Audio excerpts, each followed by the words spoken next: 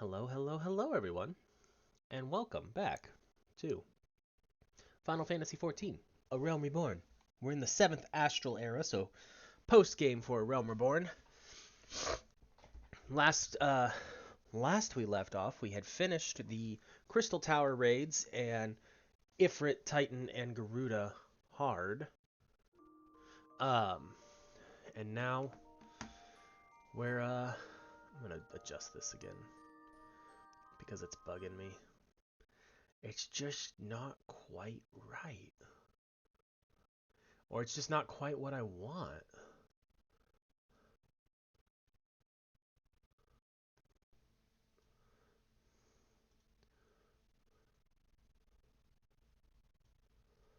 That'll work.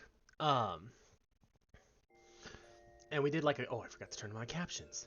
How could I forget to turn on my captions? Uh, but yeah, we did a couple quests for the post game while we were doing that, like a couple MSQ quests. But now we're just kind of now we're gonna go into it at full.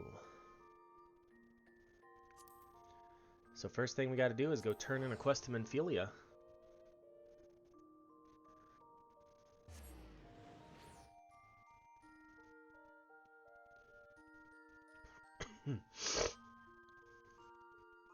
How's everyone doing? I hope their day's going well.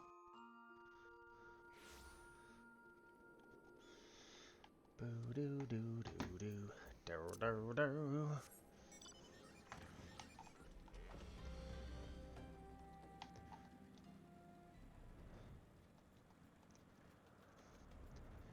In the meantime, since last stream, off stream, I have collected a full set of poetics for my tank classes. So basically, armor, and then the paladin weapon and the marauder weapon.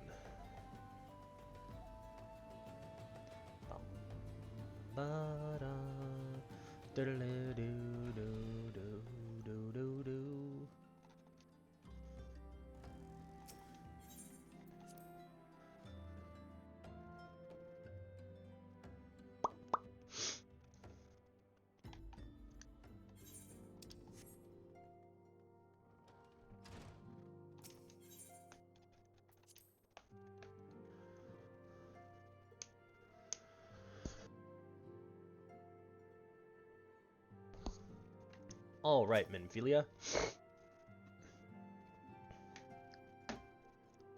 What do we got?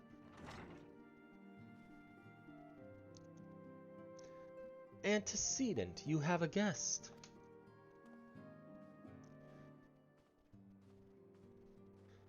La mean? Asilia.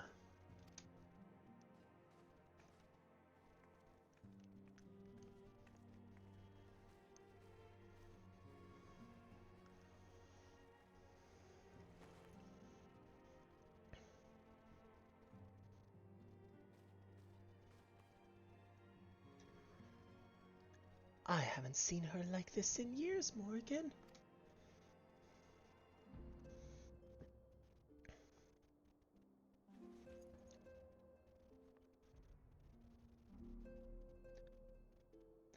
I I never truly believed it when they told me you were dead. But what kept you away for so long? The Imperials came for me, as I always knew they would. And so I resolved to stay as far away from you as I could, lest their pursuit of me endanger you and our cause. I could think of no better way to grant you the freedom to continue our work. And continue it you did, achieving things I would not have imagined possible. I followed your every success and celebrated in secret. I'm so proud of you, Asilia. I learned from the best. I have a gift for you.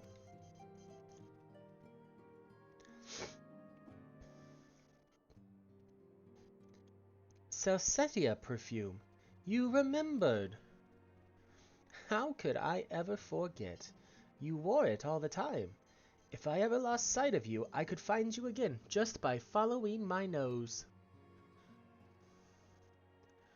I did not think it was made anymore. You must have gone to so much trouble. It was no trouble to me, my darling. I fear I cannot say the same for Morrighan, however. I could not have made it without her. Thank you, Morrighan. Thank you both.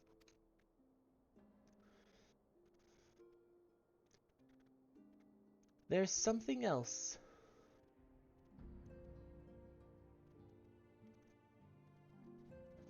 This is the cat's eye I found.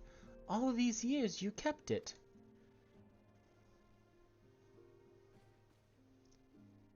My father was a member of the Alamegan resistance. When I was yet a child, he brought me here to Ul'dah. The accident which claimed his life happened shortly after our arrival. It was Lamine who took care of me then. She raised me as her own, taught me everything I needed to know to survive. I am no stranger to the facts of your history, yet I fear I have failed to grasp their implications. It is clear that there is much I do not know, about you and your mother both. One of her first lessons to me concerned mining, and I was a very dedicated student.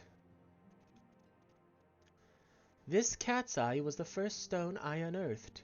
It wasn't much, of course, but I was exceedingly proud to have found it nonetheless. I need to turn my fan on, because it's already hot in this room.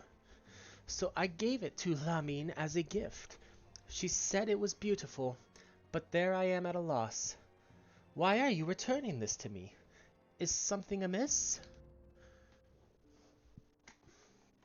No, Wasilia, nothing is amiss. Quite the opposite. I need you to realize how far you've come, and how much further you must still go. You and your allies have accomplished more than I could ever have hoped. You have succeeded where I failed, and made me so proud that words fail me.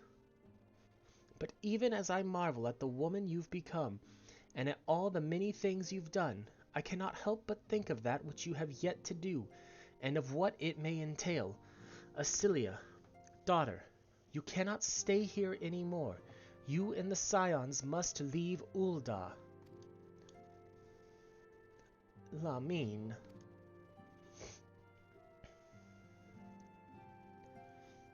You built it once, Asilia. You can build it again, and this time we'll do it together. Truly?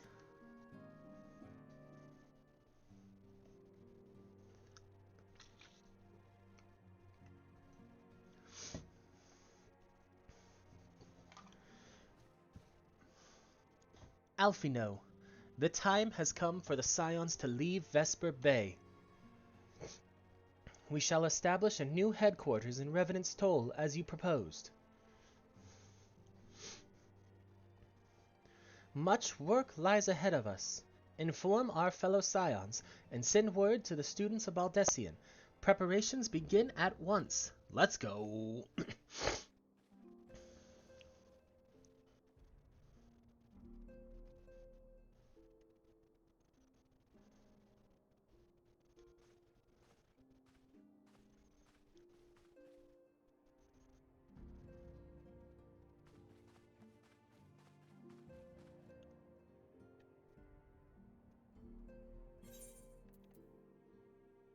We don't need any of those. We can just take all of the monies.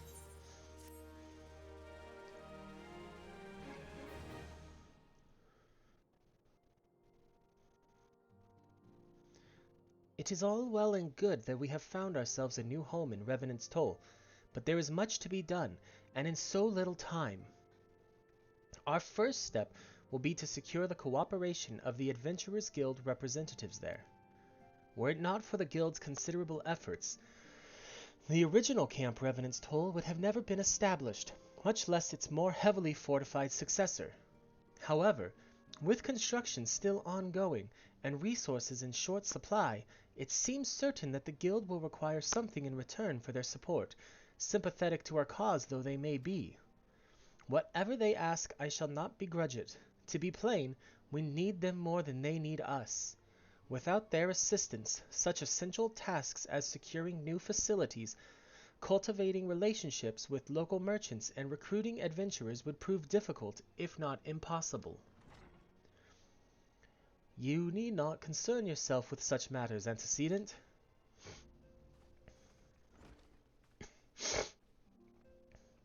Really, Alphino, if I need concern myself with anything, it is surely matters such as these. Indirectly, perhaps, I submit that you might instead concern yourself with a different matter, namely, to whom the resolution of such matters might best be entrusted.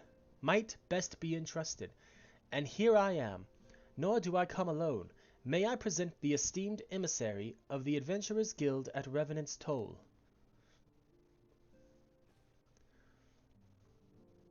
It is an honor, antecedent. Upon receiving word of your intentions from Master Alphino, we thought it best to begin talks at the earliest available opportunity. Know that my associates at Revenant's Toll hold the Scions of the Seventh Dawn in the highest regard. We should be honored to welcome your organization. There are, of course, certain provisions which must needs be negotiated. If it please you, I would do so. It does. Madam, unless I am much mistaken, you are the one known as Morrighan, are you not? May I say what a pleasure it is to make your acquaintance? Slaffborn spoke of you in the most glowing terms. To steal an Imperial Reaper and then use it to infiltrate a Garlean castrum is an undertaking few would contemplate, and fewer still survive. You shall always be welcome at Revenant's Toll. We hope you will favor us with your presence again ere long.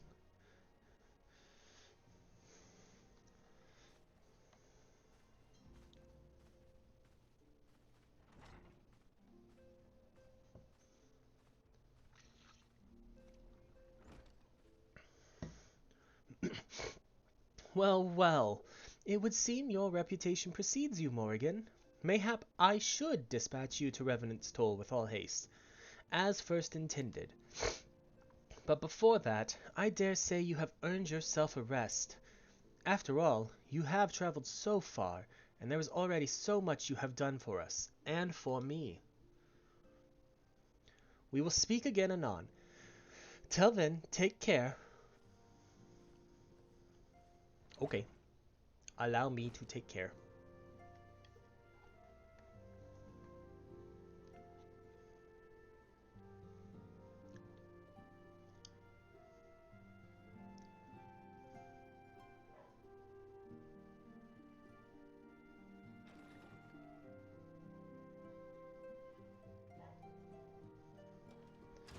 Ah, Morrighan, were you able to get some rest? I would ask you to come with me to the Solar. Alphino has just returned, and it would seem there is something he would share with us.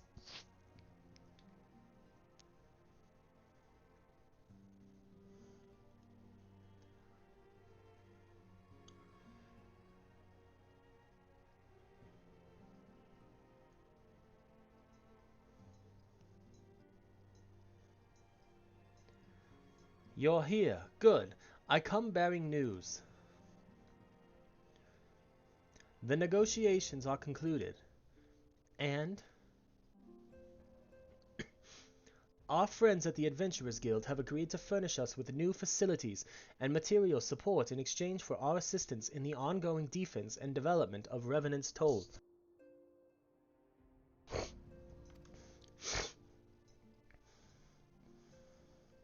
The Scions of the Seventh Dawn shall have a new home in Mordona, the Rising Stones.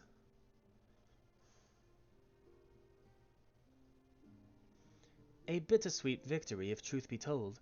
I cannot deny that I had come to look forward to Tataru's tales of our many guests and their many, many demands. From the waking sands to the rising stones. Passably poetic. That wasn't your doing, was it?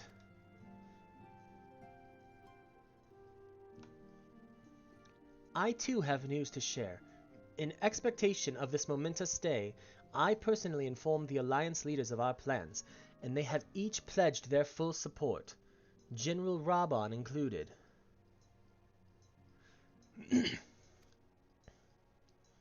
Moreover, I have decided that the time is right for us to cast off these vestiges of our Order's veil of secrecy and announce ourselves to the world. Are you sure that is wise, Antecedent? If anything, it is a mere formality. Our existence is quite possibly the worst kept secret in Eorzea. Let us affirm our identity, proclaim our achievements, that all may know what the Scions of the Seventh Dawn stand for. Well, obvious risks apart, it would be nice to receive a little more recognition. And the people have a right to know who saved them. It is my hope that this gesture will encourage the people of Eorzea to place their trust in us. I would reveal to them the true extent of our power, yes? But in so doing, I would show them that it is a power accountable to no one, and at once to all. And what of us, we who have felled primals and faced down the Empire? To you, my fellow Scions, I would say this. Prepare for the challenges which lie ahead, for they will be great indeed.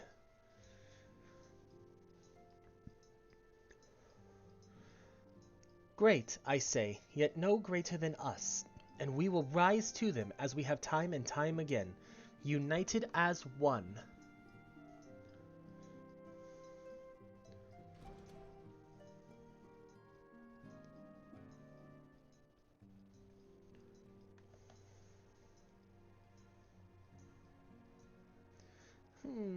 There must be some way I can. Wait, that area is said to be rich in minerals. Maybe I should ask Flamine to teach me the basics of mining, too.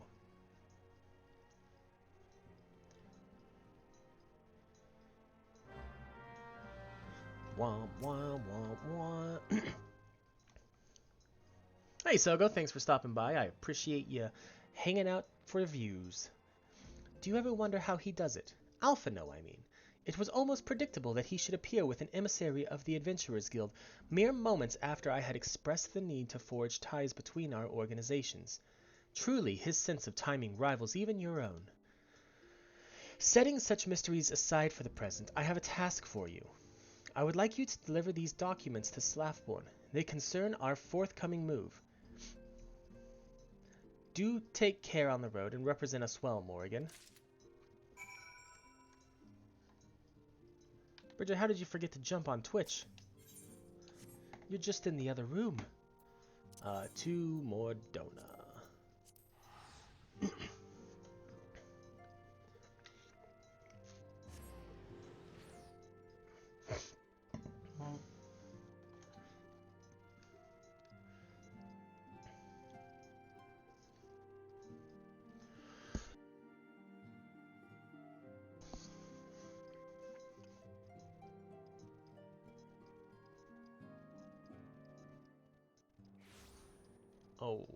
Okay. Slaffborn. I was told to expect a Scion, but I didn't expect it to be you. It has been far too long, Morrighan. You have something for me, yes? Let's see now. Yes, everything appears to be in order. You'll be staying with us for a while, yes? Would that we had a dozen more like you. Since we don't, though, I will just have to give you the work of a dozen men. I jest. You better be jesting.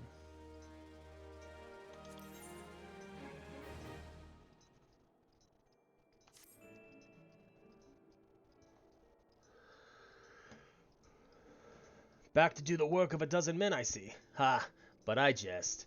Even I can appreciate that an important woman such as yourself has little time for menial tasks. But since you're here, mayhap you'd be keen on having a look around the Scion's new home. See that impressive structure over there? That's the place. It was originally built to house a branch of the guild, you see. As such, it comes complete with a tavern where adventurers can rest from the road, fill their bellies with good food and drink, and their ears with tales of fortunes to be had about the realm. It may be a bit raucous at times, but I imagine it'll be as good a place as any to recruit capable men and women to your cause. Come with me. I'll show you around.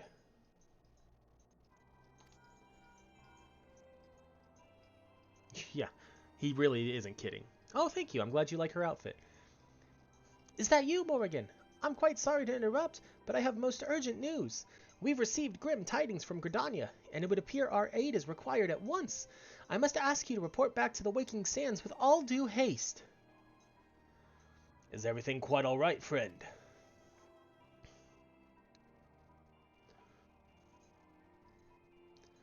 I can't say I'm privy to the details, but it would appear this is no time for a leisurely tour. But no worries, you can rest assured that I'll see to all necessary arrangements. Pray return any time after you've seen to your more pressing matters.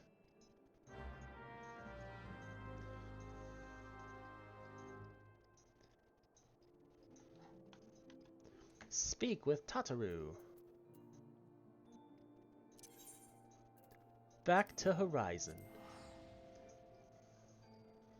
Bum bum bum.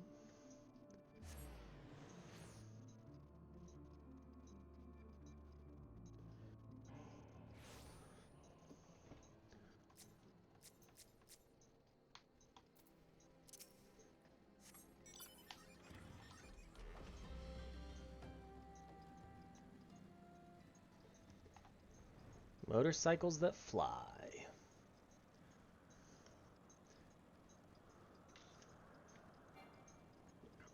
Your mount can fly no higher.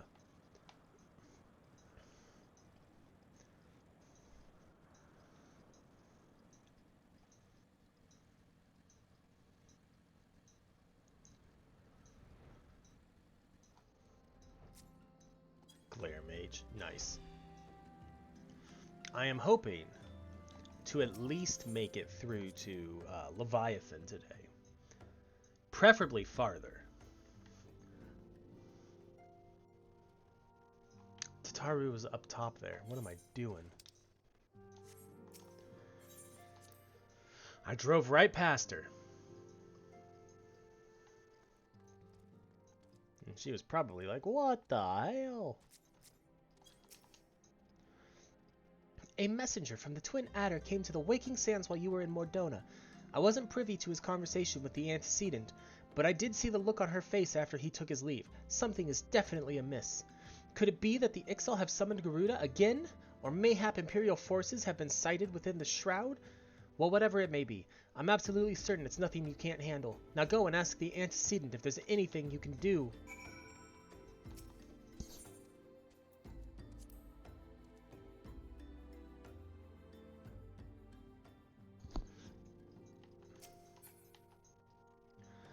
To the antecedent.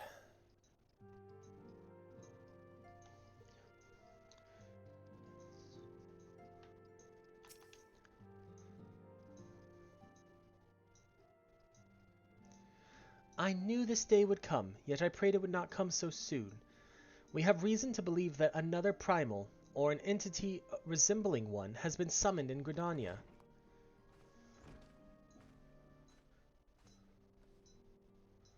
Thine arrival is customarily timely, Morrighan. The etheric waves leave little room for doubt. Thy talents will be needed ere long. If there be truth in my suspicions, 'tis a familiar foe we face, though one quite unlike the Lady of the Vortex.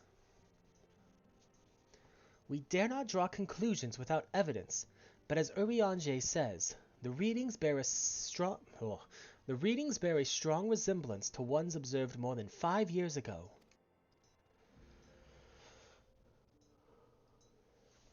Though I had hoped the Moggles guard beyond such follies. Suffice it to say, this disturbance warrants a full investigation. Thy presence hath been requested by Commander Hilo. He awaiteth thee at the Adder's Nest. Pray hasten to Gridania, Morrighan. Ida and Papalima will rendezvous with you there. May you walk in the light of the crystal.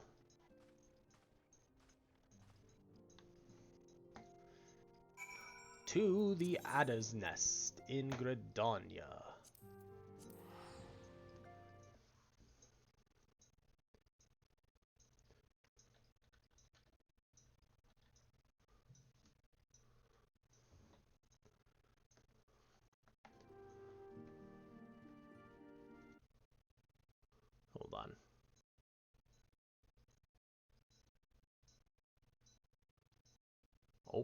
side. Come on, quit being dumb.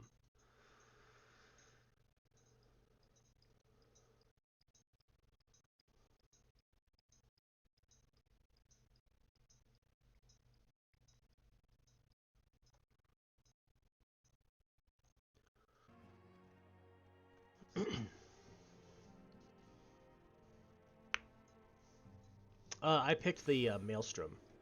No, sorry. I picked the Flames. That way I have a character from every group. Because Aerolith is from here. Morrighan has the Ulda one, and then Jester has the other Limbs Elemental one. A pleasure to see you as always, Morrighan. Thank you for answering my summons. Quite frankly, I couldn't think of no one more qualified to. Nah, but we're getting ahead of ourselves. Allow me to explain.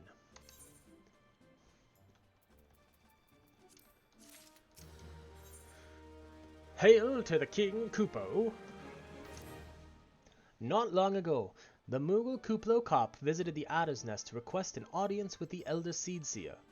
He spoke of an imminent threat to all Moogle kind, one which would imperil the entire Twelveswood if left unchecked. You proved an able ambassador to the Sylphs, and we would have you reprise the role in our dealings with the Moogles. The rest you should hear from Kuplo Kop himself. He awaits you with the Elder Seedseer at the Lotus Stand. Okay. To the Lotus Stand.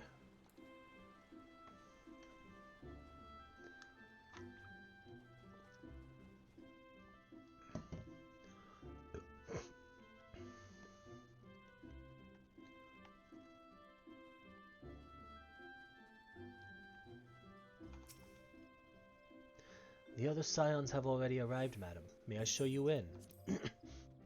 Yes, you may, Silent Conjurer.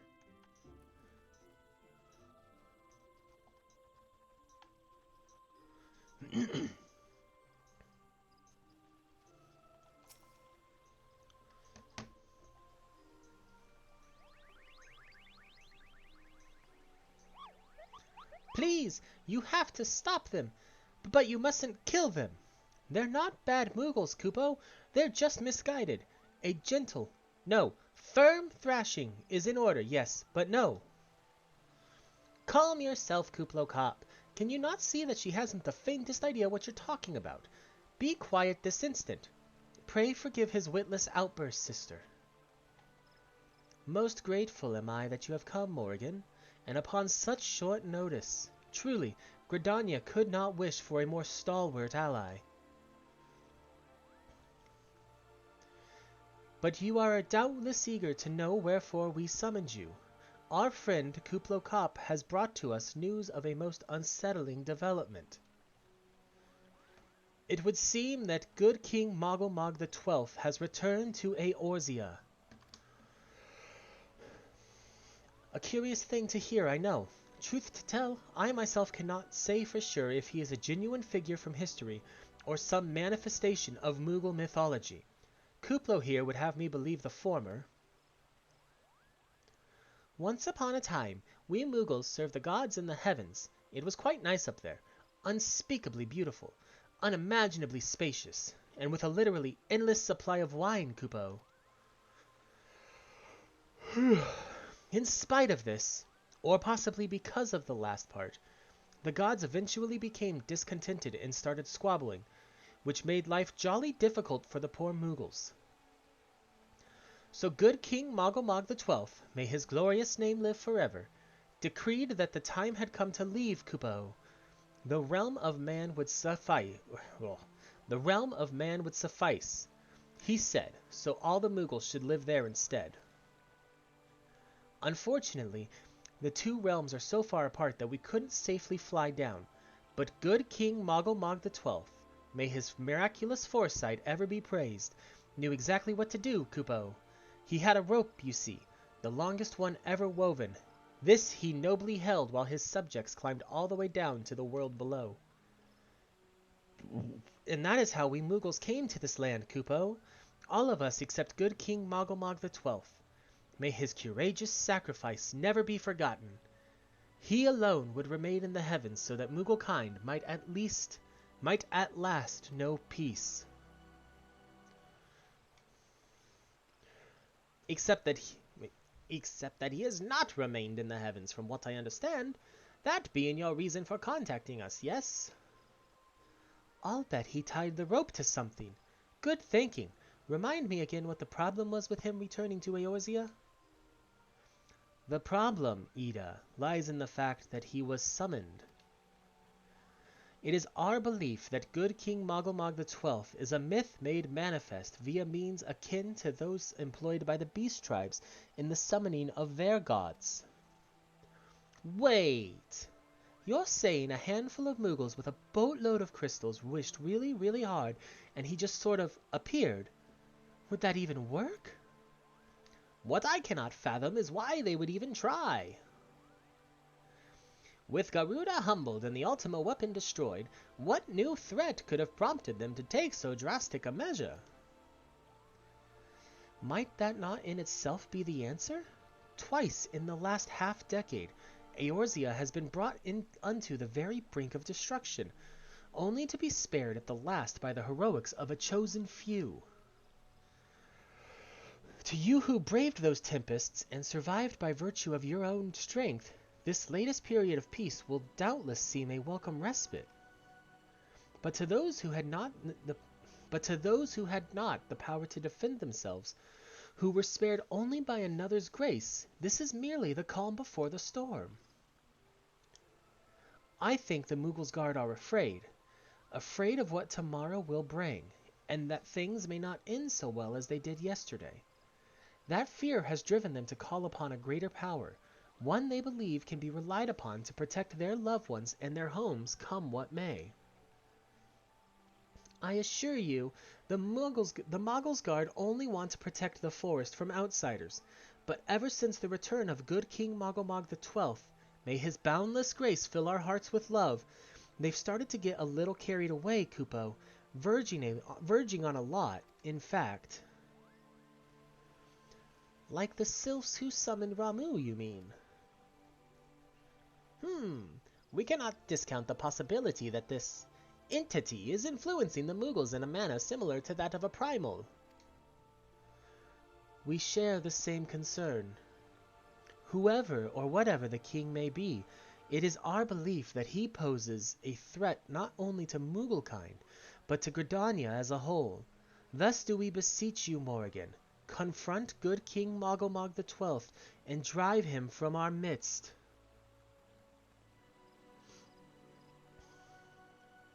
Humbly I do thank you. The sanctuary of the Muggles Guard and their liege lord is concealed by magical wards. Brother Isumiyan of the Conjurer's Guild will doubtless be able to offer insight on how they might be dispelled. Pray seek his counsel ere you proceed any further.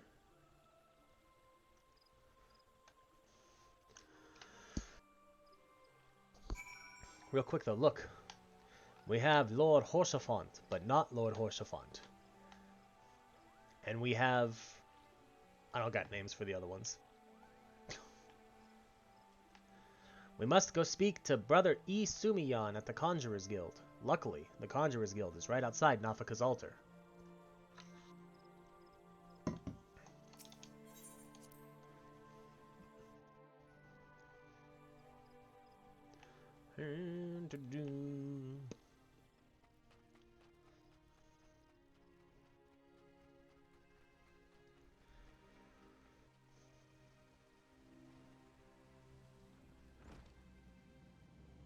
Alright, Isumiyan. Welcome, Morrighan. Welcome. That you should be the one to face Good King Moggle Mog XII is of great comfort, to me and to the elementals both. As I am sure you know, the Muggles are not by their nature a warlike race. Yet should the king be suffered to remain, it is like that his influence will bring about a change in them. Thus does it behoove us to defeat him quickly, before any lasting damage is done. Make whatever preparations you deem necessary, and inform me when you are ready to seek the king. I am ready to seek the king, Brother Isumiyan. The wards barring access to the king's sanctuary can only be nullified through the use of enchanted keystones. The self-same method employed 5 years ago, when first the king was summoned to Eorzea. It is with great regret that we were forced to sanction the slaying of the guardians who then held the keystones, for none were in our possession at the time. By the grace of the elementals, however, we have been spared that burden on this occasion. Kublai confided in me that he had been entrusted with a set of keystones by the Moggles Guard themselves, yet wishing not to betray their confidence, he begged me to find some other means to gain entry to the king's sanctum. Alas, I have been unable to do so, and dare not labor any longer, for fear that the Moogles might succumb to the corrupting influence of their liege lord. We must needs have Kublai-Kop's keystones, Morrighan. Pray go to him and beg his assistance. He awaits you at West Shore Pier. Impress upon him our great need, and I am certain he will yield. I doubt it, buddy, but let's go.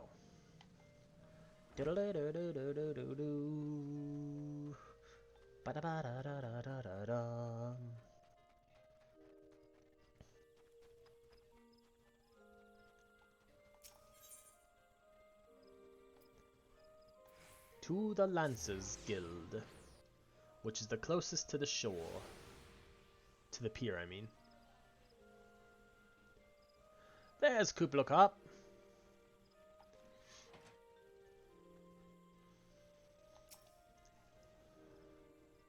So how will you do it, Kupo?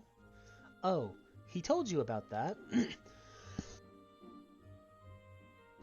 Well, if there truly is no other way, I'll do it, Kupo. Take the ferry to Sweet Bloom Pier. I'll go on ahead. You moved. Do it again. Move. Do it. Jump scare. 3, 2, 1. Shimmy shake. You're gonna do it as I'm talking to the ferry skipper. I happen to be heading across the lake to Sweet Bloom Pier in the East Shroud.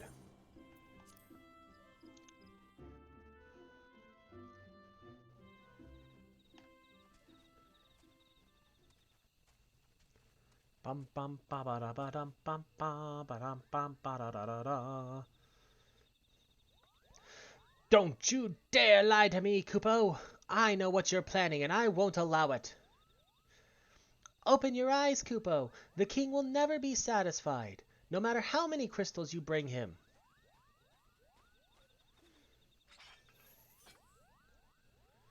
We offered you a choice, and this is how you repay us? By consorting with this Viera? Imperials, Gridanians, Sylphs, you're no different from the rest of them.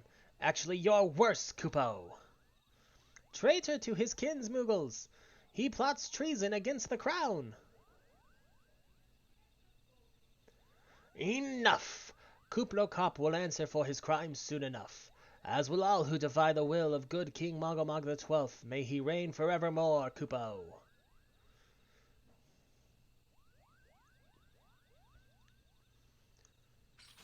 Bum bum ba ba da ba dum bum bum. The king is planning to purge the Twelveswood of his enemies, Kupo. We've got to stop him before it's too late. Kupo.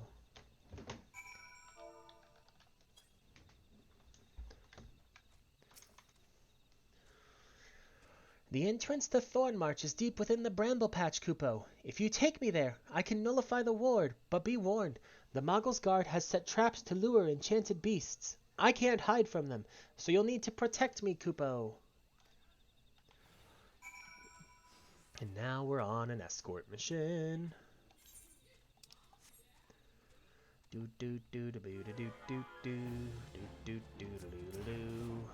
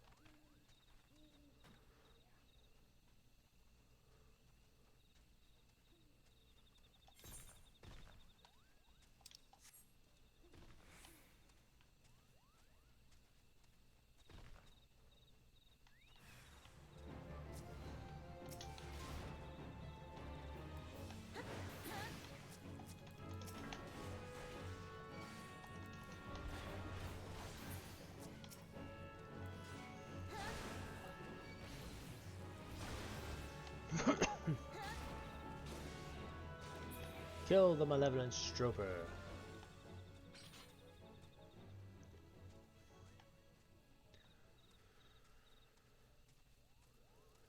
Now, is there going to be another one? Nope, we're at the barrier threshold. We're here, Kupo. I don't see any more beasts, do you? Are you ready to face the king, Kupo? Then step closer to the ward. Raise your hand and focus, like when you attune to an aetherite, Kupo. I'll open the way for you.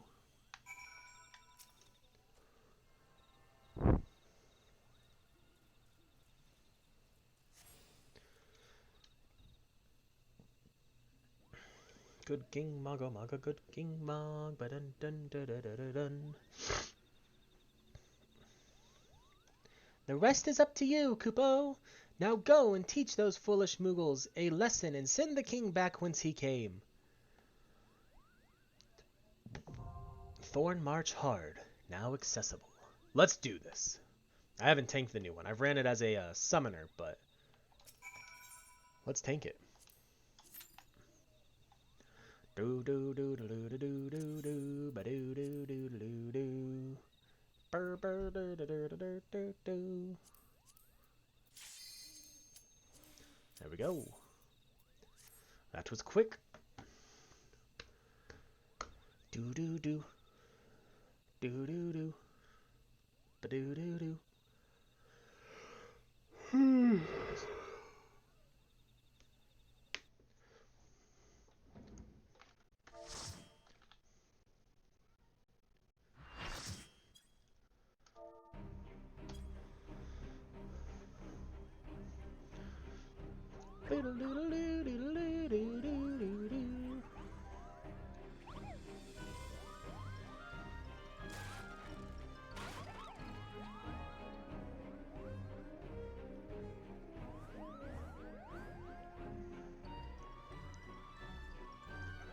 Kupo, who in the seven hells are they? Meddling adventurers, I'd wager. Muggles God, to arms! Defend the king, Kupo!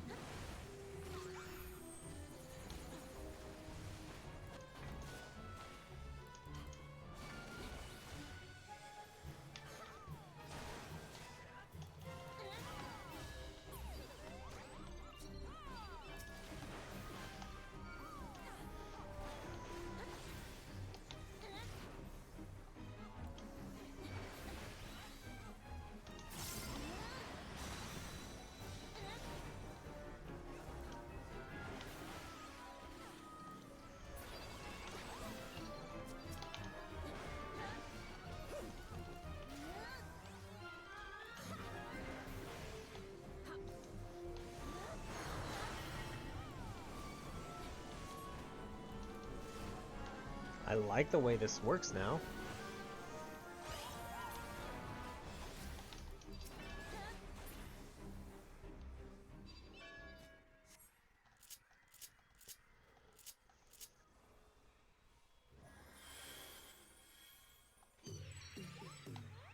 Bum bum bum bum.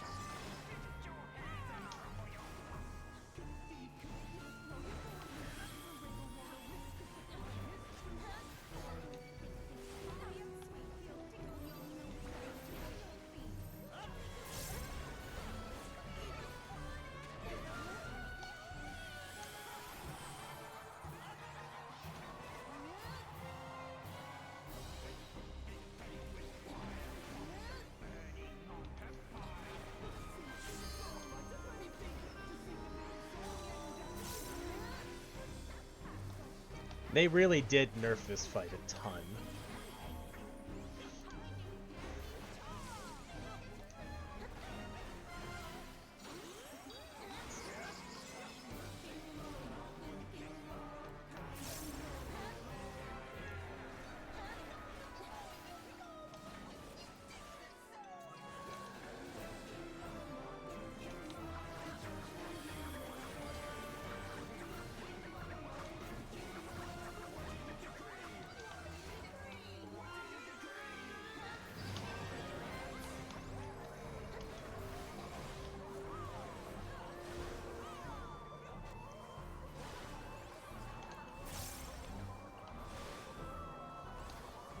I forgot that it had a tank stack, though. That was pretty cool.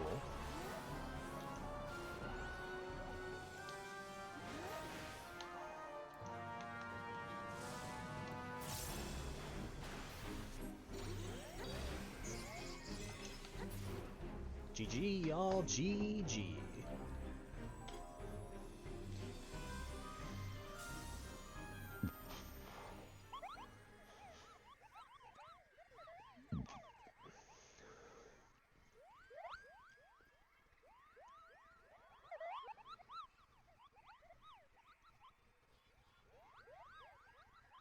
That's adorable.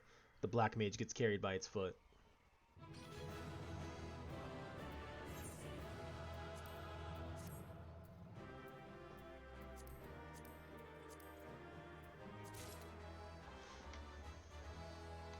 Ba ba da ba ba ba ba ba da.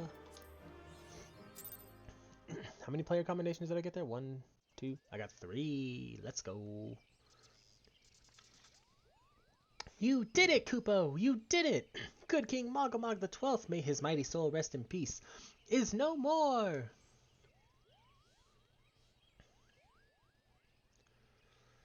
I shudder to think what might have happened had you not stopped the Moogle's Guard when you did. Thank you, Morrighan. Perhaps now they'll come to their senses and stop playing at fairy tales. Rest assured that the chieftain will have choice words for them too.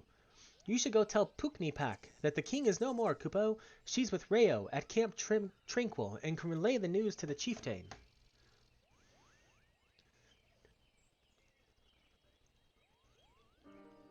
Okay.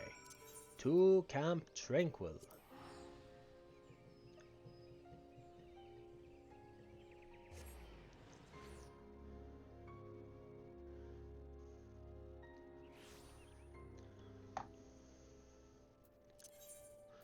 And let's actually... We got a lot of stuff to use. Use...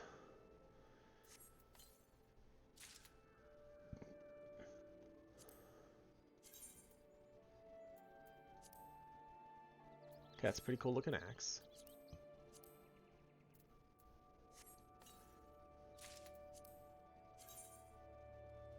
Okay, but so is that one. That's the one I think we're gonna glam.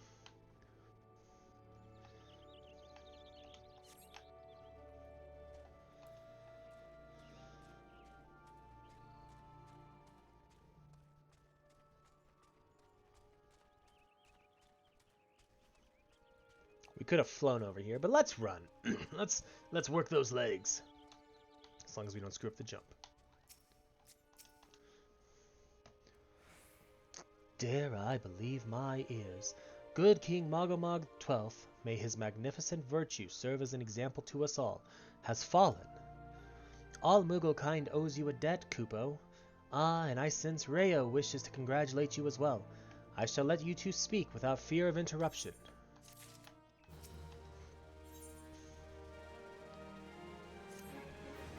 Your bravery in service to the Twelve's Wood and her Moogles shall not be forgotten, Morrighan. My sister will doubtless wish to hear the tale of this great victory from the mouth of the woman responsible. Pray return to the Lotus Stand and treat her to a full account of the day's events, while the details are yet fresh in your mind. Return, no, not to Ulda, to Gridania.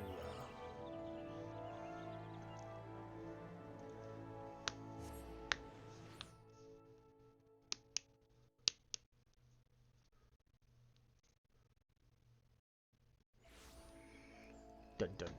dun dun dun dun dun dun dun dun dun dun dun. To the Conjurer's Guild.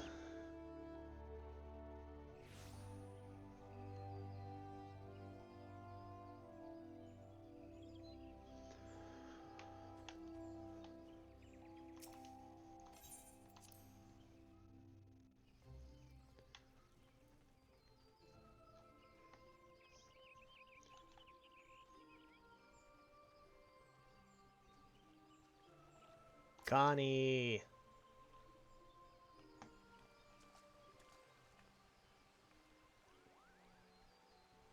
Morrighan, you are returned to us, unharmed and victorious. Thus have I two reasons to be glad. Yet many questions remain unanswered. If you would be so kind as to oblige me, I would fain hear all that occurred in Thornmarch.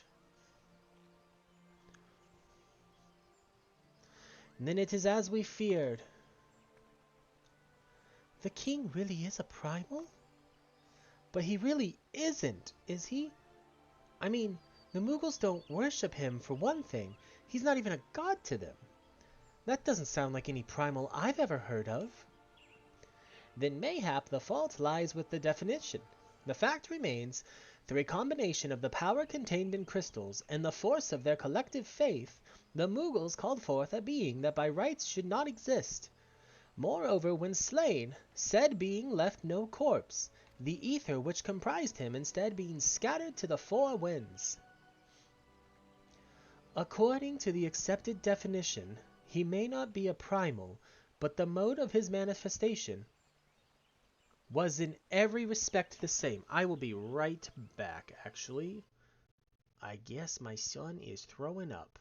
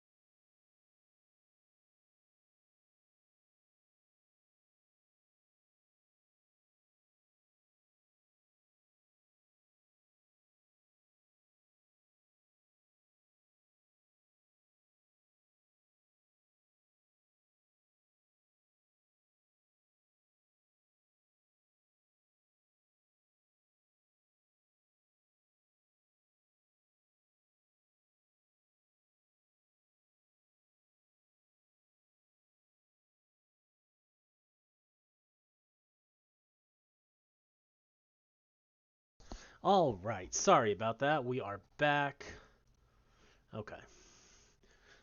According to the accepted definition, he may not be a primal, but the mode of his manifestation was in every respect the same. Which means... Asians. This whole business reeks of their handiwork. Kupopo! They said it was a masked man who taught them how, years ago. But Gridania has no shortage of masked men. And I never thought to question. Confound it all! How many more will they ensnare with their tainted gifts? Too many, I fear. So long as there are paragons to stir the embers, fools to build the pyre, and crystals to feed the flames, ever and again shall we suffer primal visitation. A somber thought, but a salutary one.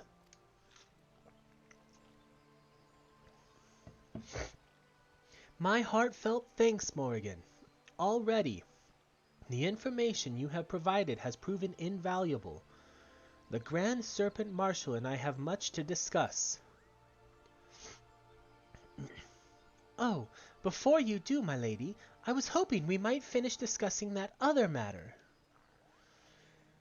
The matter of which you speak has even now been settled. The Scions shall not want for support. We shall be glad to send additional supplies to Revenant's Toll. We knew we could count on you, my lady.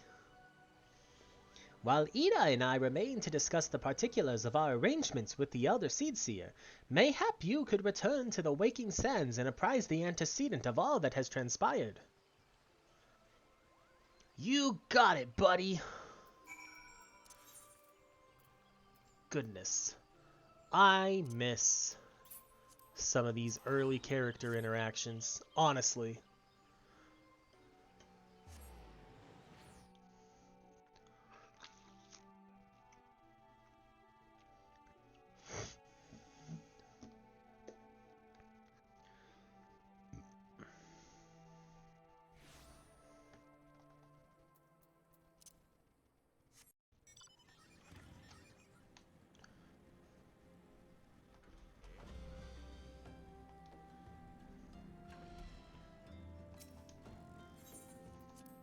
The Waking Sands.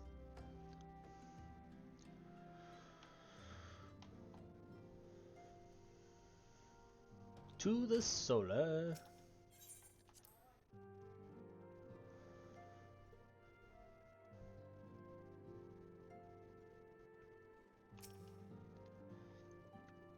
It is good to see you hale and healthy, Morrighan. I received word from Ida and Papalimo that you had felled Good King Moggle Mog the 12th, but I had hoped to hear your version of the tale. So it was as they said, summoned with the same methods used by the beast tribes and taught by the Asians. Though unfortunate, this incident did at least serve to remind the Elder Seedseer of our usefulness. Her offer of additional support could not have come at a better time. My thanks, Morrighan.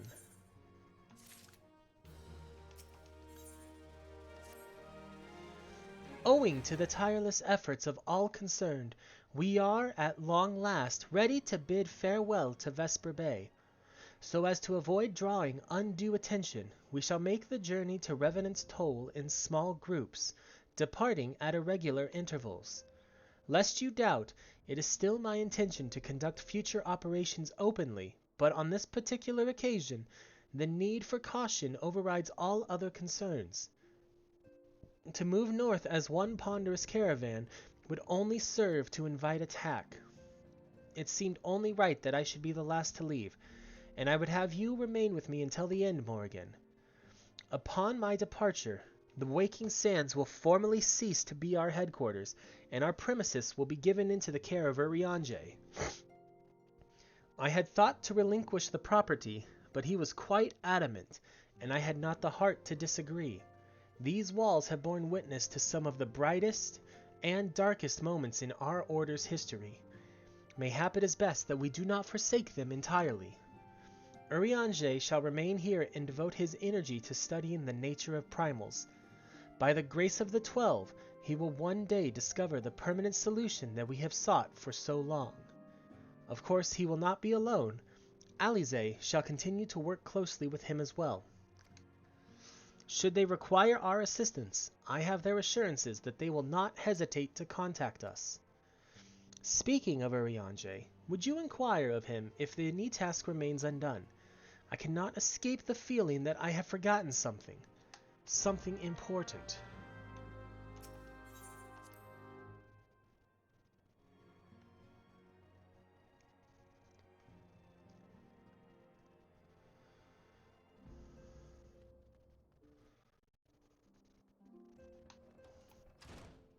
Slafswiss, Rodolphe, Wigston, Urianger. Thou art ever welcome, Morrighan, but I require no assistance. Pray take thy leave unburdened by concern for my well-being. Verily, thy countenance bespeaks a desire to quit this place without further delay. Mayhap thou thinkest this chapter of our tale concluded, that these halls should rightly be consigned to the annals of history. In man's eagerness to seize the future, how readily he doth set down the past.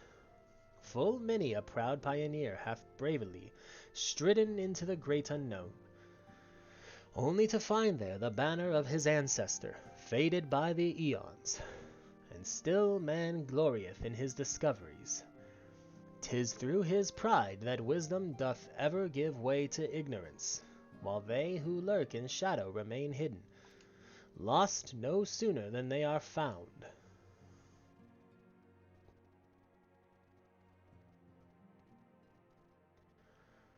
Be not offended, Morrighan.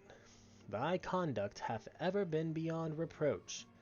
Despite thy surpassing strength and all thy many victories, thou hast never been so convinced of thine own greatness as to imagine thyself above the failings of thy forebears. Mayhap it is the echo which hath opened thine eyes to the lessons of history. Would that the same could be said of...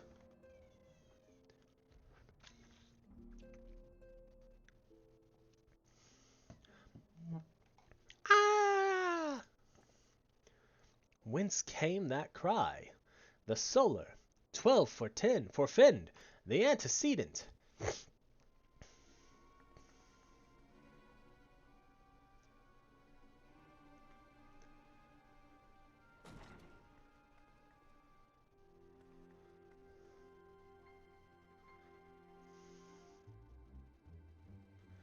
Morrighan, you must...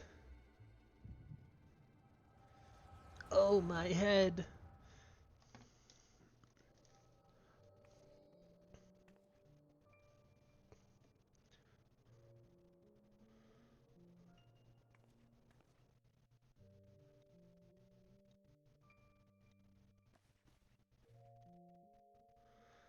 Tell me, Louisoix, would you have done the same? Louisoix Levieux was a remarkable man, wise beyond mortal measure. Would that I had met him prior to his passing.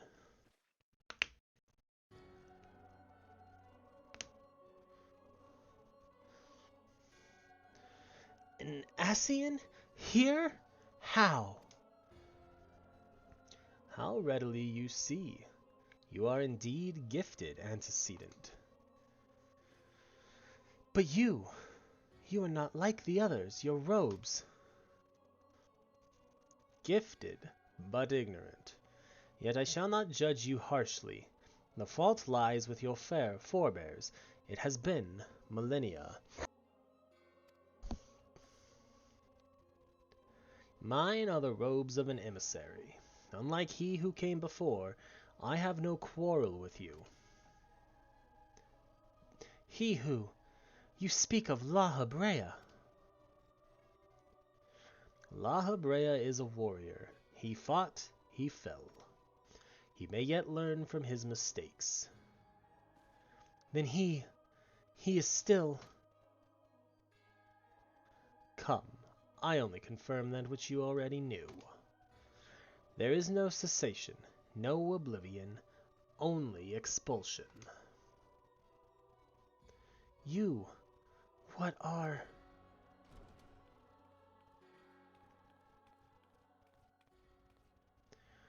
We're ready when you are, my lady, if there's nothing else. Is something the matter? Tataru can't see him. Ah, I feel the same way. After everything that's happened here, it feels strange to leave. But I'm sure we'll soon get used to Revenant's toll.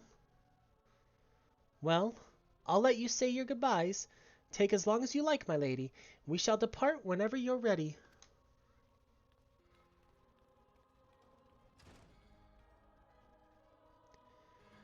It is only to be expected. She lacks the gift and the knowledge both. To her, we are indistinct. I do not understand. Shadowless, fleshless, formless. What truth there is in each tale is diluted by time and telling. Knowledge dictates expectation, and expectation colors perception. Thus did she perceive not. So it is with all but a chosen few. Even you, when young, could not yet see with eyes unclouded. You know nothing about me. Nothing. The gift grants you clarity. It grants you focus.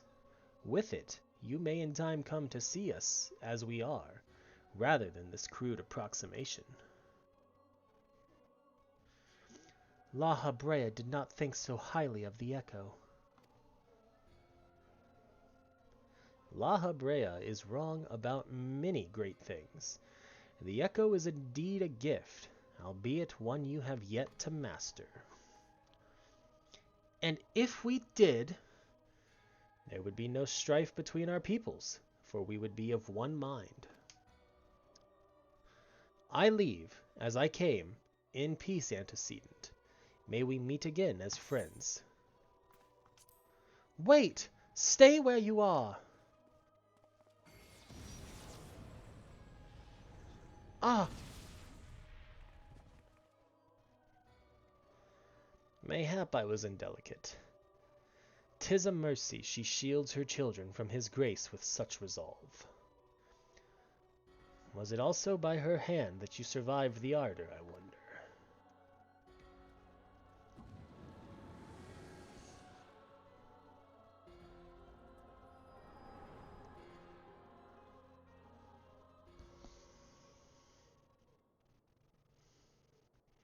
Oh, I take it there is no need to explain.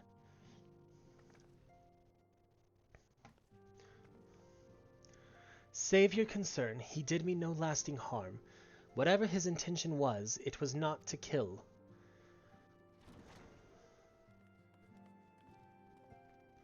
I heard a cry. What happened? Are you all right? You look faint. Do you need to lie down? I could fetch you a flask of my special tonic. Urianger, send word to the students of Baldessian. Tell them to scour the archives, the forbidden tomes in particular. If there was any reference to an Ascian robed in white, however oblique, I would know of it.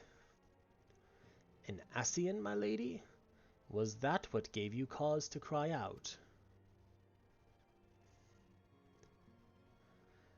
I did but moments ago glimpse a figure clad in white, set forth from the waking sands. Yet Ascians are wont to employ teleportation magics. Why would one be so brazen? I know not, and care not. Find him, Morrighan. Turn every stone in Vesper Bay if you have to. Pray attend me, Tataru.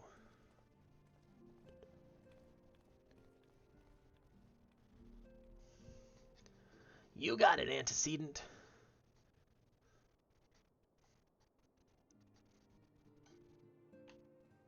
I have to go search for the white-robed Ascian.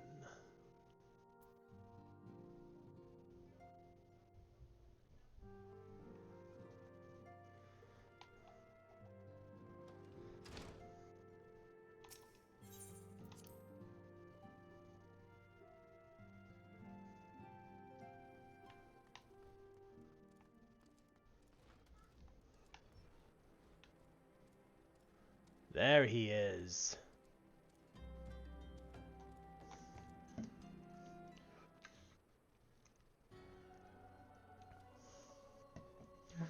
I am told that you are the warrior of light, but I would know for myself. I shall walk forth, and you may choose to follow. Know, however, that you will be waylaid if you do. You may even perish. Should you survive, we shall speak anon.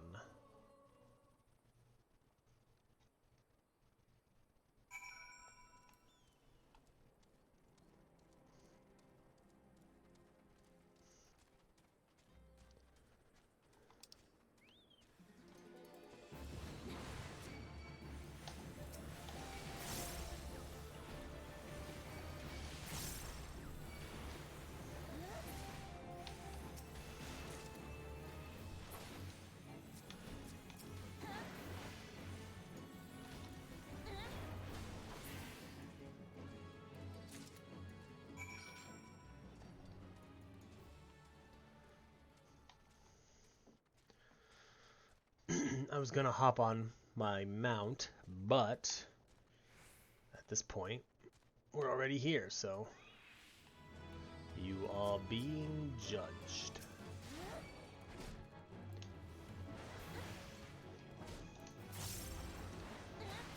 You can't hurt me. I'm too powerful.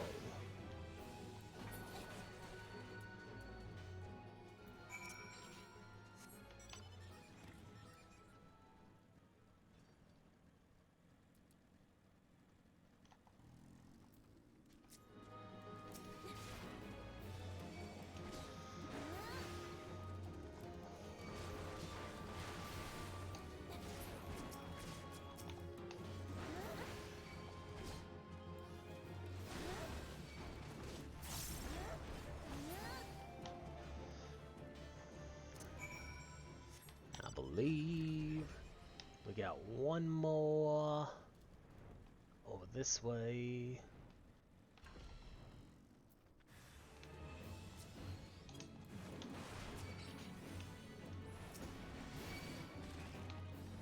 Oh, come on.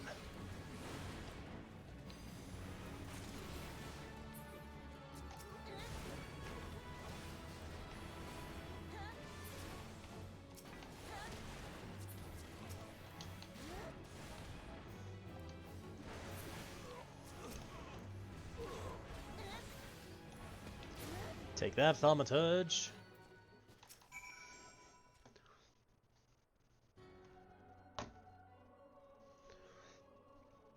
Remarkable. Truly remarkable. I thank you for granting me this indulgence.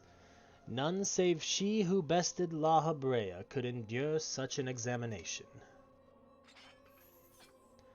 Have the laws of man grown so twisted in my absence that it is now permitted to lay hands upon an emissary? You bore witness to my audience with the antecedent, did you not? Then you know I acted only in self-defense. I realize the same cannot be said of La Habrea. Even amongst his brethren he is considered unique. Nevertheless, I cannot wholly condemn his misdeeds, for through them we discovered you, one so strong in the gift that she could cast us out.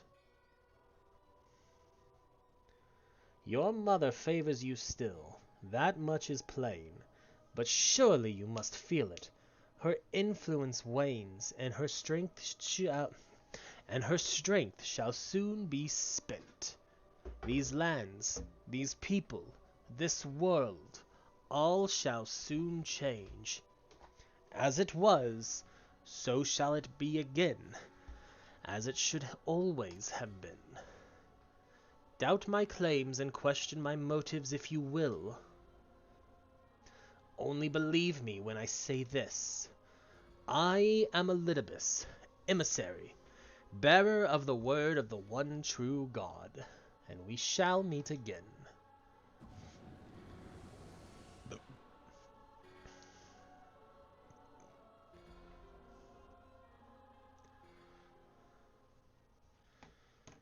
Report to Menphilia. at the Waking Sands.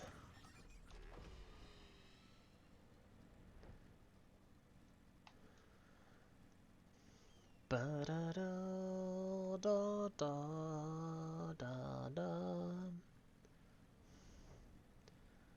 Ba-da-da.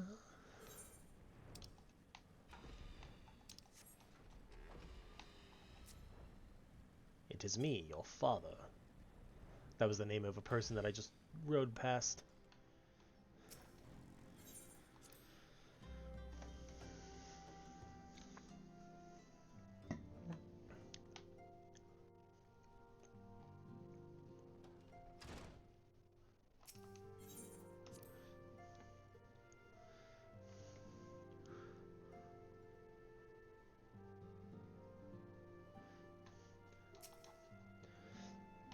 Thank the gods you have returned, Morrighan.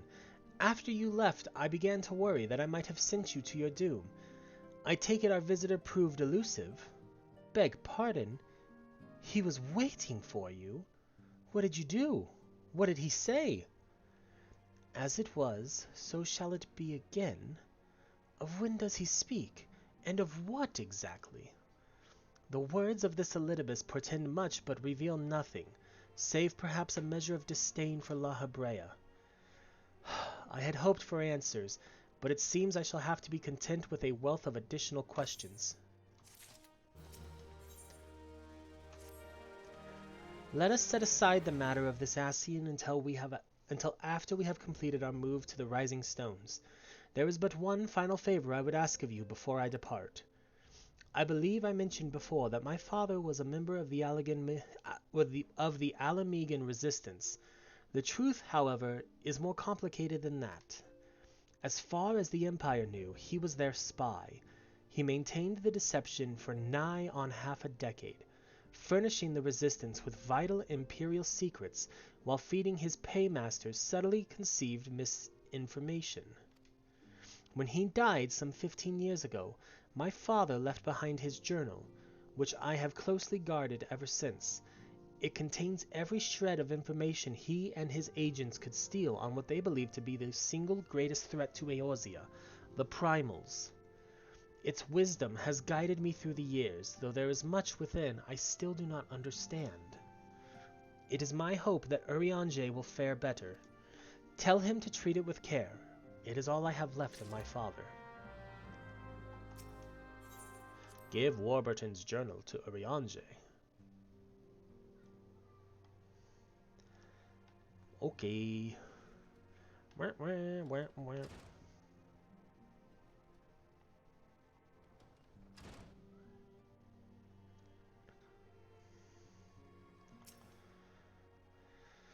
I thought thee departed.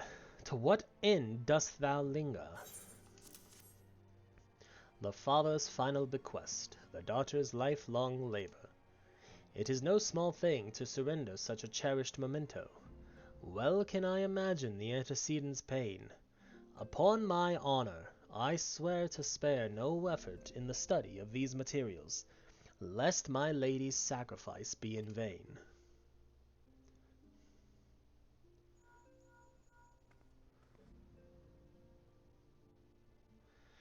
Morrighan, this is Minfilia. Forgive me, but I could wait no longer. I have departed for the Rising Stones. If you have yet to... Once you have given the journal to Urianger, I bid you come to the 7th heaven in Revenant's Toll. Tataru will be there to show you inside our new headquarters. Assuming you have already attuned to it, you may wish to make use of the new Aetherite in Revenant's Toll. After all, it is right on our doorstep.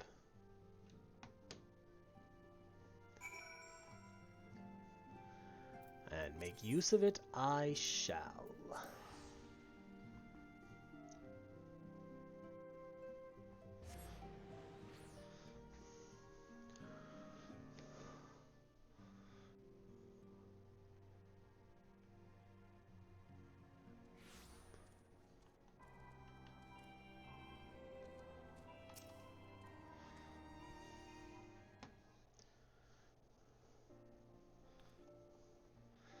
Oh, Morrighan, you're here!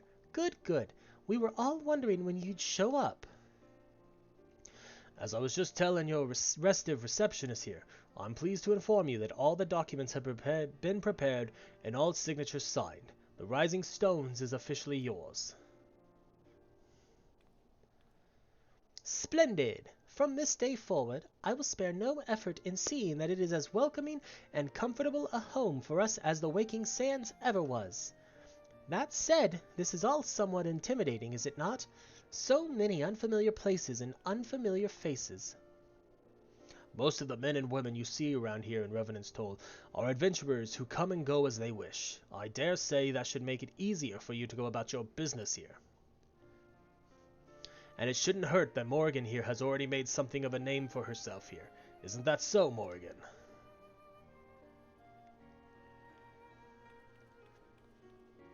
Why, that's wonderful to hear.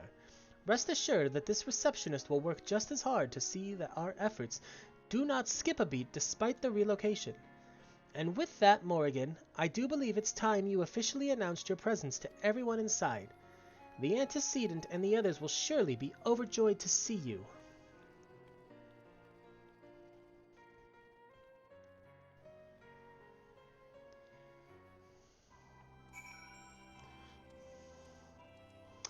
I want the Ixion mount so badly.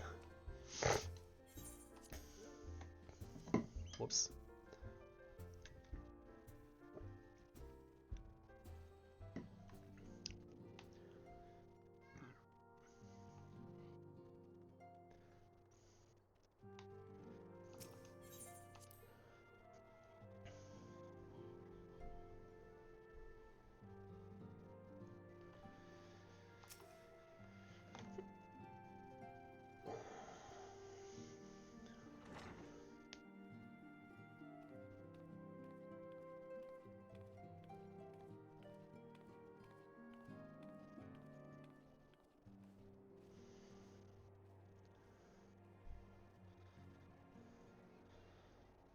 Well, it is certainly spacious.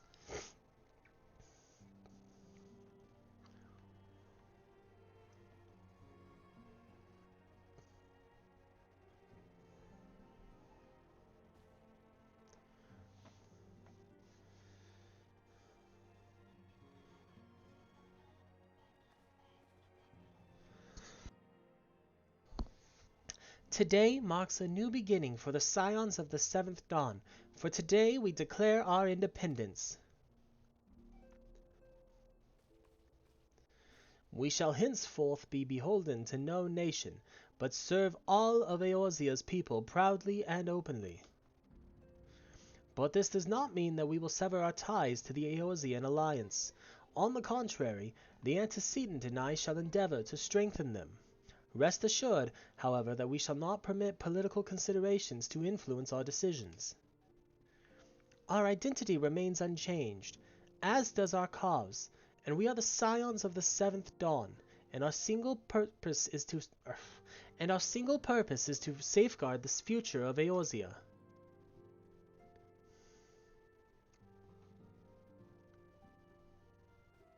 For Eorzea!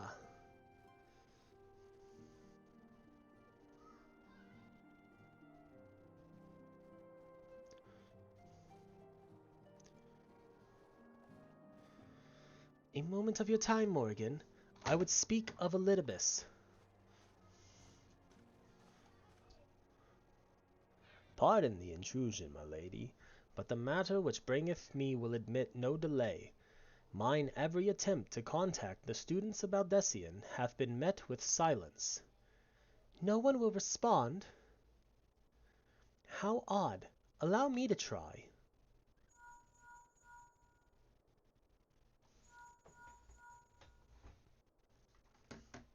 They sent you to voicemail? No response. Surely they would not ignore us. They have never yet, my lady. I fear we must assume the worst. No, no, I will not believe it. An outpost, perhaps, but not their headquarters. Their wards are beyond circumvention. Had they come under attack, they would most certainly have raised the alarm. None could penetrate their sanctum unnoticed. But for those who lack the gift and the knowledge both, oh no. Contact their agents in the field at once. If aught has befallen the students of Baldessian, they may know of it. Though the thought of it pains me, until such time as we have evidence to the contrary, we can but assume the worst. Accordingly, we must needs seek another source of information on Elidibus. 'Tis possible that others in the homeland are possessed of such knowledge. Be fairly warned, however, they are unlike to yield it unconditionally. Do what you must. Yet another unforeseen and unwelcome development. What could be next, I wonder? A visit from a crimson-clad Ascian, perhaps? Or ochre? Or puce? And which of our allies will then fall silent? For a time, I thought we had gained the upper hand. When you shattered the crystal of darkness and cast out La Hebrea, I dared to hope that we had found a way to rid ourselves of the Ascian menace. But I was wrong. He endures and may yet return. Upon that point I have no doubt that Elidibus spoke true. Yet there must be a way to destroy them utterly, a way to spare this world their unholy machinations. I dare not consider the alternative. There are forces at work we do not understand, Morrighan. I discern them all around, in disturbances too great and too numerous to be dismissed as mere coincidence. Doubtless the paragons are involved, but how and to what end is far from clear. I know not what will come, but I do know that we will rise and meet it as one. Ah, my stalwart hero, your face is a picture of resolve. I know that you will be ready when the time comes. With luck, however, that will not be for a while yet. Pray return to your private affairs with my blessing. Should anything arise, you will be informed.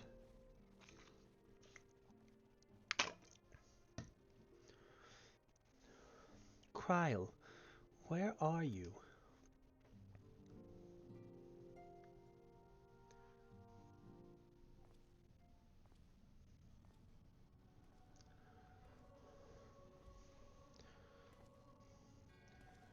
Your intercession was not foretold.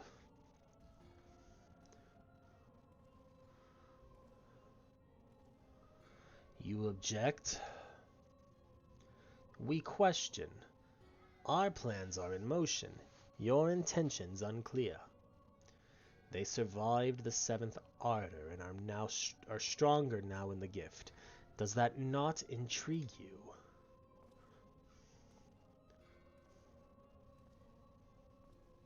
No, it does not. Serve as you will, so too shall I. We labor not at cross purposes. The wisdom of his plan shall become apparent in time, when the veil is lifted from their eyes, and at long last they see.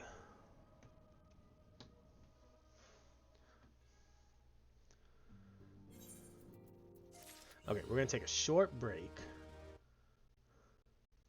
so that I can use the restroom. So we will be right back.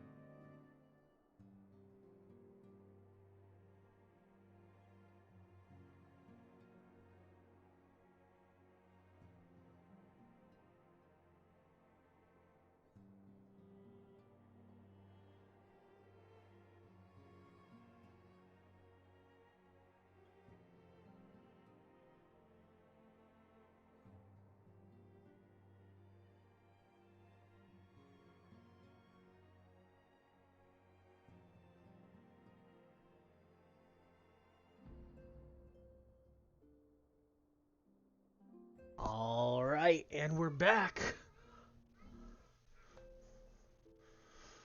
Let's do this.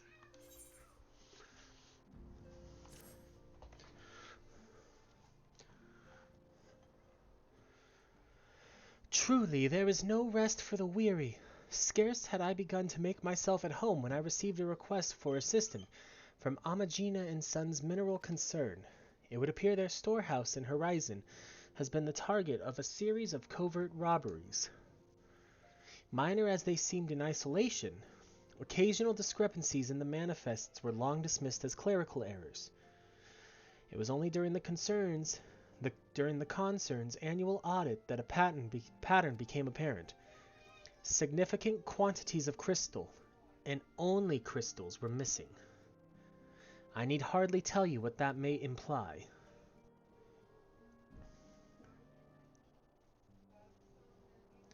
The brass blades charged with investigating the thefts believe that someone within the concern is selling the crystals for profit. Alas, they have as yet been unable to identify a likely suspect, and the concern's proprietors have grown frustrated by their lack of progress. Needless to say, I would not have agreed to intervene had the stolen goods been of merely monetary value. If there is even a possibility that the thief acts not out of self-interest but in service to a primal, we can ill afford to wait for the blades to realize their mistake. Pray depart for Horizon at your earliest convenience. Rendezvous with Y'shtola when you arrive. She and Thancred have already begun a preliminary investigation. I have every confidence that the three of you will get to the bottom of these thefts. I only hope our fears prove unfounded when you do. Quest accepted. Ba-da-da-da-da-da-da-da. Ba-da-da-da-da-da-da-da. Do. Do-do-do-do-do. Do. Boom, boom. Why am I running through here when I can just teleport to Horizon? Why am I taking the longer path?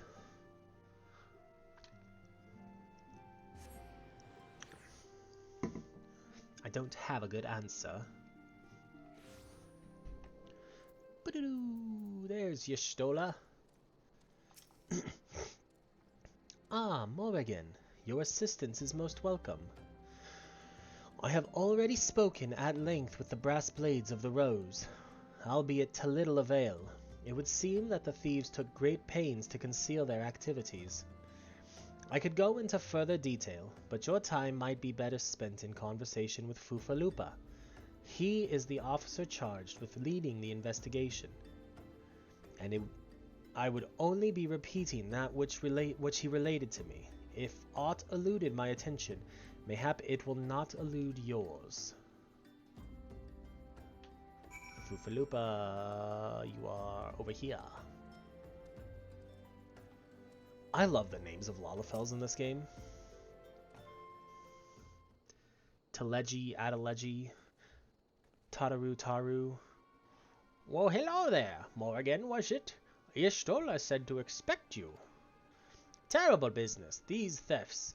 We have yet to confirm the quantity of crystals stolen, but I dare say it may be greater than...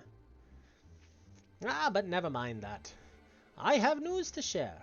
A short while ago, the driver of a heavily laden carriage refused to halt for inspection and broke through one of our checkpoints in the Royal Allegan Sunway. The cart bolted off toward Eastern Thanalan, where, thank the gods, I hear that our colleagues were able to apprehend them without further incident. A speeding carriage? That would seem a curious choice for thieves of such proven cunning, yet the Amalja do have a foothold in Eastern Thanalan. And what of their cargo? Did they carry the crystals we seek? We should be receiving a report any moment now, but I fail to see what else it could. Did you miss me, friends? I'm back, but I fear I come bearing disappointing news. Or on second thought, perhaps it's good news after all. Thancred, wherever have you been off to? Well, I figured you had everything under control here, so I just took a brief excursion to the east to check up on our Amalja friends. And wouldn't you believe it, I happened upon a runaway carriage on the way, and even was able to do my small part to help my friends in the Brass Blades intercept it. In all my years, I have never seen such a prodigious quantity of somnus. The Blades were calling it one of the greatest hauls they've ever seen. The stolen crystals, on the other hand, were nowhere to be found. Is that so? Alas, I suppose we have no choice but to resume our search elsewhere. We should reassess our options as well. Come with us, Morrighan.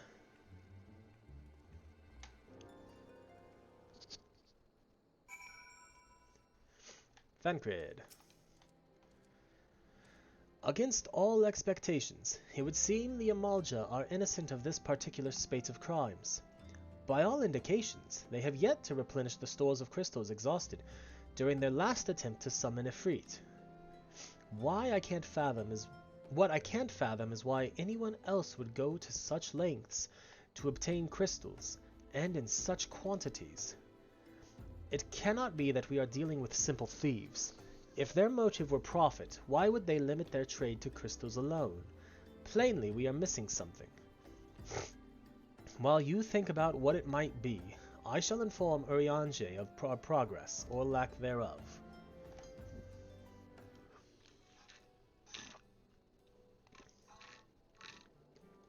Now then.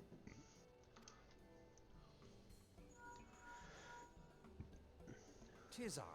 The situation may be more complicated than we anticipated.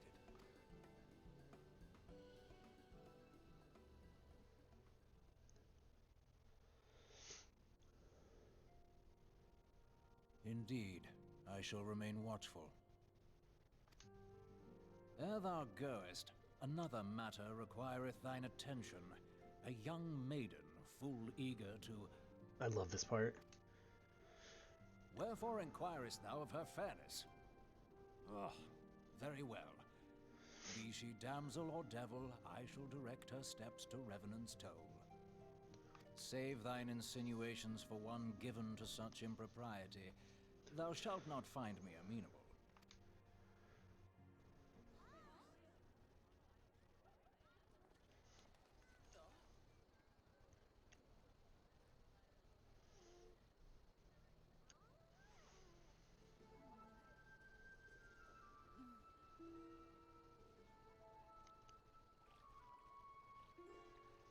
Far across the sea from the land of Domar have we traveled.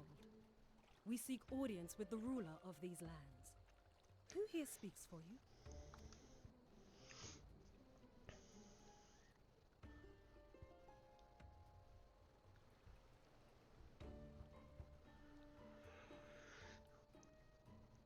When initially meeting Yugiri's character, I thought she was a Makote. I could not have been more wrong. Any bright ideas? A solitary flash of insight? No? Well then, for want of a better suggestion, I say we try picking Fufalupa's brain again. Who knows? If we work together, we may yet find something of use nestled away within it.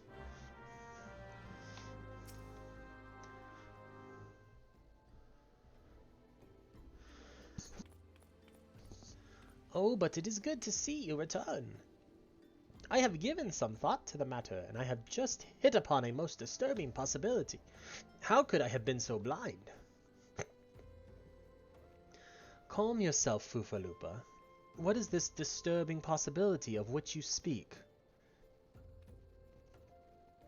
I was contemplating as to how the thieves' activities escaped our notice for so long, and then it came to me. What if there is someone among our own ranks conspiring with them? A traitor in our own midst? It would be most unfortunate if your fears proved well-founded, Fufalupa. Indeed, if for reasons of security, the concern decided to transfer the remaining crystals stored in Horizon to another location, their plans would be discovered the moment the Brass Blades were informed. Ah, but such a shipment would surely be well guarded. would thieves as wily as ours risk open confrontation? Mayhap not, but neither would the concern be eager to present them with such an obvious target. Nay, they might instead elect to carry out the transfer in secret. To entrust the goods to let us say, a lone Makot miner, traveling without escort so as not to attract undue attention. But who? Ah, I see. Yes, the concern may well elect to do that, but to travel with so much cargo would be strenuous in task indeed, and this miner would certainly need to rest upon the way. Mayhap north of the bridge to Hammerley? A fine spot for a rest, would you not agree, Morrighan? You lie in wait to the north, and I shall do the same to the south. Forgive me, my friends, but I have received new orders. I must inform my men at once.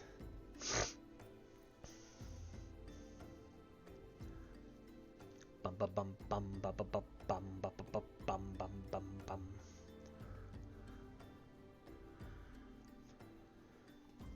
Call me a cynic, but I would be surprised if these thieves lay down their arms and surrender. See that you come prepared to offer them some encouragement.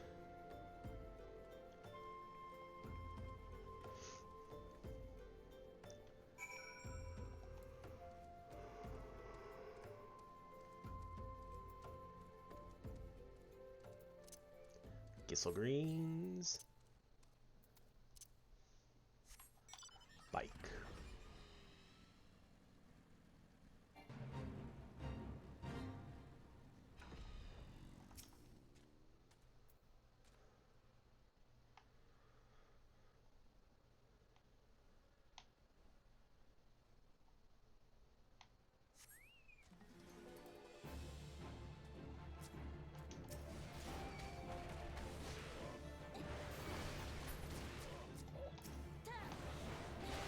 Take that, unknown Ravager.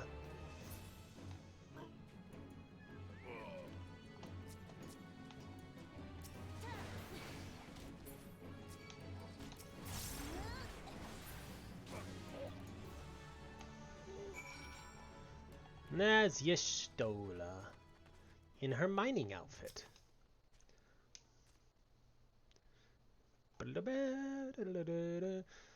Stubborn to the last, as expected. You are unharmed?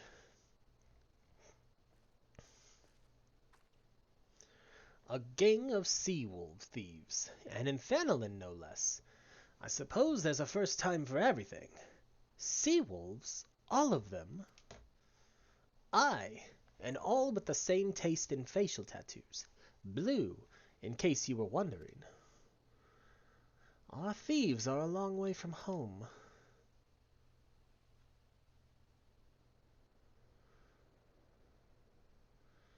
Thancred, if you would be as... Oh, good lord. Thancred, if you would be so good as to attend to the outstanding matters in Horizon, I have inquiries to make. To Horizon, then. Fufalupa will want to hear about your meeting with the thieves.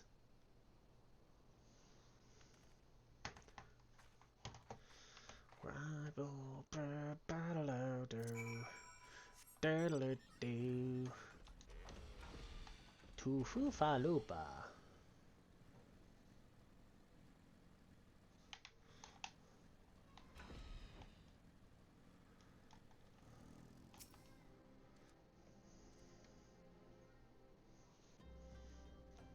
On behalf of the Brass Blades of the Rose, I thank you for your service to Horizon.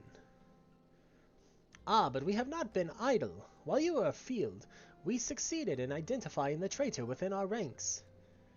Is that so? Then by your leave, I should very much like to have a word with the fellow in private. Well, no, I'm afraid that will not be possible. Regrettably, he, managed to subdue the unit of blades dispatched to detain him, and made good his escape.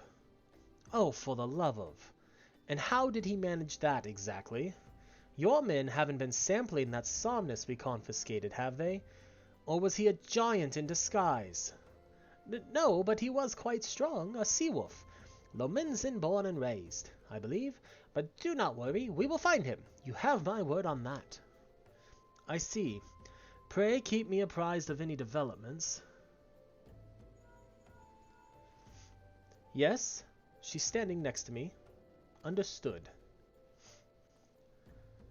I fear our time together is at an end, my friend. Your services are required elsewhere. Awfully disappointing, I know, but one must follow where duty leads. You might try to look a little disappointed. Or do you mean to give me another one of your stoic nods? You do, don't you?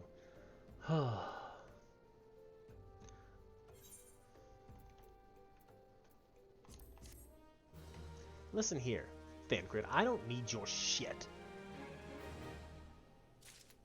Hey, no one has time for that. Bum bum bum bum ba ba dum ba dum bum ba da da da da da da da da da. The antecedent bid me tell you to make for Vesper Bay, where young Alphino awaits your coming most eagerly. It was he who requested your assistance. Some commotion or incident, I am not privy to the details. While you do whatever it is that Alphino has planned for you, I shall endeavor to track down our traitorous brass blade, and when I do, you may rest assured that we will have our answers. Whoops.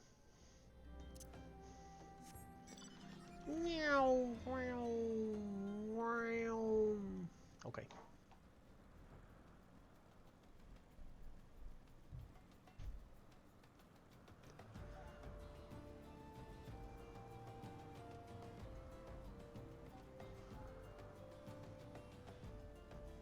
Bum bum bum ba dum. Do do do do do do do do do. There's Alphino. You are late. No matter. I know where our visitors are headed. From what I have been able to gather, this vessel belongs to a band of Domans who seek an audience with the Sultana. You are familiar with Doma, yes? In Authard. Well, like the rest of the nations of the eastern continent, it is ruled by the Garlean Empire. Given our visitors' unannounced arrival, as well as the state of their ship, I suspect they did not leave their homeland under the best circumstances. Needless to say, I should be very interested to hear their tale, and, more importantly, what they know of their current state of affairs in the Empire. Such information could prove most useful. We would be fools not to pursue this opportunity, do you not think? Come with me to Ul'dah, Morrighan. Unless I am mistaken, and I am rarely mistaken, we will find the Domans bickering with a Sultan sworn on the royal promenade. You are uncertain of your role in the proceedings? Insurance.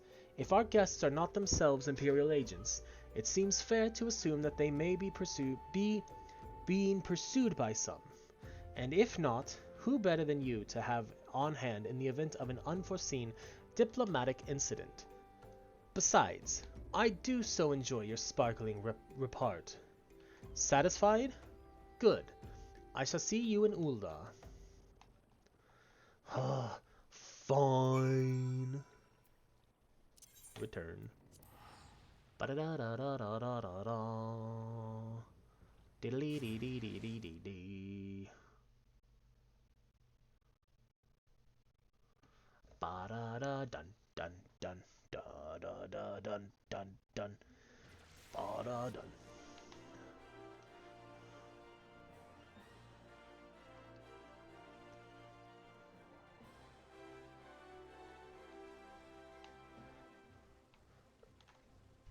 Look at the pumpkins. They're helping them take the shortcut. That's amazing.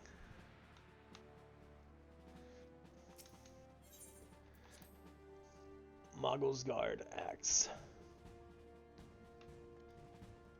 is what we're putting in the glamour dresser.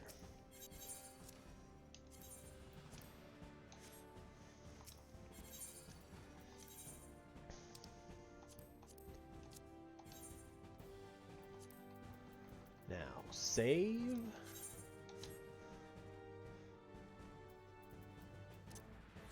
There we go.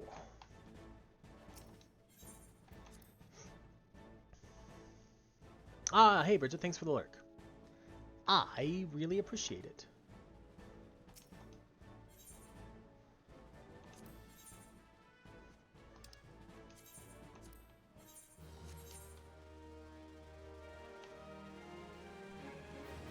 Bum, bum, bum, bum, bum.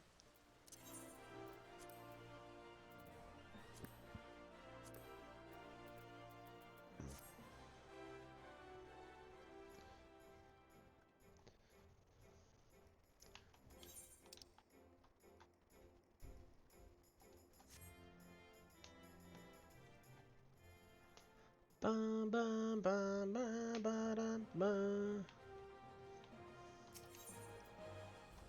To the hustings strip.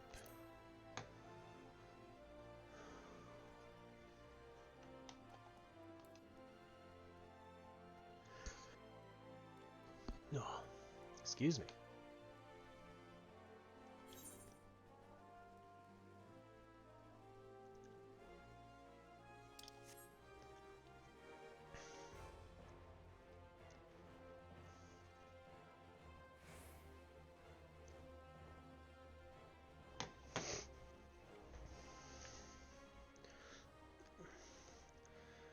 It matters not how many times you ask. Without the necessary permissions, none shall pass. Pray understand, good sir. We have not the leisure to lodge a formal petition. Time is of the essence. All I ask is that you summon your superior. Allow me to plead my case. Surely you can grant us that small kindness. Away with you, and darken these doors no longer.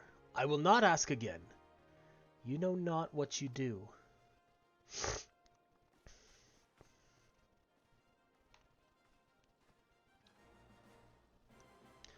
I gather your pleas fell upon deaf ears. A loyal man with a cold heart. I know his kind well. I hope that you will find me more to your liking. Alphino Levieur, at your service. A friend. Which I believe makes me very nearly unique in this part of the world, at least. Few indeed are your allies in Ul'dah, yet you will need some if you wish to endear yourselves to the wealthy and powerful. Pray join me and my associate at the quicksand. There you may explain your situation to us, and we shall see if there is aught we can do to help.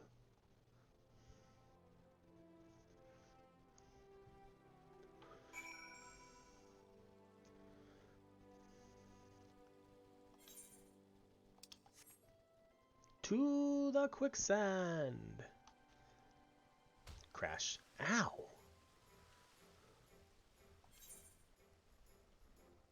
I went the wrong way. So we'll just take the Ethernet to the Adventurers Guild. While we will turn around.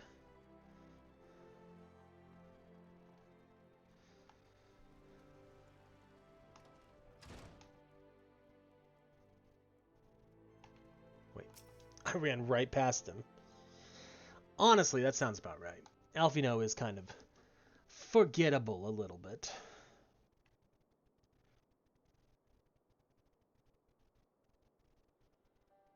We have traveled some several thousand miles across the sea from the nation of Doma, in hopes that we might find sanctuary in these lands. Sanctuary, Lady Yugiri?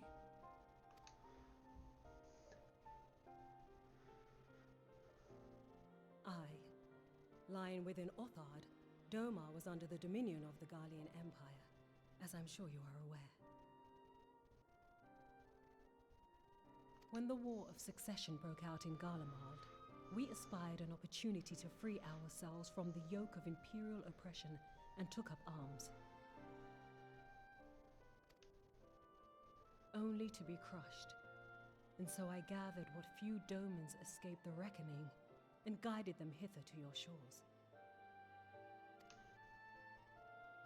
A war of succession? Then the Emperor... Forgive me. You said that Doma was under Imperial rule, did you not? Doma is gone. Razed to the ground as an example to the other provinces. Interesting. 12 have mercy. I wonder if we're going to be going there in And like your people. 2 expansions. On a ship anchored in Vesper Bay, flying borrowed colors. Many were complicit in the rebellion, or akin to those who were. They will not come ashore until I send word that it is safe to do so. I sought an audience with your rulers, but was summarily refused. The lords of Ul'dah are not wont to entertain foreign refugees without suitable encouragement. Mayhap I was foolish to expect otherwise, but our supplies run low and we have young ones in urgent need of care. I have seen the tents outside the gates, however. We are not the first to seek asylum, nor will we be the last.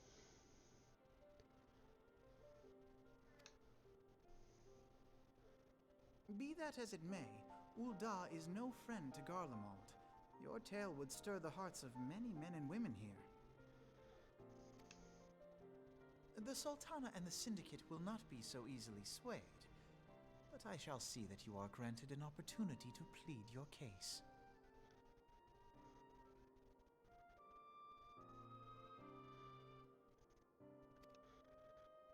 This is within your power?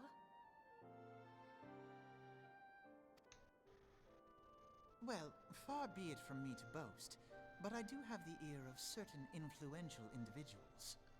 Far be it from you to boast. Uh-huh. That's all you do, Alphino. I am in your debt. Lady Yugiri, forgive me for observing, but your choice of attire seems like to evoke feelings of mistrust. Men are wont to fear the unfamiliar. We know this from experience. We seek only to spare the people of Ul'dah unnecessary disquiet. I shall defer to your experience, then. I thank you for your understanding. It seems I have urgent business with the Flame General. I leave our guests in your capable hands.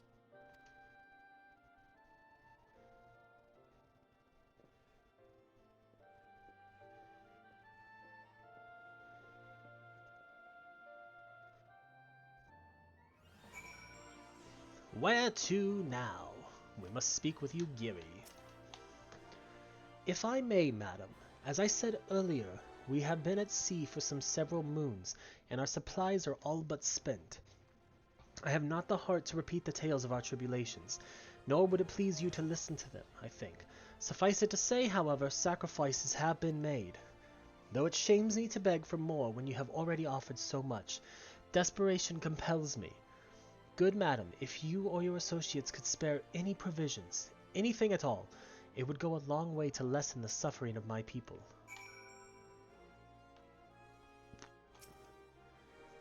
Hells, why didn't you say so sooner, Morrighan?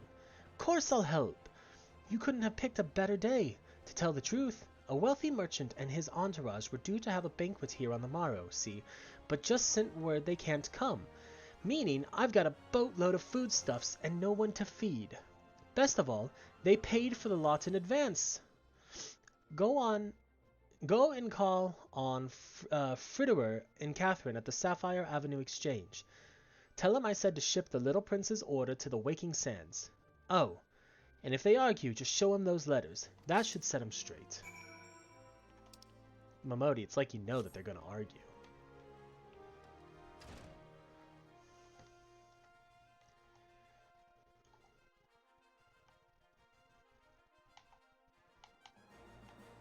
Ba ba bum bum ba da da da da da da da.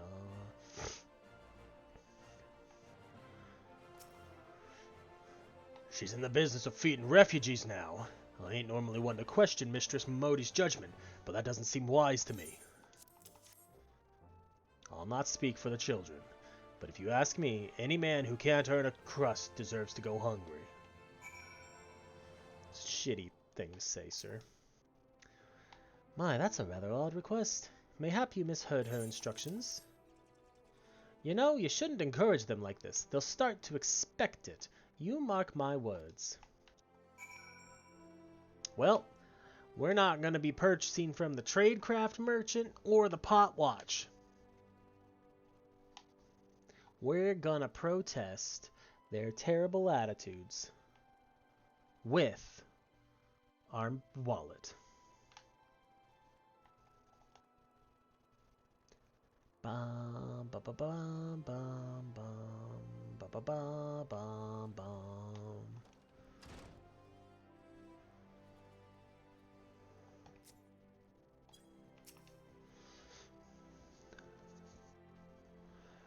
They didn't give you any trouble, did they? Good. Now go and tell Lady Ugiri it's all in hand.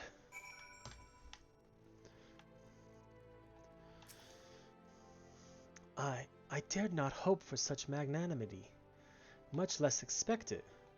Mistress Momodi is generous indeed. I shall be sure to thank her most humbly.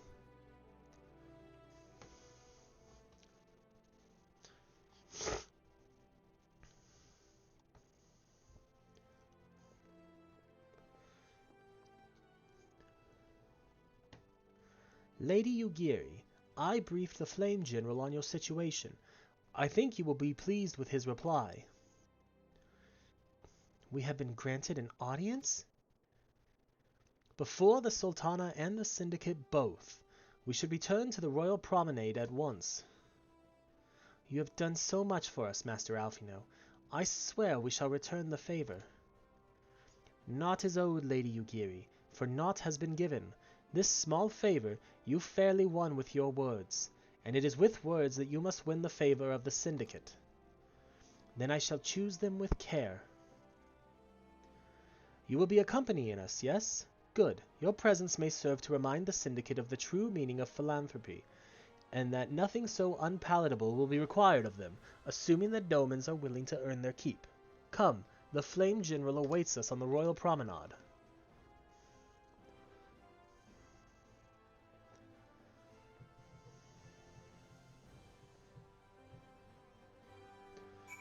Speak with Raban at the Royal Promenade. I want to go out this door. Oh, come on. We'd get there eventually.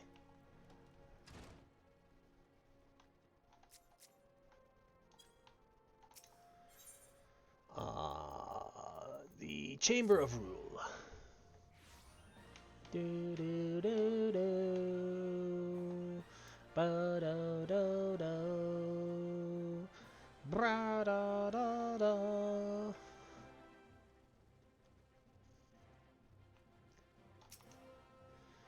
A pleasure, Lieutenant Initari. The others are already inside. Let's not keep them waiting.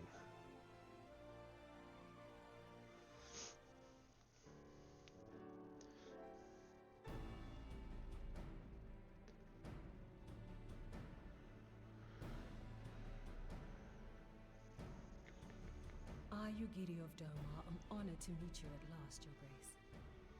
To mark this auspicious occasion, I should like to present to you the finest treasures our humble nation has to offer. Alas, the circumstances which have brought me here today have divested me of both time and dignity. I come before you as a pauper in direst need of aid, to request that you grant my people asylum. I, Nanamo, 17th in the line of Whorl, welcome you to our city. Be at ease, Lady Ugiri. Although I myself have heard the tale of your misfortune, I would ask that you recount it once more for the benefit of the others here present. As you wish, Your Grace. For many years, my nation, Doma, suffered under the yoke of imperial rule, and my people yearned to be free. Thus, when a war of succession broke out in Garlemald, we sought to take advantage of the chaos and reclaim our liberty. Alas, our enemy proved less preoccupied than we had hoped, and our rebellion was put down in the most brutal fashion. Damn. Those who survived, how many do they number? More than 200 souls huddle within the cramped confines of our own galleon's hold. Yet this figure accounts for but one of a number of ships which escaped the purge. It is my hope that you will allow us all to dwell within your walls. Should that prove unfeasible, however, I humbly ask that you accept as many of my people as your resources allow. Pray understand, we do not beg a boon, but propose instead an arrangement. We would serve as soldiers or tradesmen until our debt is repaid. Honestly, it seems fair. I, for one, think it's a marvelous idea. Lady Ugiri and her people strike me as an industrious lot, and there are parts of the city which have yet to be fully restored. If they are willing to work, I see no reason not to let them. The head of the Mirage Trust is not known for his generosity. He sees profit in this. I agree. That said, these are foreign refugees. To admit them would require a formal resolution. Shall we call a vote?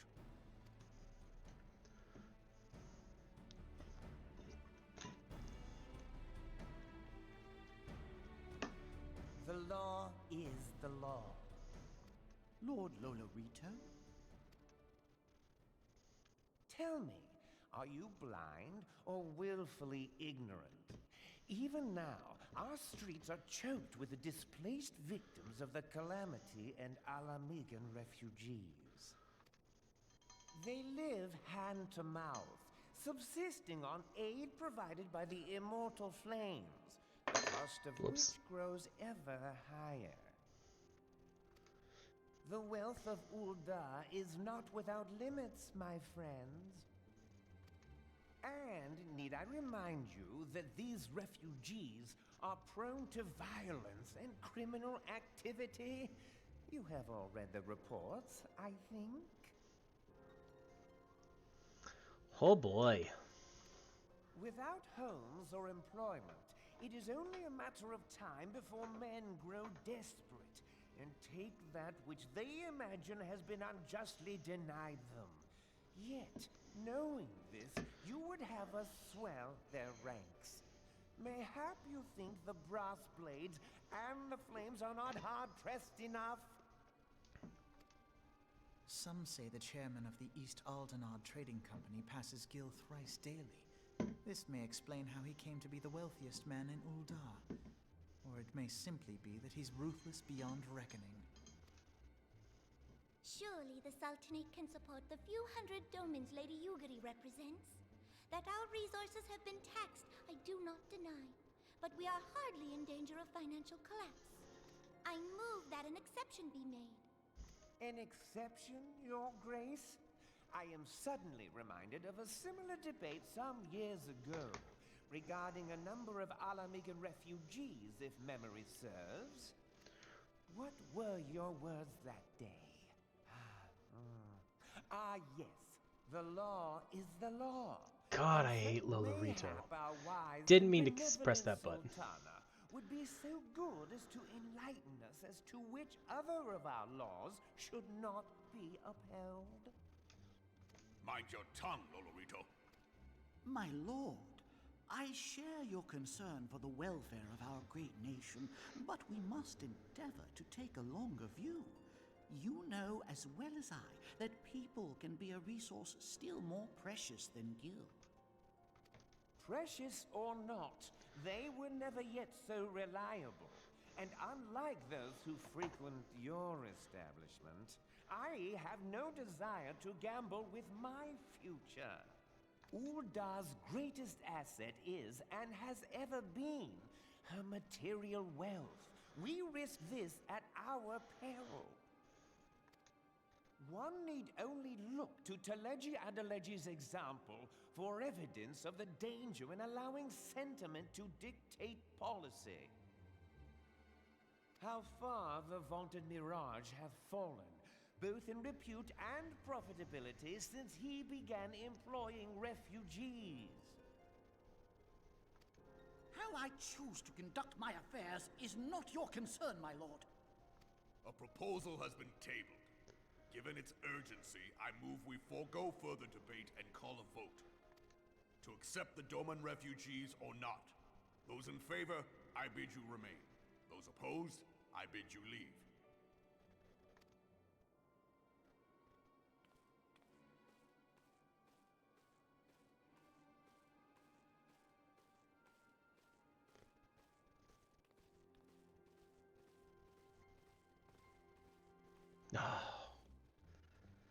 I knew that that was how it goes because I played this before, but it still pisses me off every time.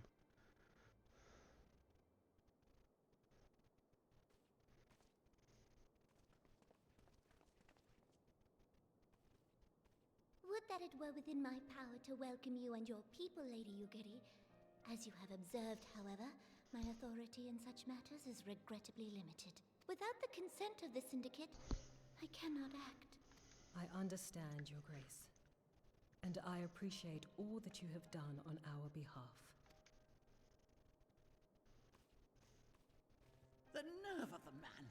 If that bastard had not forsaken the eastern trade route, little Alamigo would now be thriving. Oh, that you should have traveled so far under such dire circumstances, only to be refused in this manner is utterly unconscionable. Pray, accept my sincerest apologies.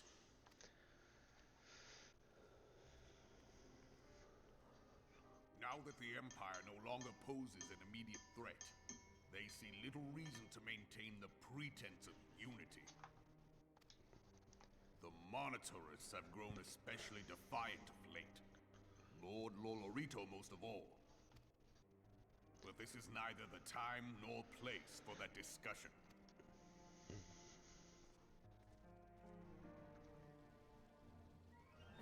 Ba-da-da-da.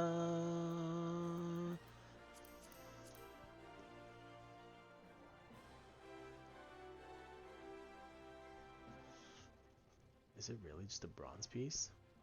Why did it backtrack to bronze pieces?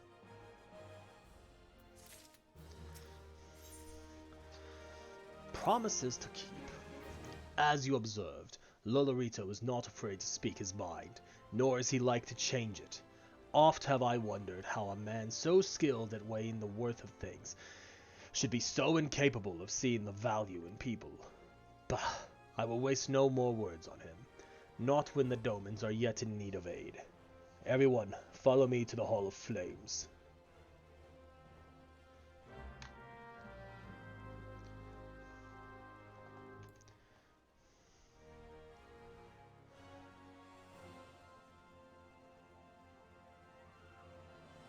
Ba-da-da-da.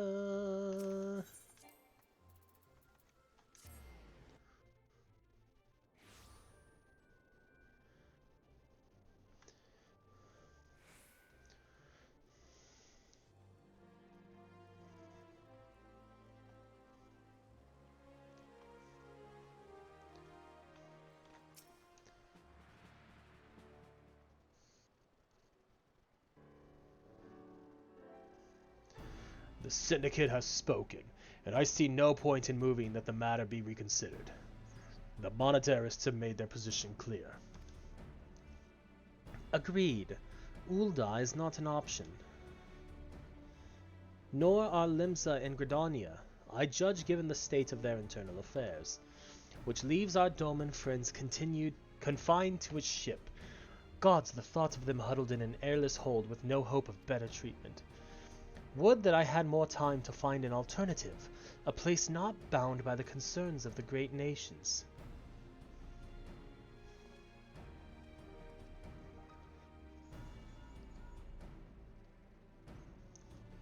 Menphilia, that is precisely what I wish to discuss. I understand the Syndicate's decision. I do. We all wish to preserve that which is ours, especially when we believe it to be under siege.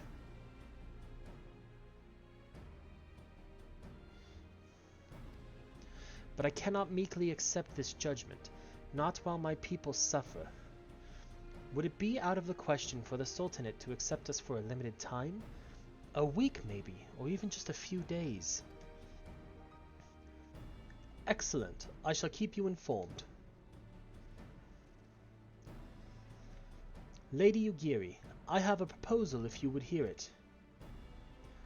Out with it, Master Alphino. The headquarters of my order, the Scions of the Seventh Dawn, stands in a place called Revenant's Toll, an outpost in Mordona. Like most outposts, it is frequented by mercenaries and other men of action, and lacks the comforts of a more well-established settlement. However, the leaders of Revenant's Toll have been doing their utmost to change that. To that end, they have need of able-bodied individuals willing to work as frontier hands. Hard labor, lest you doubt, with naught save food and shelter by way of reward. Terms not unlike those which you yourself propose, Lady Ugiri. Though I will not hear a word said against our beloved Uldar, Revenant's Toll would offer certain advantages, the absence of unhelpful bureaucracy being the most obvious. If they can accommodate us all, we shall gladly accept. Master Alphino, once again I find myself in your debt. Pray do not thank me, my lady. The life your people go to is one of hard labor and few comforts, as I told you. And before that, there remains the matter of how they may safely be borne to Revenant's Toll, which will be no small feat, considering the distance and their present condition. Mayhap the Uldan Adventurers Guild can be of assistance. Look for me there anon, Morrighan. Lady Ugiri, if you and your people would accompany me, we may discuss what aid the Immortal Flames can provide.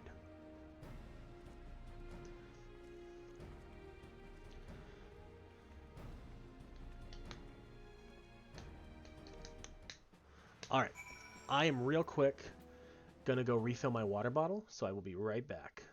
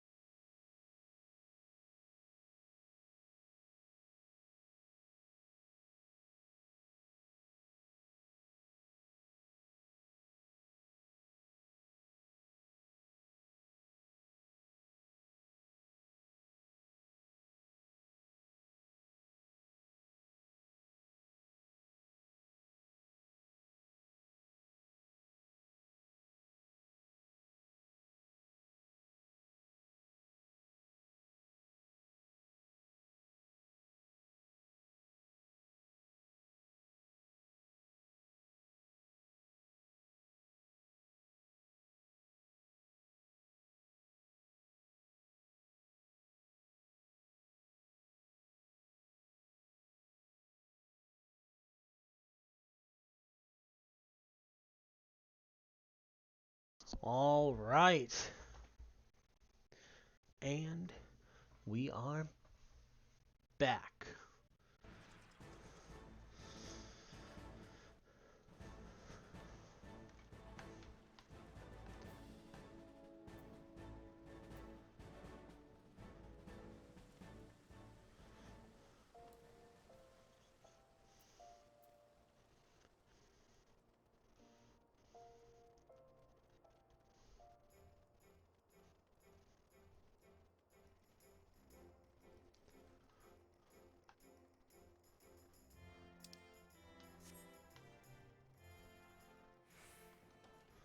Where are you at, Alfino? There you are.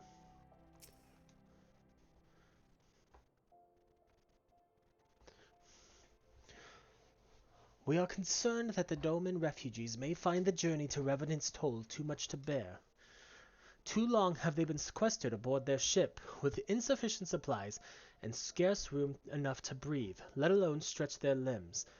With that in mind, Mistress Momodi has kindly offered to accommodate the Domans until such time as they are ready to set out for Modona. Those healthy enough to travel will embark as soon as transportation has been secured, while those too weak to leave at once will be permitted to stay until they regain their strength.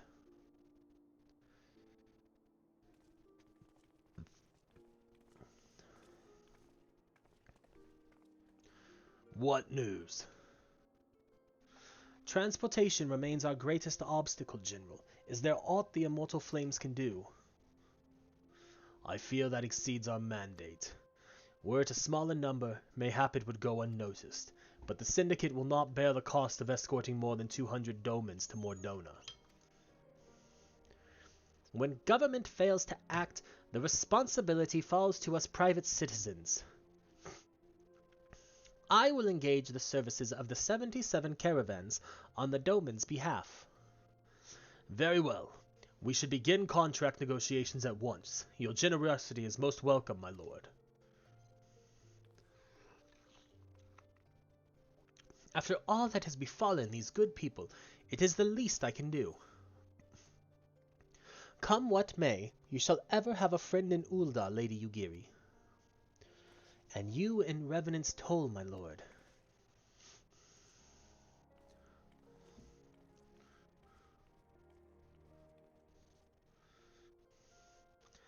Well, it sounds like we all have work to do.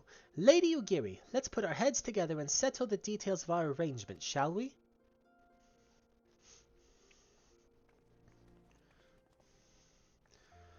I would entrust the task of escorting our Doman friends to you, after you have rested your own road-weary legs, of course. What say you? What say me? Give me those silver pieces, Alfino.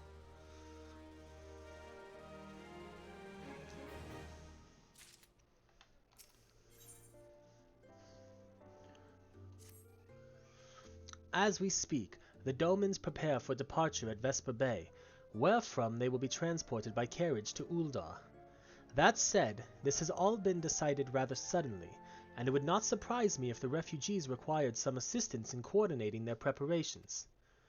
Morrighan, I would have you return to Vesper Bay and facilitate the process through tasks great and small. In short, whatever must needs be done, do it. Speak with a man named Hozon when you arrive. As Lady Yugiri tells it, he has been designated the leader of the first group. Alright, let's take the Vesper Bay Aetheryte ticket.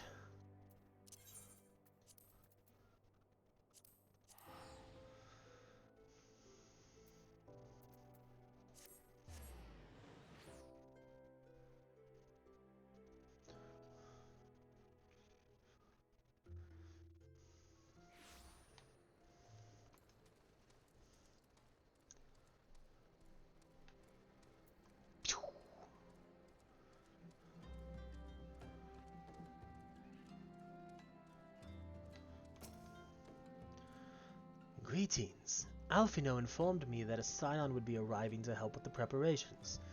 I am honored to meet you, though shamed as well. A great warrior should not be tasked with such trivialities. I knew from a glance what manner of woman you were. I too have some skill at arms, as do many of our people. Pray forgive this trifle, but might I trouble you to help round up the children that have been given into my care? They are most adept at staying hidden from my sight, but perhaps your keen eyes will succeed where I have failed. You have my thanks, friend. Pray seek out my son Yozan. He can tell you more.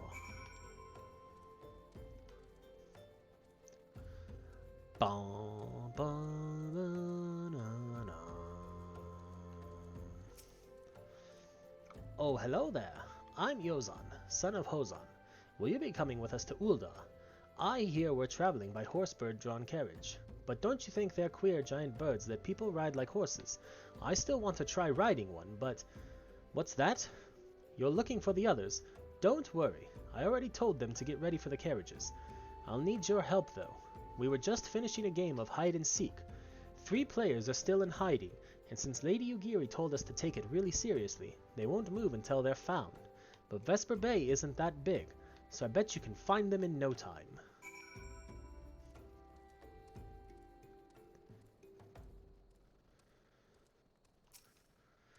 Hey, you're not Yozin. Who are you? I'm Koharu. Morrighan Initari, eh? Well, I didn't know anyone else was. Wait a minute. You're one of those, stallions, aren't you? No, scions. Scions! Then you must know Lady Ugiri, right? Isn't she great? She's really good at hide-and-seek, too. Oh, right. It's almost time to go. Nice meeting you, Morrighan.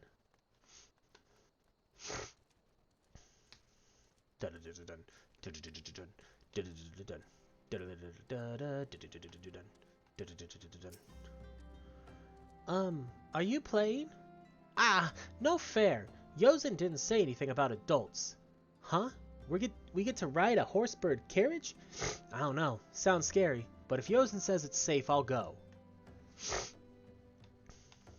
Yozan says it's safe. Excuse me. How'd you find me? Bah, guess I need to practice more. Or maybe you're just good at this. I mean, the Garleans didn't find me.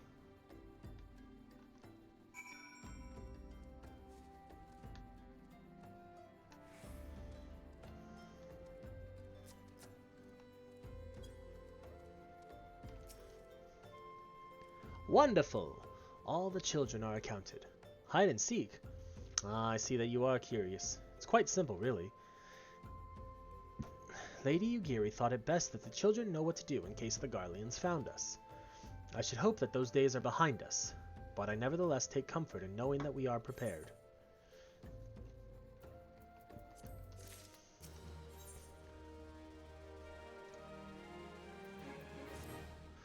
The first caravan is due to depart shortly, followed by the rest at regular intervals. My family and I, including my stubborn old father Homai, will be traveling in the lead carriage together with young Koharu, whom I believe you've already met. Though I understand the road to Ul'dah is regularly patrolled by your brass blades, it would give us great comfort if you would agree to accompany us on our journey. Once again, I thank you for your kindness. When you are ready to leave, please inform our coachman.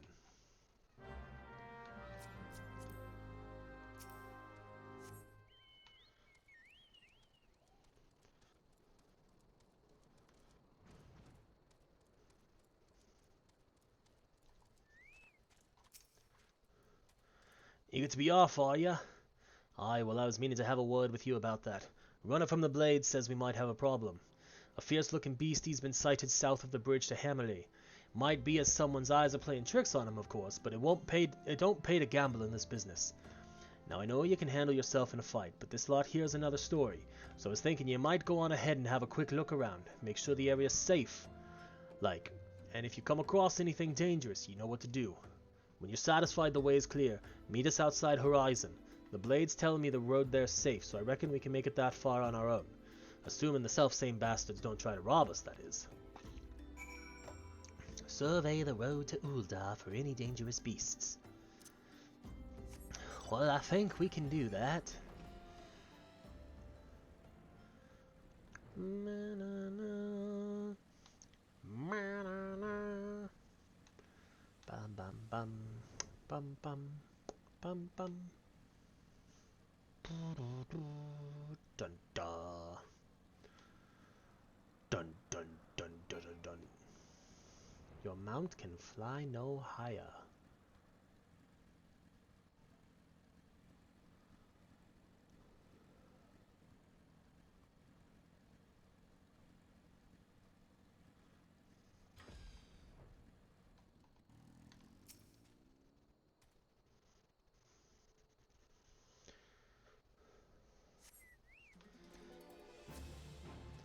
Come here, wandering eye.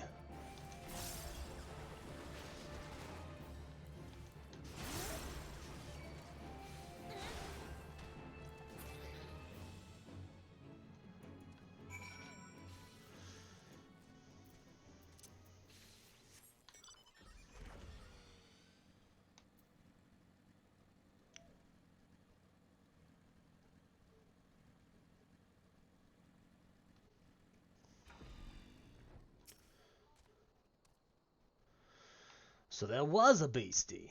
Was being the operative word, eh? Ha ha!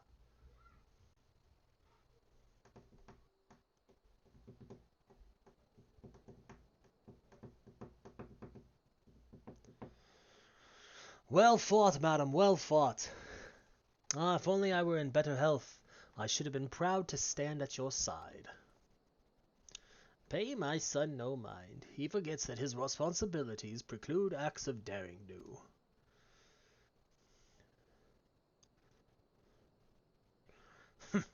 Be that as it may, I cannot help but envy you. Had we not been able to call upon heroes of your strength and skill in Doma, things would have been very different. But we cannot change the past. Those who fought and fell are forever lost to us. Lost but not forgotten. Lady Ugiri's kinsmen least of all. They fought fiercest, though they knew full well it was in vain. She had every right to walk away, yet she chose to stay. Food, shelter, the promise of a better life. All this and more we owe to her. How does one even begin to repay such a debt? In kind, Father, 'tis she who has given everything. We shall give our all. Whatever work there is to be done, we shall do without question.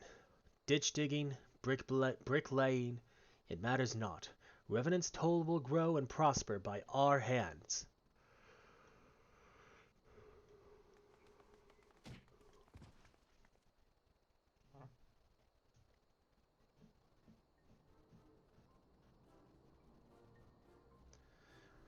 Hey, Miss Morrighan, Koharu and I want to know why you became an adventurer. To gain power, to win glory, to amass a fortune, to go whither the wild rose blooms. So, you like roses? I think I understand. I mean, they're nice and everything, but don't they grow in a lot of places? It's my turn now! Excuse me, Miss Morrighan. I've got a question. What's Revenant Toll like? Is it pretty?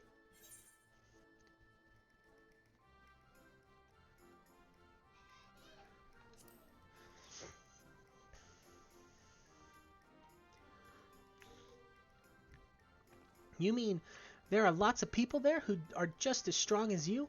Oh, I can't wait!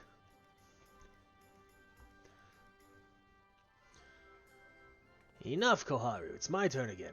Miss Morrighan, when I'm older, I want to be strong like you. What do I have to do? Seek out new experiences and adventures. Of course! To be a better adventurer, you need to go adventuring. Alright, that's enough questions for Miss Morrighan. That's not fair. Why does Yozan get to ask 2 questions? I want to know about adventuring just as much as he does. Just one more, please. Do you think I could be an adventurer like you one day?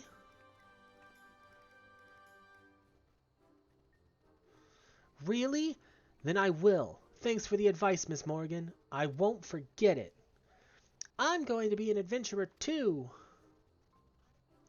When we get to Revenant's Toll, let's make an adventurers guild for Domans.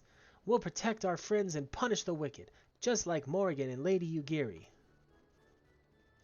Yeah, just like Morrighan and Lady Ugiri. We can talk more about it in the carriage on the way. Will you be joining us?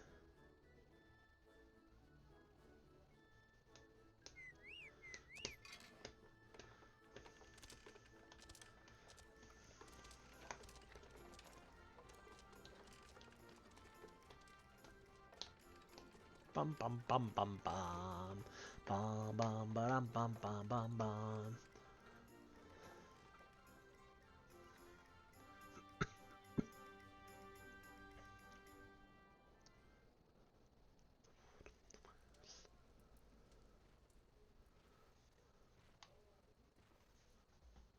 Speak with Alfino at the quicksand.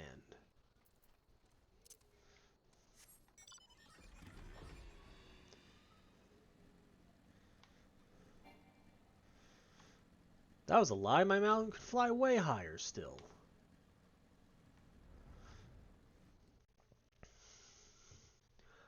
Do do do. Ba dun dun dun.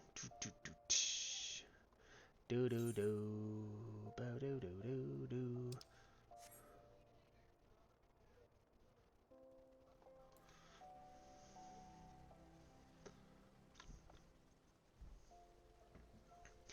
Run, run, run as fast as you can. You can't catch me. I'm the gingerbread man.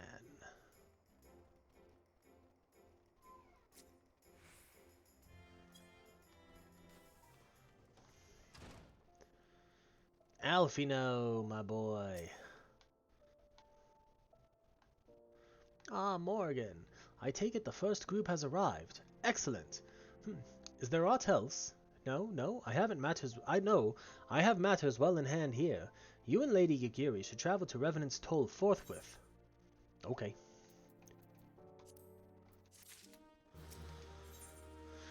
Alfino would have you and Lady Ugiri depart for Revenant's Toll without delay. It is past time Lady Ugiri met with the guild representatives in Revenant's Toll. Since I do not foresee any further matters arising here in Thanalin which might require your personal attention, I would instead have you serve as an escort to the Doman delegation for the duration of the journey. Speak first with Slafborn upon your arrival. He is the one with whom the Domans will be working most closely, I should think. Afterwards, introduce Lady Ugiri to Minfilia and the guild emissary. If both meetings go well, the resulting ties should stand the Domans in good stead for that which is to come. Safe travels, Morrighan. To Revenant's Toll. Others. No, that was the estate.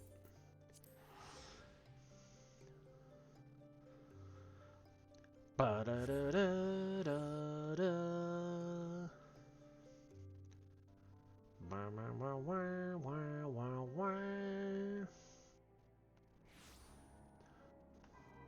Slafborn, my man. What you got for me?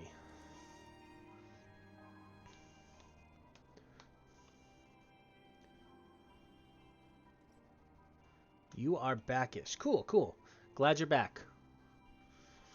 And this must be the esteemed Lady Ugiri and her associates.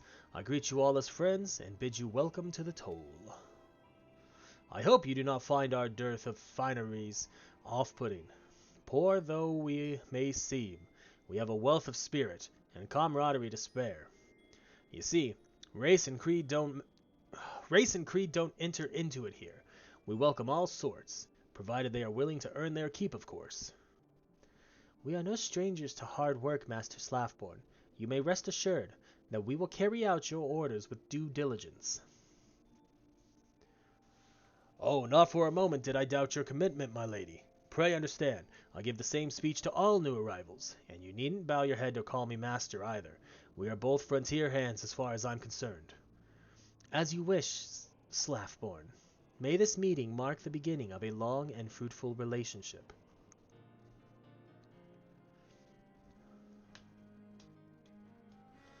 Our guests have yet to meet the antecedent. 7 hells, Morrighan, why are you wasting time with me? See them to the Rising Stones.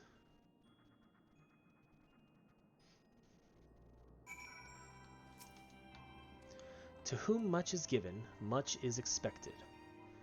Forgive me, I require a moment to compose my thoughts before meeting with your leader. We shall join you at the Rising Stones anon.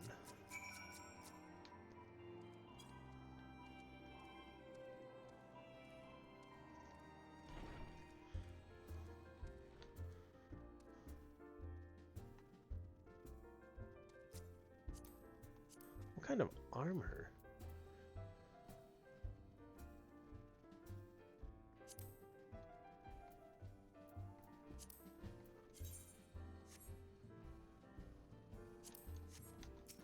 Huh.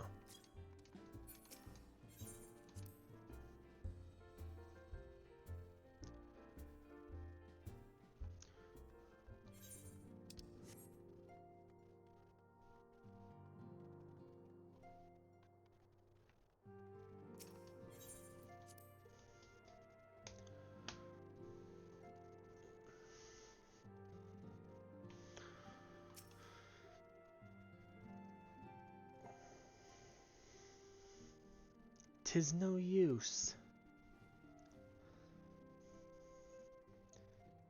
Our attempts to reach the students of Aldessian continue to meet with failure. Urianger has explored other avenues of inquiry, but they too have yielded naught. We will persevere, of course, yet within our hearts the truth is clear. We are but awaiting confirmation of that which we already know. How fare the Domans? I am given to understand you were kept quite busy in Vesper Bay. Mayhap you question the wisdom of aiding refugees when the primal threat remains unresolved. I should not blame you if you did, nor would I deny that this matter falls outside our normal purview. Be that as it may, I could not ignore the plight of these refugees, not when it was within our power to help them. Lady Yugiri is here? Please show her in. I should very much like to meet her.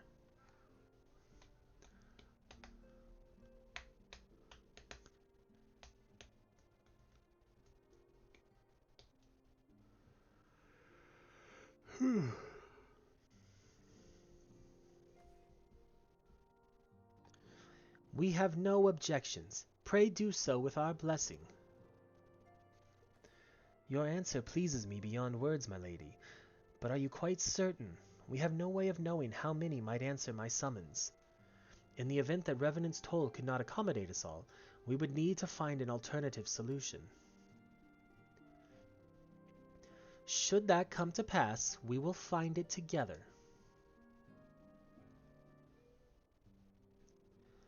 As ever, it has been a pleasure, Antecedent.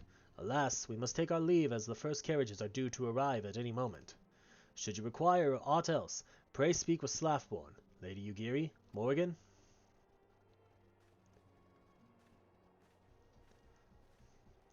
Do do do do do do do.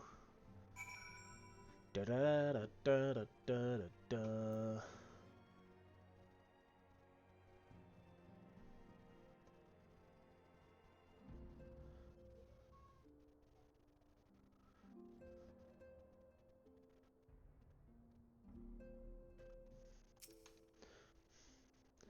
Lamine and I will make all the necessary preparations to ensure that our Doman friends feel at home upon their arrival, though I must admit that I am still troubled about the matter of the missing crystals. Y'shtola should be returning anon with a report from a field. Mayhap you could wait here and speak with her upon her arrival.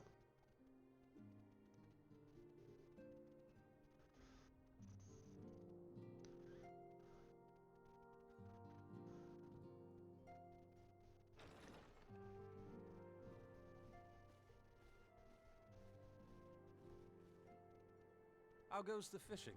Caught anything slippery? Aye. Our suspicions were well founded. The Serpent Reavers are indeed the culprits. The plot thickens. Has there been any movement in Thanalan?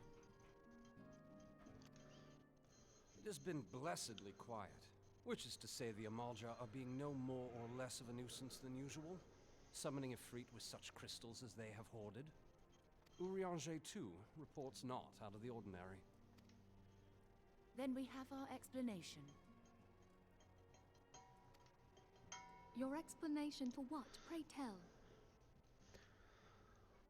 For the recent spate of crystal thefts in Thanalan, we naturally assumed that the trail would lead us back to the Amalja. Yet it did not. It led us across the sea unto Vilbrand. Dun dun Vilbrand? dun. There have been reports of increased Sahagin activity of late. Oh gods, they mean to summon Leviathan? They do. That is the way of it, I fear.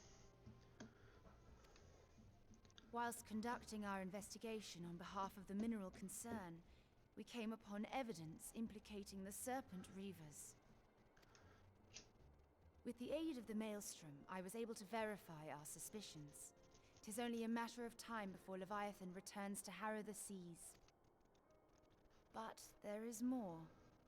One of the Sahagin, an elder by my judgment, spoke of attaining the gift and knowledge of eternity.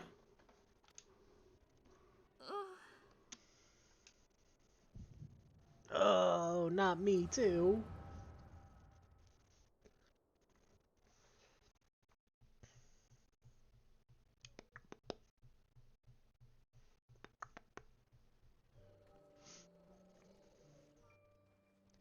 Such a disturbance in the ether.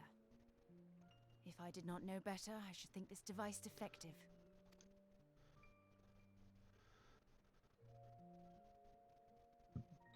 And there is the explanation.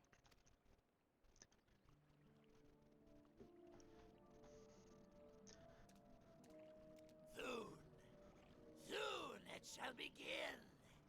Our Lord shall rise midst surging waves to wash away the finless ones. And I shall be granted the gift and knowledge of eternity, and with the emissary stand equal. Then shall I know no cessation, no oblivion.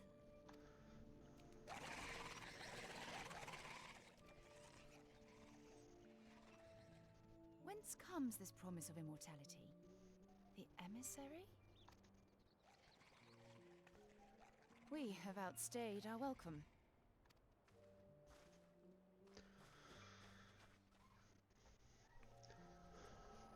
Flee!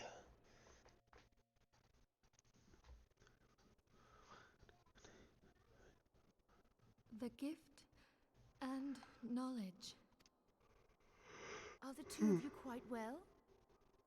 You shared that vision, did you not? I did. Even before the Sahagin made mention of the emissary, I recognized Elidibus's words. He is behind this. But surely it is not within his power to grant the echo. My lady, unless we act swiftly, Leviathan will rise again. The Admiral has already requested that we intervene to prevent this. Failing that, we are to attend to the Primal's extermination. She will have our full cooperation. Let us make haste to Limsa Lominsa. I mean to play a part in this mission. Tataru, pray, take charge in my absence. My lady, are you sure this is wise? I am aware of the risks, but there is something I must see with mine own eyes. The true nature of the echo. Bum bum bum. Very well.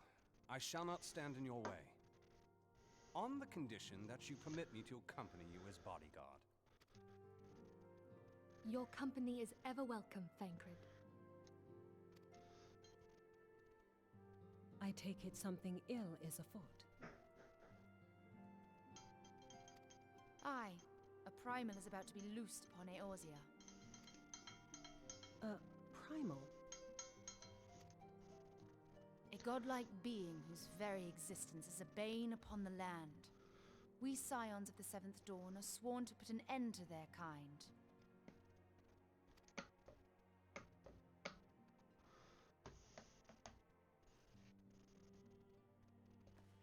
I see. Know then that I am learned in the arts of war. In return for the kindness you have shown my people, I would lend you my blade. We appreciate it. It would be most welcome. When contending with a primal, one can never have too many able allies. If you crave a more intimate understanding of the problems facing Eorzea, this experience is like to provide it. Be sure to come well prepared.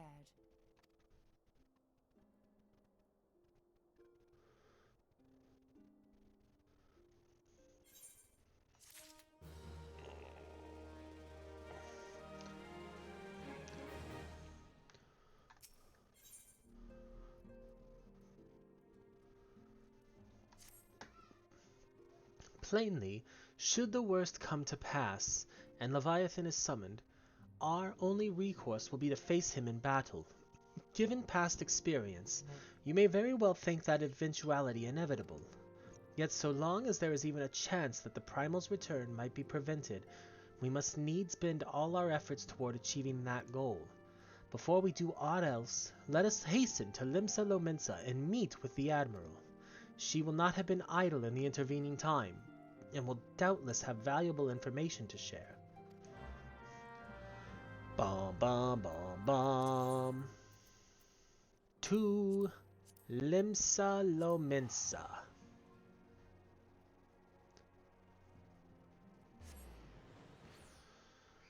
Bum bum bum.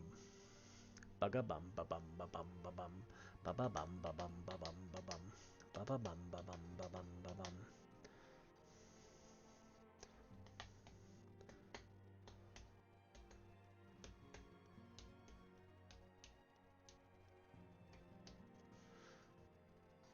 I didn't put my moonball back.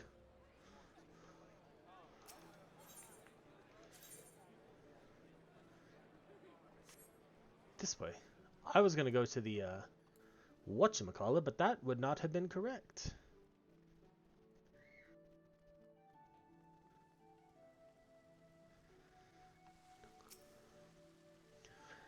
You are expected. Pray take this lift to the command room. Wait, what? I pressed the button too quick. All right, Melwib.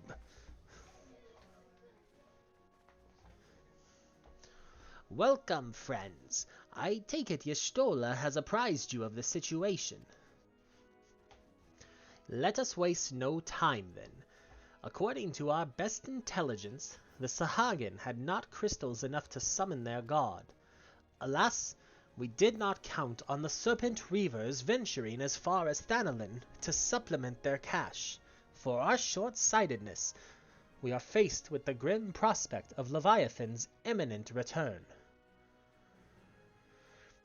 Needless to say, I am not inclined to let the fishbacks have their way. Even as we speak, the Maelstrom makes ready to launch a large-scale operation to thwart the summoning, and we would welcome the Scion's support in this endeavor. But if, gods forbid, our efforts should come to naught, I will need to trouble you more than mere support, much as I did when Titan last walked these lands. Lady Minfilia, I am given to understand that you mean to accompany our soldiers to the front lines. I can only assume that you have sound reasons for doing so. I do, Admiral, but I would rather not be drawn on their nature. I will say only that there is something I would see with mine own eyes. Is that so? Well, I am not so stubborn as to deny the wish of one whose aid I require, but precautions must be taken. I shall require that you remain by my side at all times. With that settled, let us speak of the operation. Morrighan. Maelstrom scouts are currently reconnoitering Sahagin movements within the Sapsa spawning grounds. Upon completing their mission, they will return to the operation's staging point at Camp Skull Valley. I want you to make your way there forthwith, that you might be apprised of the latest intelligence. Commander Falkbreda has charge of the garrison. Upon complete... Wait, I just read that one. Alright, speak with Falkbreda at Camp Skull Valley. That would be... Aelbort.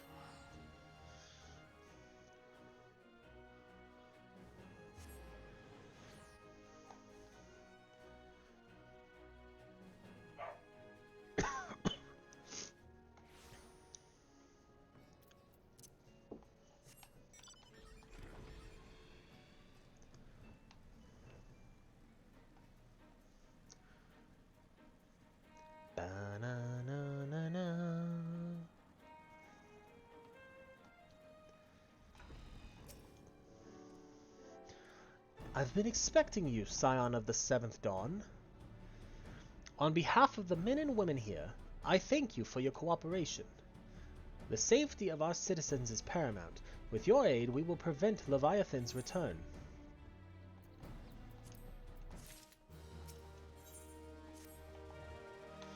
As you may already know, Maelstrom scouts have been dispatched to reconnoiter the Sapsa's spawning grounds. Though it pains me to admit it, the Maelstrom has never faced a foe the likes of this before. We must proceed with all due caution. Among other things, they have orders to determine where Leviathan might emerge, assuming it comes to that. And yet, their return is long overdue. I fear that ill may have befallen them. For better or worse, we must ascertain their fate.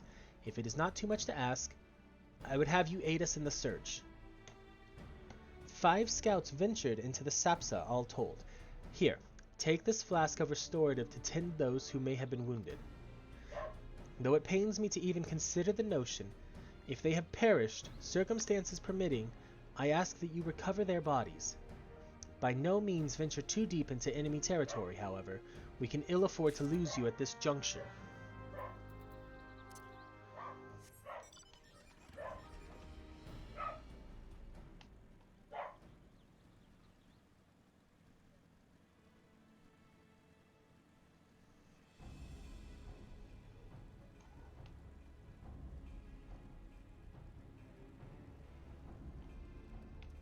There he is.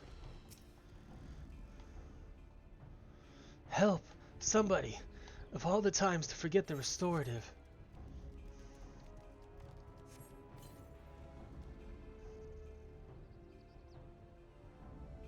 Thank you. I owe you my life. We were ambushed by the Serpent Reavers, lightly armed as we are. We didn't stand a chance. I was able to flee this far, but the others were captured. They were taken to the Serpent's tongue, I'm certain of it. I can make my own way back to camp, but I fear the worst for my comrades. Save them, I beg you. Okay.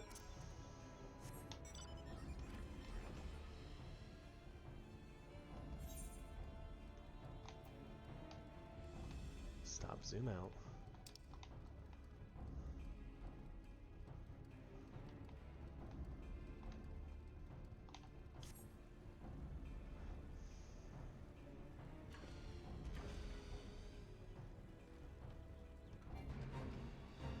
There's always a damn fate going on here.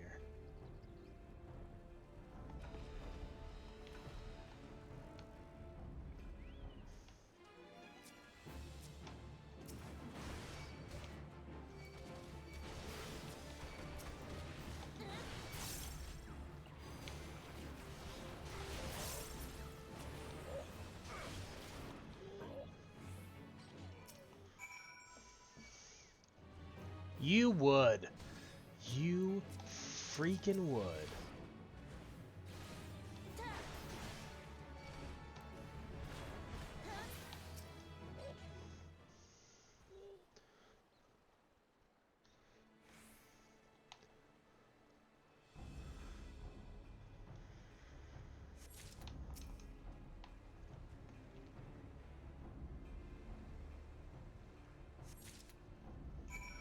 Now we gotta deliver these to Falkbreda. Go high, go high, go high.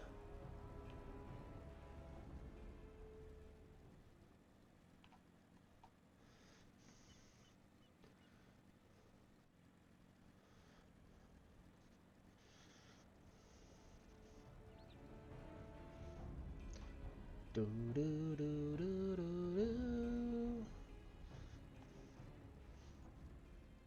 Bam, ba, da, da, da, da. You are returned. Thank the navigator. When I learned that you went to the Serpent's Tongue by yourself, I feared you would meet an untimely demise. But tell me, what became of the others? Dear gods, these wounds were not intended to kill, but to torture and maim. Does their savagery know no bounds? Enemies or no, they go too far. I dread to think what may have become of the two who remain unaccounted for. I pray that they haven't suffered the same evil fate. At the very least, one of my men came back alive, and for that I owe you my thanks. The price we paid was dear, but we have the intelligence we need. Even as we speak, the Admiral finalizes the details of the operation. The war horns will sound any moment now. Be ready to sally forth when they do.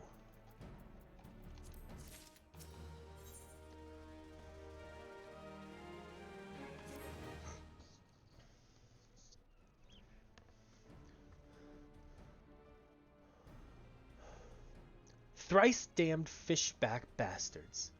I'll kill them slowly and then chase their rotten souls through all 7 hells.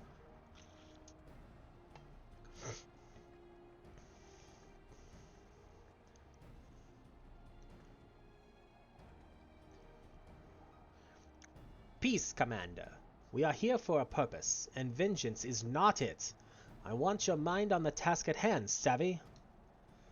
My apologies, Admiral. You may count on me to keep a clear head. Good. According to our sole surviving scout, the Sahagin and their thralls have already begun to amass at the Aetherite in the depths of Sapsa. If we are to act, it must be now. The men are ready. We but await your orders, Admiral. As predicted, the Sahagin have tightened security in and around the spawning grounds. A frontal assault is like to be met with fierce resistance. Ah, but we are not so artless as that. Commander, we shall divide our forces and strike them hard and fast at key locations. Remember, our ultimate objective is to take the Sapsa Aetherite and eliminate the Sahagin priest presiding over the summoning. We are not here to kill them all.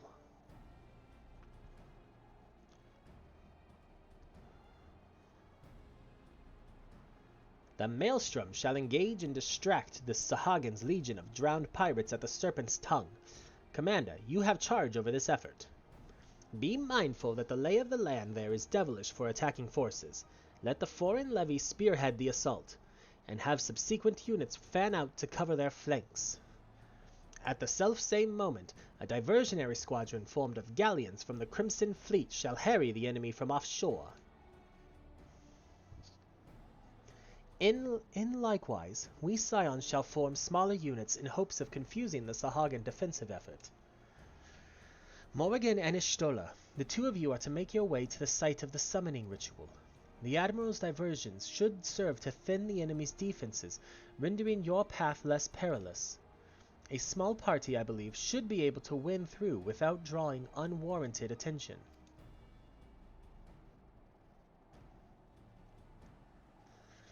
Thancred and Ugiri, your mission is to lure as many Sahagin as possible out of the spawning grounds. Having done so, take to your heels and circle round to join the infiltration unit of Y'shtola and Morrighan. When all has been set in motion, I myself shall cut a path to the Aetherite, accompanied by Lady Menphilia as was agreed. Well, don't let me keep you, friends. To battle!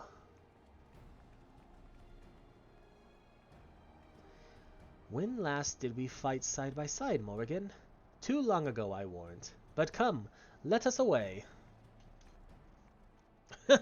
I just realized, for one, my axe has a crown at the top of the handle. But two, my axe has a mog on it. And I mean, to be fair, I was wondering how, like, just this cool-looking axe was supposed to be tied to the Moggle stuff, but, I understand now. Go through the first checkpoint and defeat any Sahagin that appear.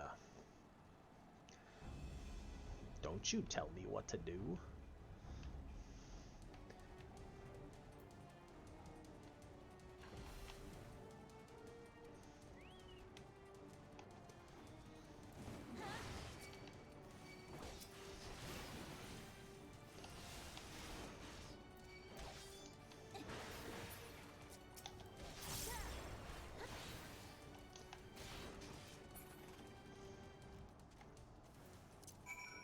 wait, there's more. No, there's not.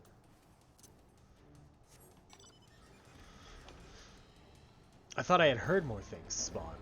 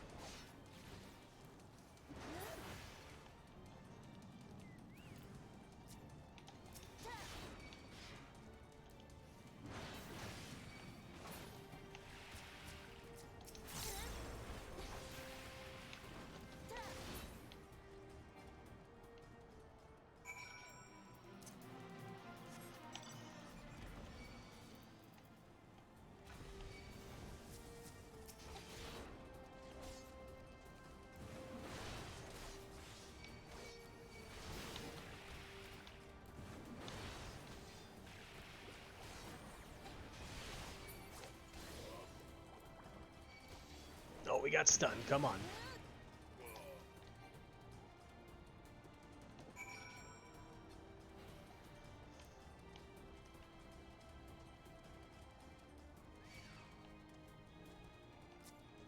Fine, Axolotl. If you really want to fight, I guess I can give you one.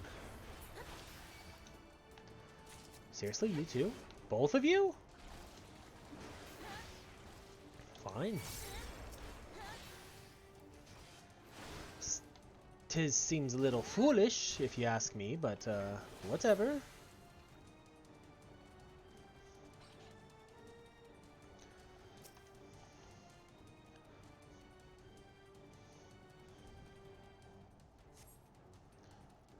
Pray do not concern yourself. 'Twas but a glancing blow. Come, the Aetheryte is close at hand. Let us press on.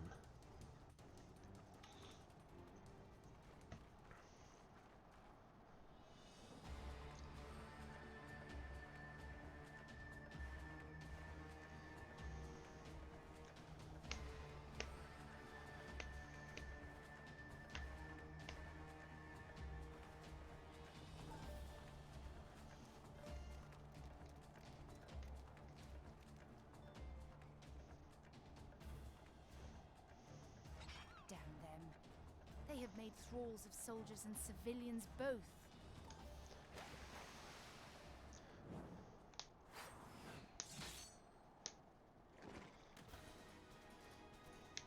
Did I miss much?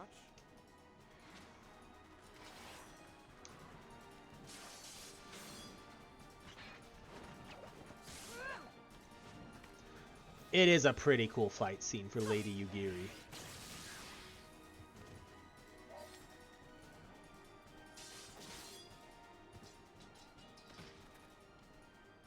So that is how you fight in the Far East.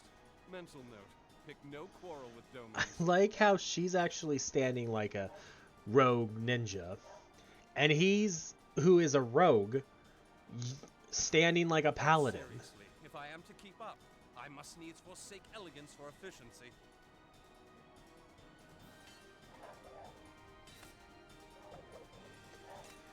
And now he looks like a rogue.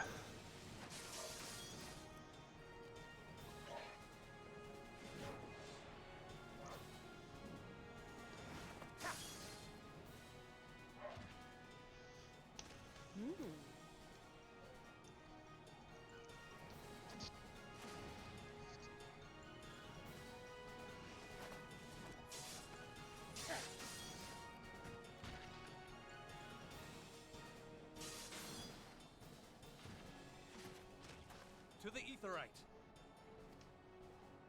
Aye! To the Aetheryte!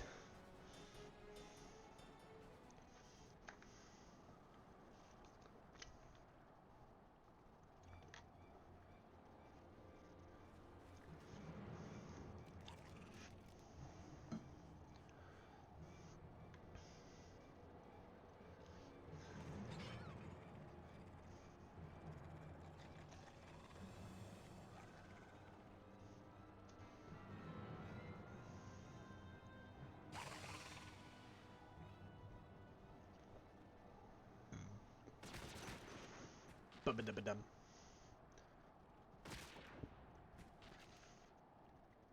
Merlewib? You'll forgive me my lateness. No, I won't. I will forgive no such thing. You should have been quicker.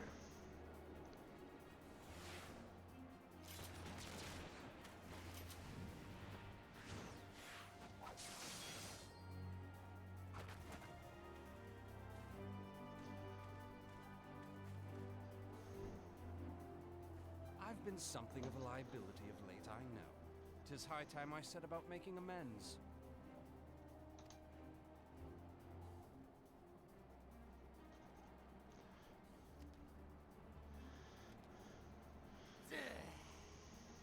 Long have you shriveled Swordwalkers, tormented our kind. But no more! Your time is at an end!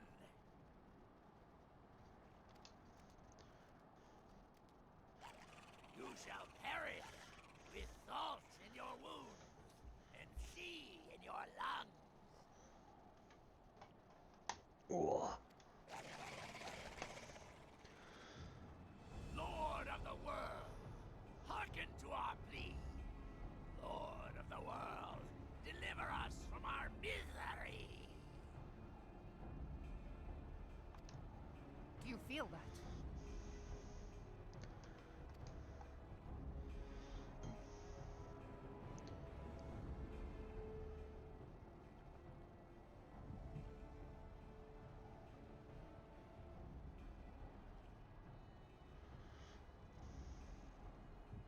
I know this sensation. It's the echo. What?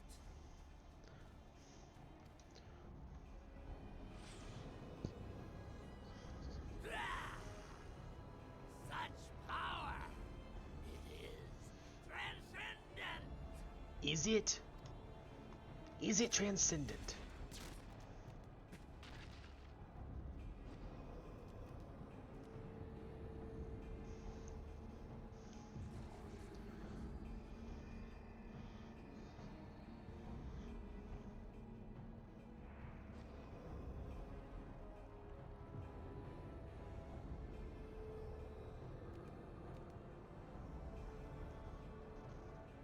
Seven hells.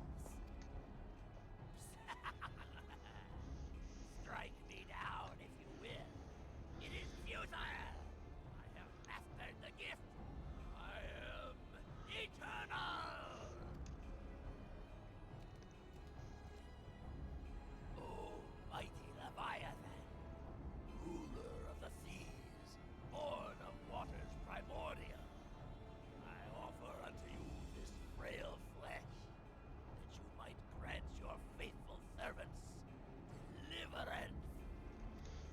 I beseech you, come forth!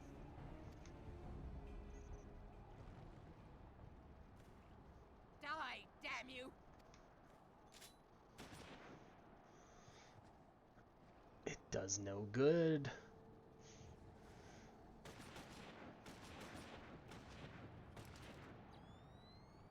Foolish Shorewalker! You cannot kill that which is eternal!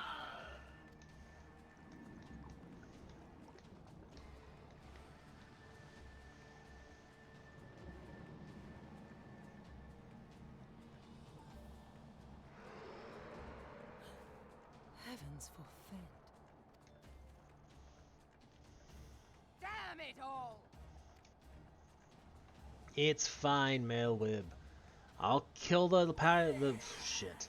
I'll kill the primal like I always do. Ebb the way! It should by right be infinite! Am I not immortal? Curse you, emissary! You promised me everlasting! Ring.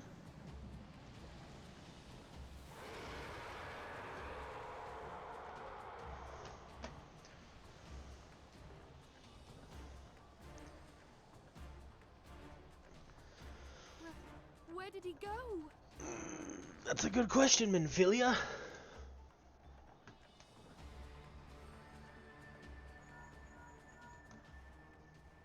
away, you nary a single ship. Hells take that sea demon. Gather the survivors and get to shore.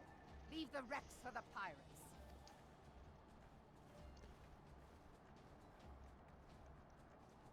Leviathan wastes no time. The diversionary squadron is lost. For a mercy, 'twould seem the Primal now makes for open sea. But why does he not press his advantage? Unless... God save us. He means to unleash a tidal wave.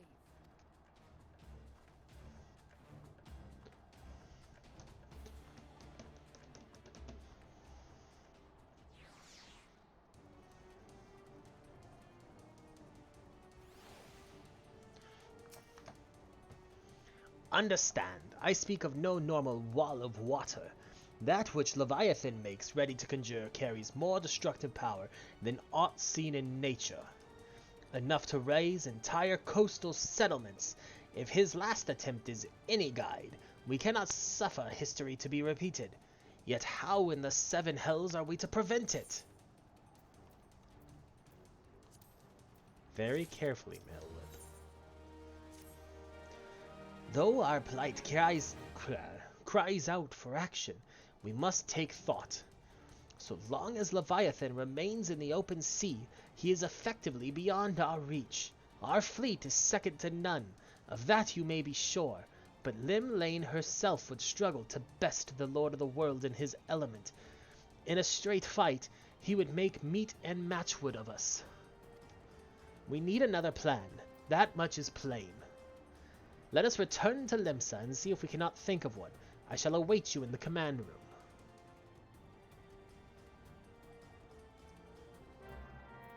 Teleport to Limsa Lominsa.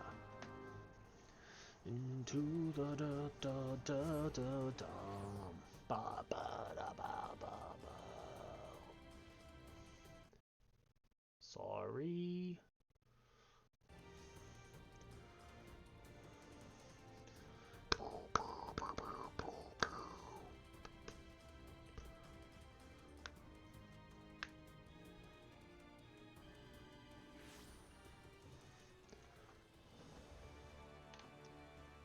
To the command room.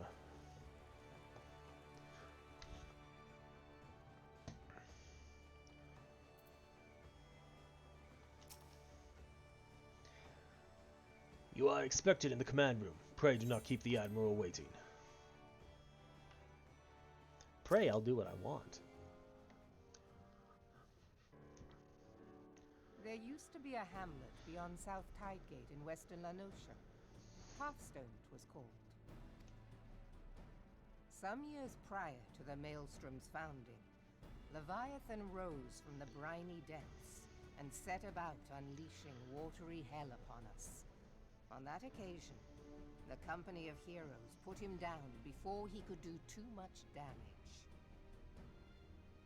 But when the bastard came next, this time in the wake of the calamity, we were not so fortunate.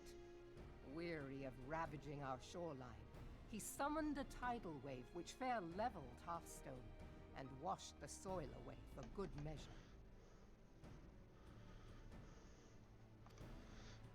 The area was subsequently occupied by the Sahagin.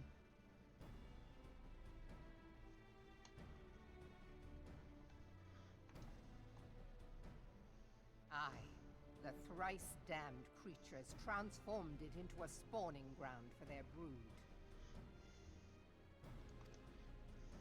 Given the quantity of crystals stolen to feed him and his legion of thralls, we can be fairly sure that Leviathan is stronger now than in his previous incarnations.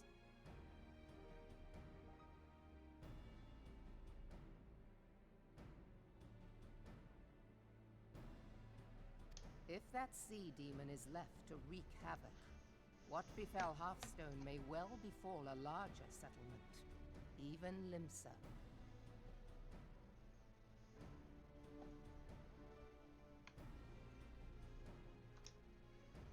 That cannot happen. The Primal must be stopped.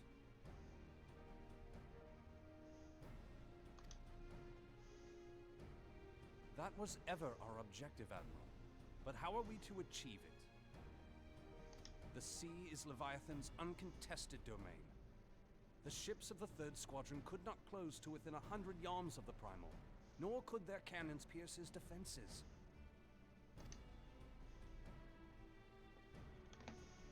I have read the reports, Master Thancred. Our warships may as well have been bloody pleasure barges for all the good they did. 7 hells! Is there no way that we might strike back? The company of heroes defeated Leviathan, having first lured him into an inlet, but we must needs contend with him upon the open sea. It will avail us little to consult past experience.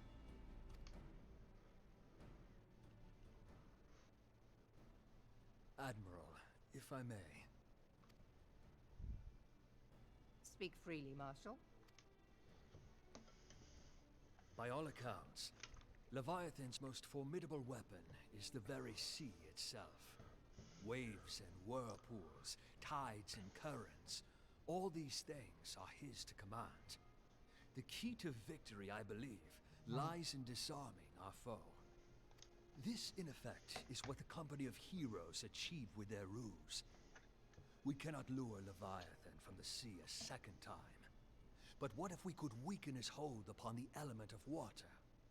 I have heard of devices capable of such wonders. They draw upon the power of corrupted crystals, I am told. If mounted upon a ship, such a device might be used to prevent Leviathan from bringing the full force of the sea to bear against us, rendering him no more dangerous than any other sea serpent. Of course! Sid built a similar device to grant the Enterprise safe passage through Garuda's Tempest, did he not? Yes, he did. Begging your pardon. I helped him. But to give credit where it's due, this is something I heard from an old arcanist friend of mine. It makes little difference who thought of it first, so long as it works. Beg the specifications of this device from your friend, and I shall pass them on to our people at Naldic and Vermelis. But before we proceed any further, I would voice one concern. Piercing Garuda's defenses is one thing. Suppressing Leviathan's attacks, quite another. In matters of science, I am as a babbling babe. But I cannot well imagine that such a feat would be possible without a veritable mountain of corrupted crystals. The question being, do we have a ship big enough to bear such a burden? Do we? Mayhap not, Admiral, but two might. Recall you the tale of Mistbeard's greatest haul? It is said that he lashed 2 ships together, side by side, the better to bear his plunder. By your leave, we might attempt to repeat the trick. The gods know it would be quicker than building a new vessel. Mistbeard did this. Truly, Marshal, upon the subject of the Pirate King, you are as a scholar. Now, from what I have gleaned of these matters, the device will need to be in close and constant proximity to the target. To wit, we must lash our twin vessel to Leviathan. This in itself will be no small feat. Ramming speed will be required, but given the weight of the cargo, that will only be attainable with the aid of a towing vessel. Fair. I like this plan. It has so many moving parts, and it's going to go perfectly, because that's how these games work. Piloting said vessel will entail considerable danger, and I would not ask it of another. I volunteer myself. But there's so much that could go wrong that just never does. It will be dangerous for all involved, but we have no better recourse. Very well.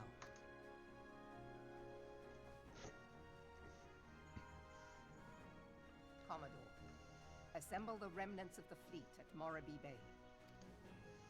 Give priority to our soundest vessels. The repairs can wait.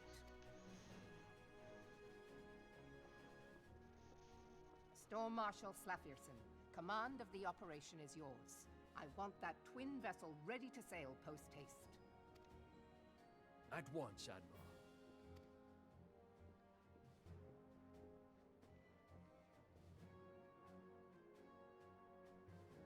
And then there is the small matter of slaying the beast. The fate of Limsa Lominsa rests upon your shoulders once again. Go well, warrior of light. Sounds like a plan. Let's do this. You giddy. You would like a conversation.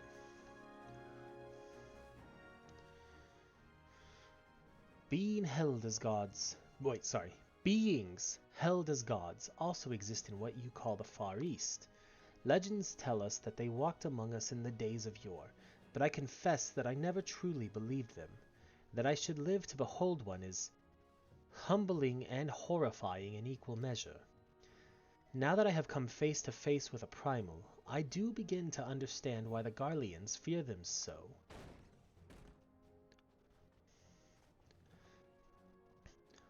What is it? A message, Admiral. I judged it best that it be delivered at once. I am listening. According to the Yellow Jackets, a man has appeared who claims to have defeated Leviathan. One of the company of heroes? The details are yet hazy, Admiral. We have dispatched one of our own to question the individual. I am disinclined to put any store by this claim, and even should it be true, it is as Y'shtola said, none save the company of heroes have bested Leviathan, and we know how they went about it. If this man is of their number, what could he tell us that we do not know already? And yet, having wagered Limsa's survival on 2 ships, some rope, and a pile of crystals, can we afford to ignore this man? If his testimony could yield us any manner of advantage, should we not hear it? Damn it all. The twin vessel will soon be ready. We have no time to wait for the Maelstrom's report on this supposed primal slayer's claims. Morrighan, seek him out and learn what he knows. At the very least, it will spare you the torment of waiting for the reckoning in idleness. The man you are looking for is believed to be a resident of the Grey Fleet in Lower Lanosia. The storm private sent to question him should already be in the vicinity. May your journey prove fruitful. Oh, my journey will be fruitful. My journey will be so fruitful. I'm gonna beat the shit out of this man. The man who claims he's slain Titus.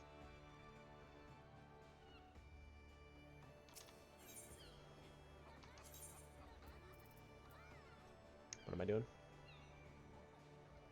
Lower Lanosia.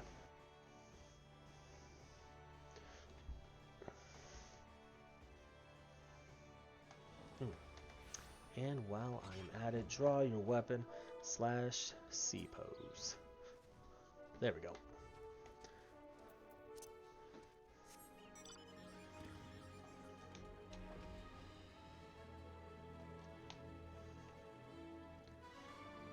Ba ba da da da da. Ba ba da da da da.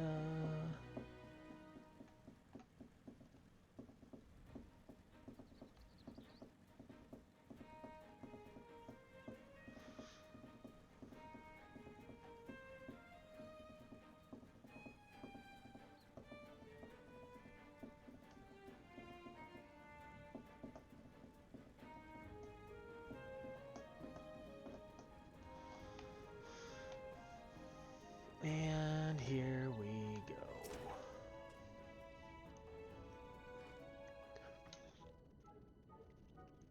Now look here, you. You'll have your bloody story right after you carry those sacks of grain over to the mill. But sir, that's what you said before you had me pick those oranges for you, and before I mucked out the chocobo staples, and before that I rolled millstone over to the mill. And also before... Gods, man. I've worked 3 days straight without a wink of sleep. 3 days. And do you hear me complaining? Bah, I suppose some of us just ain't made for the rougher stuff. Alright, I'll give you what you want. Never let it be said, old Tractome ain't a generous soul. Now prick up your ears, 'cause I won't be repeating myself. Too modest, see. Besides, there's only so much epicness a man can take in one sitting, you kin? The tale of Tractome's epic victory over the dread primal, Leviabetus. Now, Leviabetus' huge mistake, make no mistake, or shit, hold on. Now, Leviabetus is huge, make no mistake. To give you an idea how big, each of his scales is about as wide across as me members long, and that's no mean feat, let me tell ya. I'm tired of hearing about this man's member already, and he only said it once. When I fought him, I could barely see for all the brine he was pelting me with. Must have been a lagoon's worth at least. He even knocked me trusty axe out of me hands at one stage. Of course, that proved to be a grave mistake. What happened next?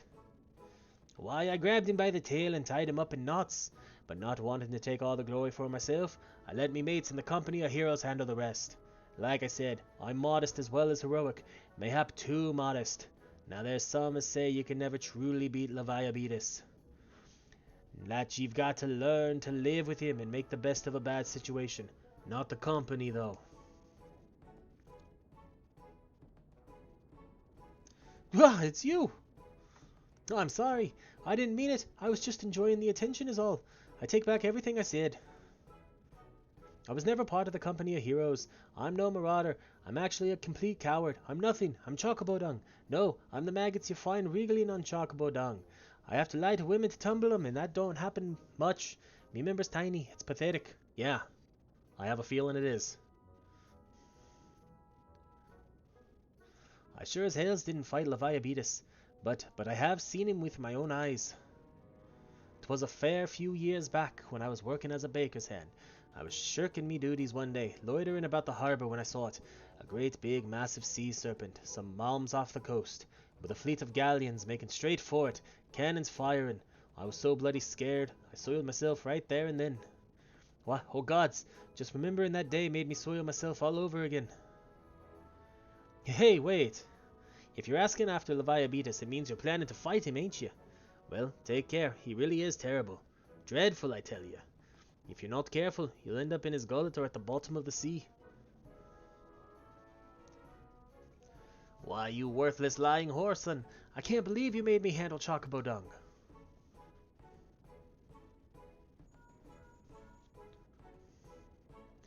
Morrighan, this is Menphilia. Were you able to learn aught of use against Leviathan? I beg your pardon. Leviabetus? I see. That is unfortunate. At any rate, I have tidings for you. The twin vessel is now complete. We await you at the Morrighan dry docks. Pray make your way here as soon as you are able. Okay. Teleport to the Morrighan dry docks. Into the heart of the world.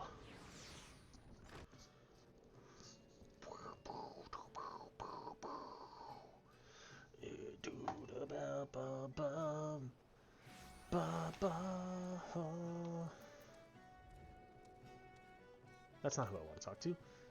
It's this way. Nope. Hop on the chocobo. Pew, pew, pew, pew, pew. Down here. I'm told your jaunt to the Grey Fleet proved fruitless. My sympathies, lass. I'll wager it served to take your mind off the events of recent days, though. But enough of that nonsense. The moment of truth is upon us. The twin vessel, the Whorl I call her, is complete, and she surpasses all my expectations. In addition to her prodigious tonnage, she has been fitted with a platform that you and yours might maneuver freely in battle. I would mention also that she is nigh unsinkable, but I'm not one to tempt fate. The Whorl and her crew stand ready, my friend. Just give the world and we shall bear you to Leviathan.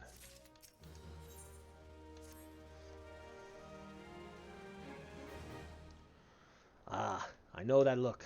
You are ready. Having been constructed in some haste, the Whorl Eater may not be pretty, but I assure you she's capable. She has been fitted with what our friends at Naldik and Vimelis are calling an elemental converter. Assuming the thing works, it will use the power of the corrupted crystals on board to rob Leviathan of his hold over water. Depending on how the battle unfolds, you may well need to activate the device manually. Keep that in mind.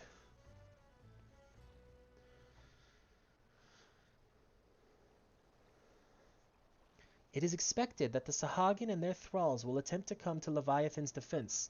Accordingly, the Maelstrom will once again employ diversions. Thancred and Y'shtola, I would have you assist in this effort. If it is to fulfill its purpose, your diversionary force must not want for numbers. By your leave, I too would volunteer my blade. We would welcome it. Having seen you fight in Sapsa, I dare say the fishbacks will find your presence highly diverting. Thancred and Y'shtola, if you would join the third levy, and Lady Ugiri the fifth.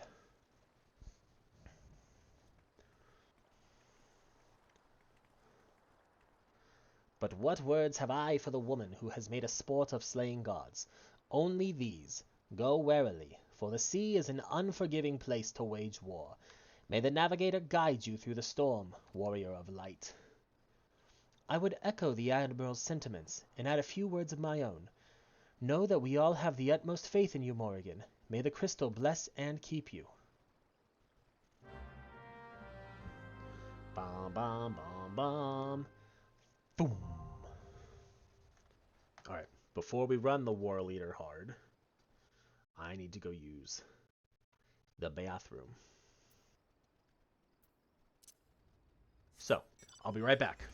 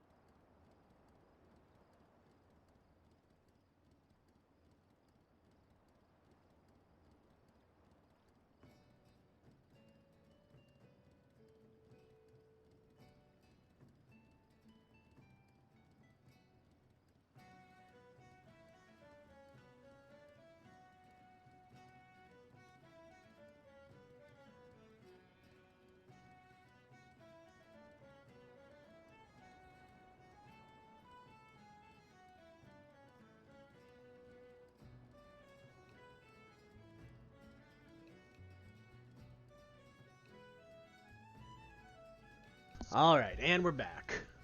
Sorry about the delay there. Let's run Leviathan.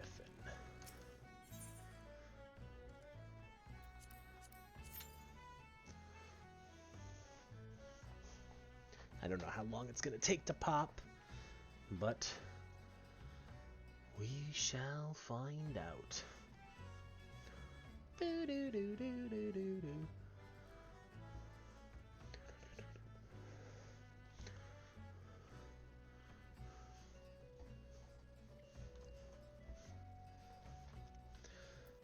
I don't think it should take too incredibly long, but while we wait for it to pop,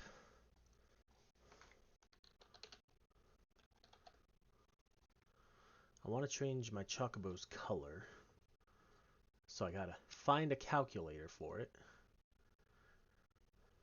Thinking we're gonna go green.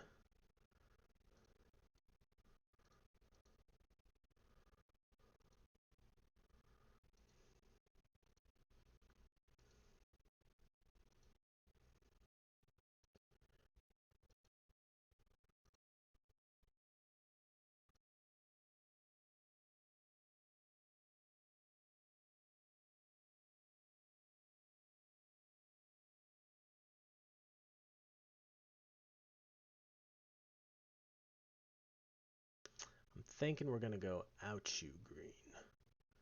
And we starting as desert yellow. Alright, I now know what I need to go purchase. Why am I dragging teleport around? Let's return to Ulda. That way we're not wasting money on the teleport. I have a feeling it's gonna pop before I get the chance to buy everything that I need to buy.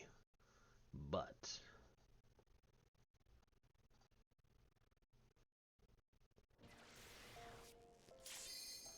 yep. I knew it. I knew. Okay.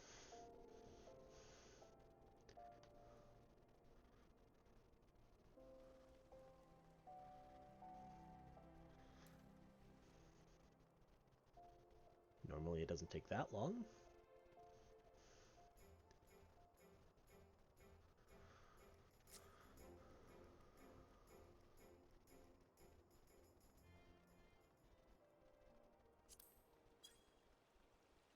Okay.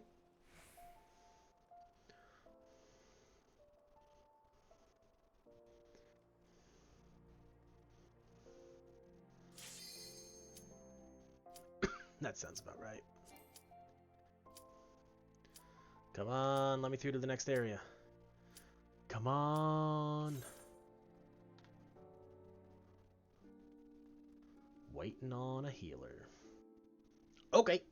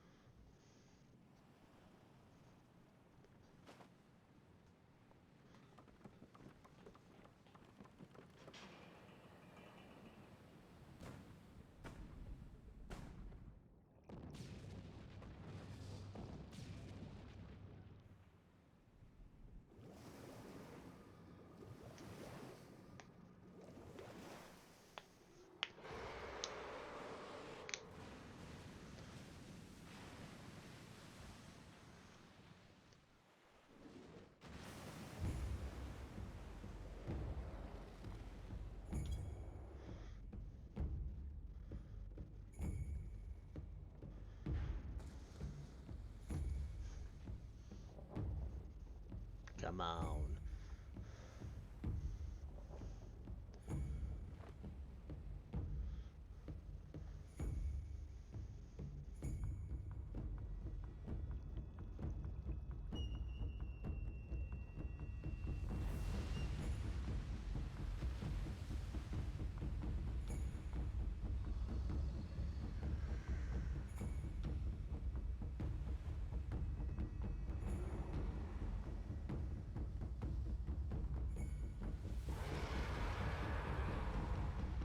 And there we go.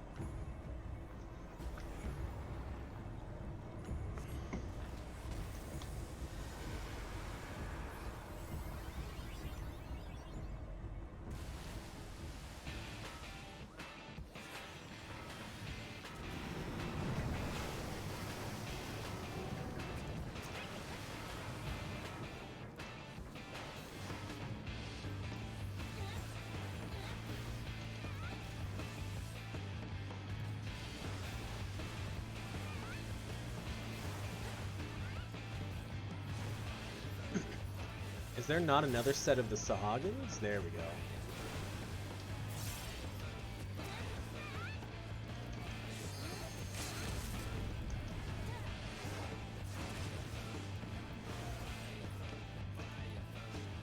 There we go. GG, y'all.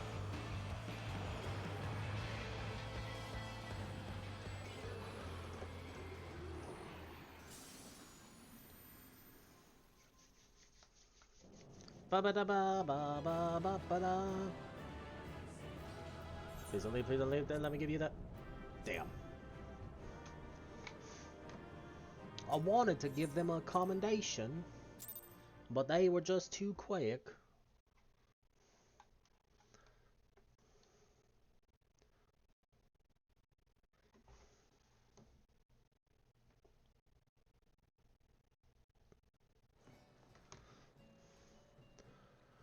Report to Mailwib in the Lim Salamanca command room. Bam ba da dum bam bam. Bam ba ba ba ba da bam bam ba ba da da da. Uh-oh.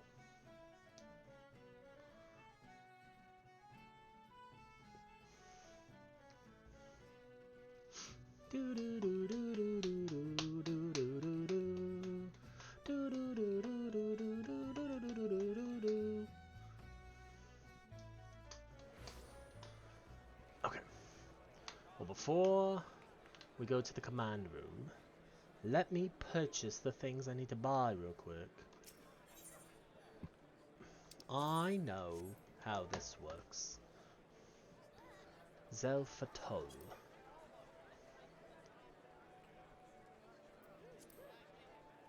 I don't need 20 of them. I just need 12. It's 2, 4, 6, 7.5. Yeah, fuck it, we'll buy the 20. Mamuk pear. Because we can always sell the rest.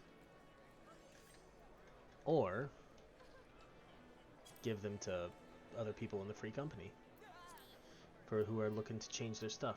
I need 18. So let's just go ahead and buy the 20. And then I need Ogomoro berries. Oh, Gomorrow. Berries. And I need 23 of it. Good God.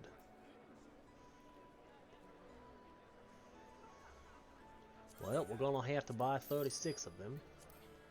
And then while I'm here, let's get a Favnarian onion.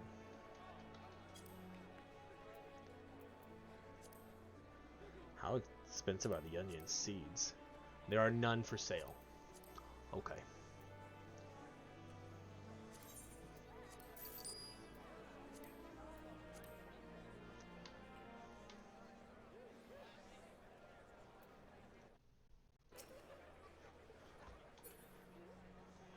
There's so many people, so many people.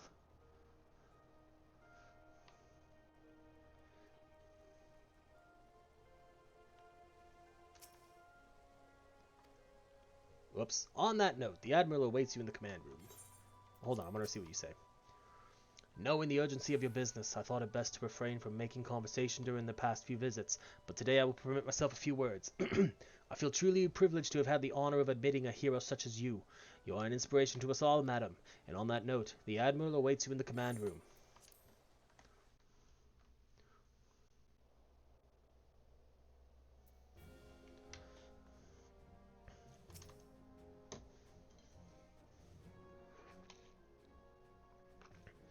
We Lominsons are sworn to strive, till sea swallows all. And swallow all it would have, had Leviathan prevailed. That we still strive now, we owe in no small part to you. Not for the first time, you have delivered Limsa Lominsa from the wrath of a primal. Never has our nation known a stouter ally. On behalf of my people, I give you my humblest thanks.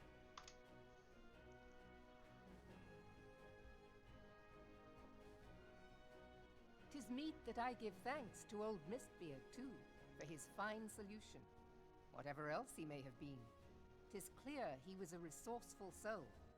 Would that I had a man like him in my service. I love the face that this guy makes in the background here.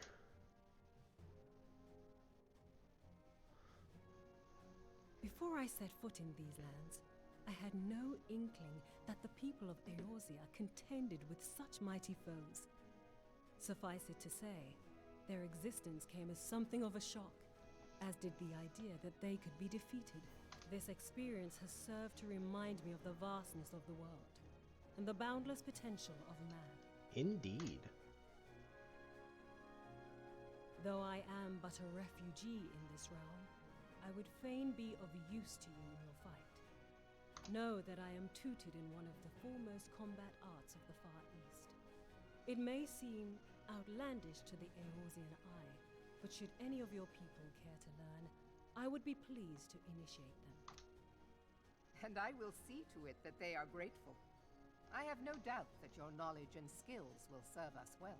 Besides, your art is not so outlandish as you think. Would you not agree, Master Thancred? Naught escapes your searching eye, Admiral. Few are privy to this information, but Limsa Lominsa is home to a certain secret fraternity. Its members are trained in a form of combat not unlike your own. Interesting. By my judgment, it should not be beyond such individuals to adapt to the techniques I witnessed you employing with such admirable deftness. I am heartened to hear this. I too noted a kinship between your style and mine own, though it seemed to me that you fought differently in the beginning. Indeed. I suppose I did. What can I say? I'm a man of many talents.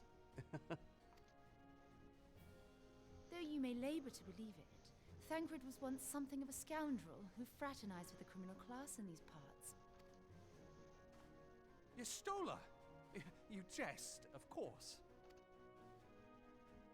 But for a chance encounter with Alphino's grandsire, he might never have left Limsa Lominsa or received an education in Sharlayan.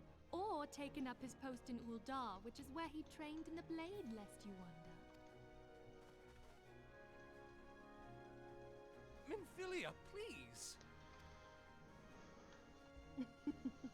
It would seem there is more to you than meets the eye, Master Thancred.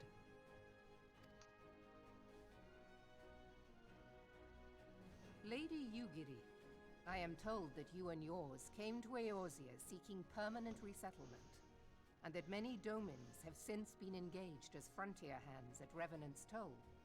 Morderna is many things, but a place of refuge it is not. Know that I would like nothing better than to furnish your people with a new home here on Lominsan soil.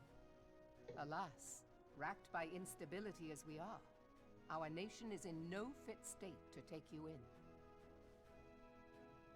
Yet I'll not have it said that we turned a blind eye to your suffering. Until such time as we can do more, I pledge to send provisions.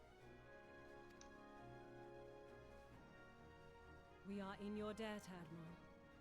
I realize that it scarce qualifies as repayment, but if it please you, I shall set about sharing my martial knowledge with your people at once.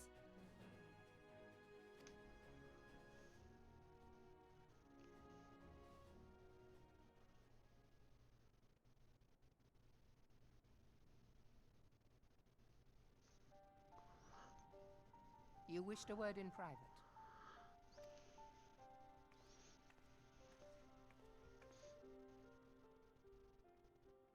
The better not to spoil the festive mood.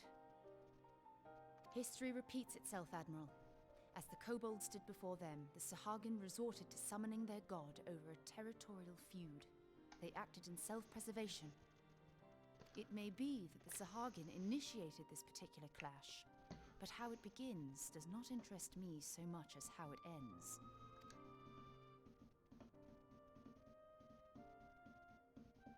I have not forgotten our conversation, Y'shtola. I am aware that man bears part of the blame for the Primal's existence. Nor am I ignorant of the Sahagin's reason for acting. They sought to secure a place to breed and multiply that their kind might survive. Self-preservation, as you say. But we have as much right to live and thrive as they. If our own survival is threatened, are we to lay down our arms and welcome oblivion? Nay. And so you kill, that you might live. Yet if living is a right, then that right belongs to all peoples, be they men or beastmen. I'll not deny your reasoning. But when a storm gathers, it falls to me to see my people safely through it. That is my duty, and I shall do it.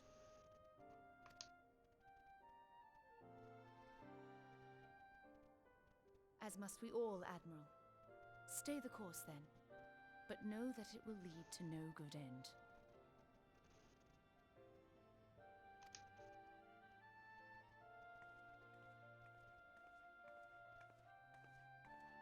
Did whose voice actress ever change? Meryl Wibbs? Man has ever put himself first and foremost.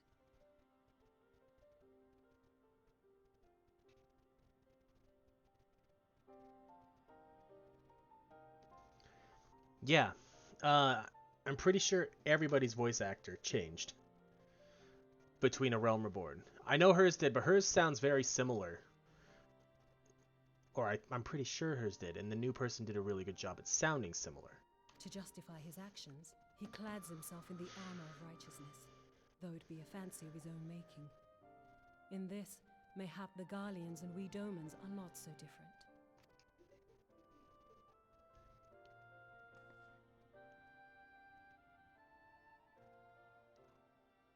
Eorzea has become as a raging sea. If we are to keep our heads above the waves, we cannot scruple to drown the man next to us. When hopes of coexistence founder, strength must determine who has the greater right to live.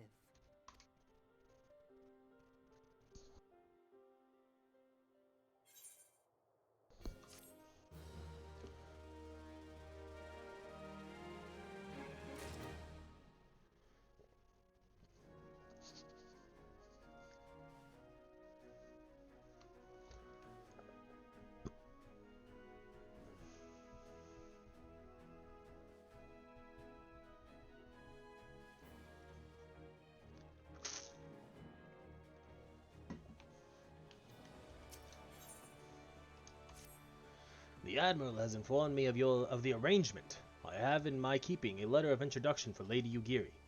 To the south stands a gate leading to a pier for smaller fishing vessels. Look for an inconspicuous Huron man there, and present the letter to him. He serves as a gatekeeper of sorts. Now before you go, I am obliged to remind you that the members of the fraternity to which you would be introduced abide in the shadows of Lominsan society. They value their independence more highly than pirates, and are united by a bond stronger than mithril. To wit, they are invariably wary of new faces. Though it be penned by the Admiral herself, mere words on parchment will get you only so far into their confidence. You must work for every ounce of trust they place in you.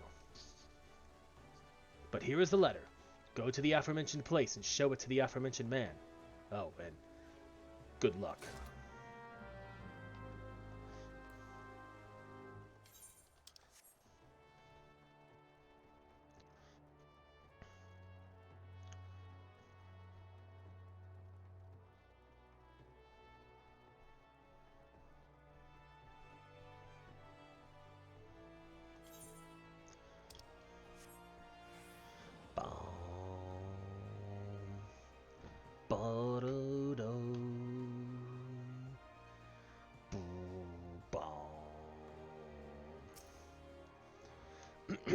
Got business with me, venturer.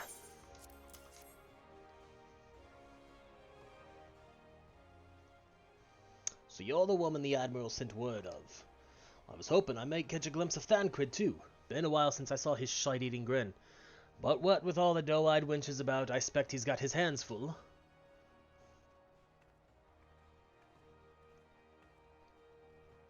Ah, and you must be the Far Easterner that Merwood says wants to train with us. Welcome to Lemsa, my lady. I am Ugiri of Doma. 'Tis an honor to make your acquaintance.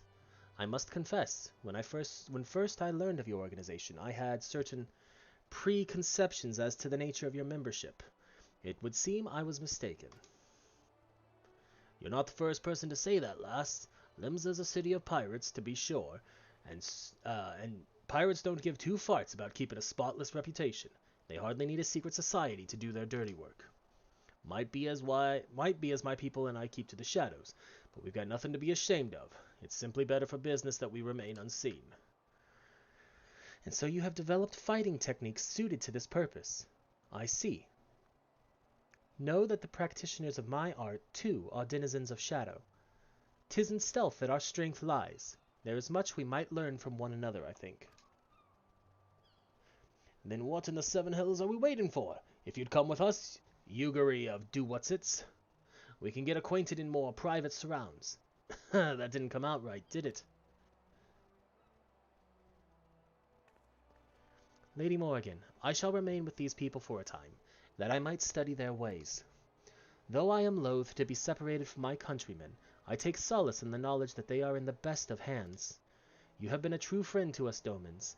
No words would suffice to express my gratitude. Ere long, I hope to begin imparting my martial knowledge to the people of Eorzea. When that time comes, it would be my honor to welcome you as a student.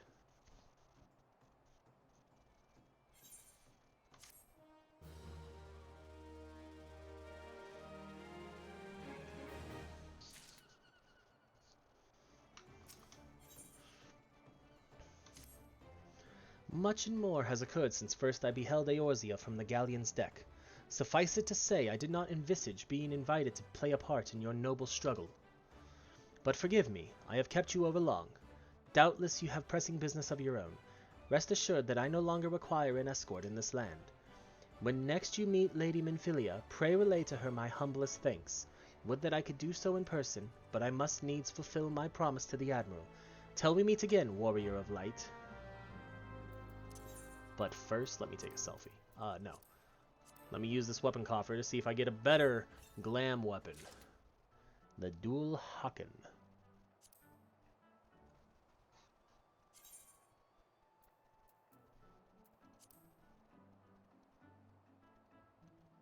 It is pretty cool, but I like my Moggle axe better for now. Oh yeah, to Mordona!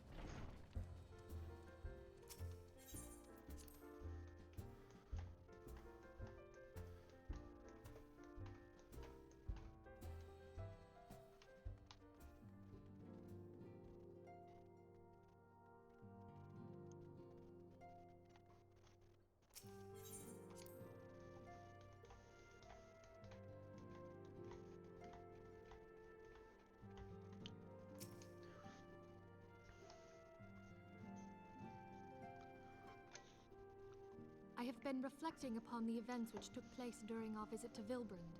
If you have a moment, I would share my conclusions with you. Please, bear with me. When the Sahagin Elder summoned Leviathan, he employed the power we have come to know as the Echo. Though I cannot well explain the how of it, it would seem he became immortal in so doing. When the Admiral subsequently slew him, his spirit emerged from his lifeless flesh, a consciousness shorn of physical form. Thus transfigured, he took up residence in the body of his minion with the ease of a man donning a favorite glove. Long have I known that the Echo allows one to pass through the walls of a man's soul, but never did I imagine that it could free us from our own flesh, nor less that our souls could then occupy the next corporeal vessel to take our fancy. It was of this that Elidibus spoke, an existence which knows neither cessation nor oblivion. And yet, though the Sahagin had mastered his gift and thereby become immortal, he was by no means invulnerable. Indeed. As we both bore witness, he was ultimately absorbed into Leviathan. And the import of this observation?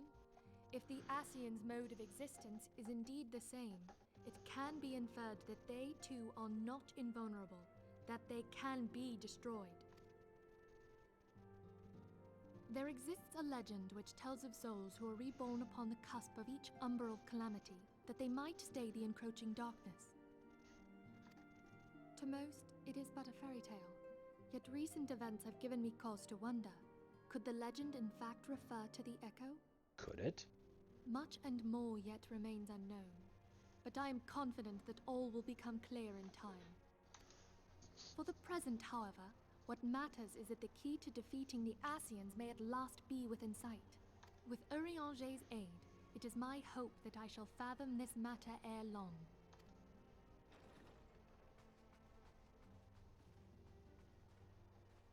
Oh, I was just about to send for you, my friend. Is Artemis? Grave tidings from the Sharlayan motherland, my lady.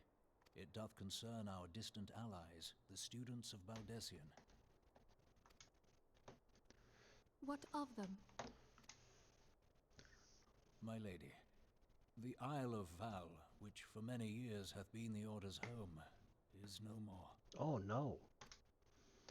No more? Whatever do you mean? I relate only that which hath been conveyed unto me by our agents. An etheric wave of the highest magnitude was recorded in the region. Soon thereafter, 'twas observed that the isle had ceased to be.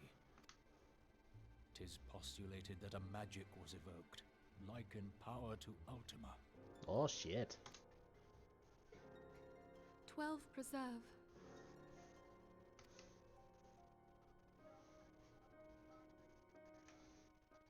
Could it have been Omega?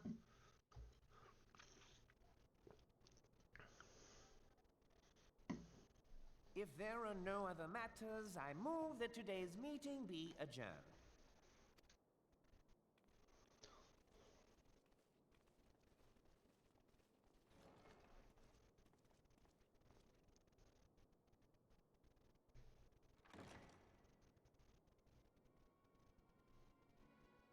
I knew Lolorita was a villain.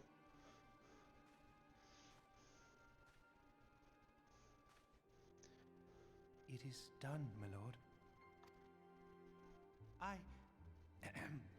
Forgive my impertinence, my lord, but these orders, I am uncertain as to what end they serve.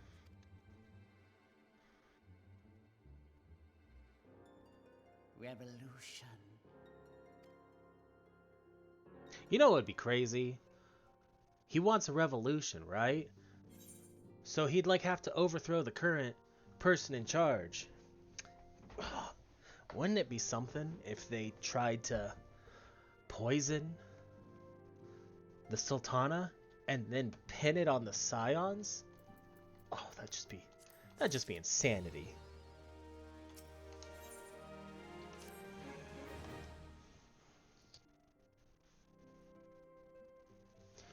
our friends, the very Isle itself, everyone and everything. That you're right, Bridget, that would be too extreme. Like, that would just... No one would believe that. No one at all. The Scions have too good of a name anyway. Like, for that to work, like, they'd have to, like, get the Warrior of Light or something to be the only one in the room when the Sultana was poisoned. And I just don't see that ever happening. That'd just be crazy. No, it avails us not to speculate. Hurianje will send word if there are any developments, until such time as he does. We must remain firmly focused on that which is within our power to change. With that in mind, I would speak to a different matter, one closer to home. It concerns etheric fluctuations, which we had previously attributed to Good King Moggle Mog XII. I hate saying that name. And I did not realize how much it was said in the postgame until today, having to actually say that name so many times. That the king is no more is a blessing for which we have you to thank. Yet all is not well in the Twelveswood. Our latest readings reveal an ongoing etheric disturbance of considerable magnitude. They may even suggest the presence of a primal. Needless to say, the mere possibility warrants immediate investigation, and I would have you... Asilia, I do not wish to interrupt, but we have a problem.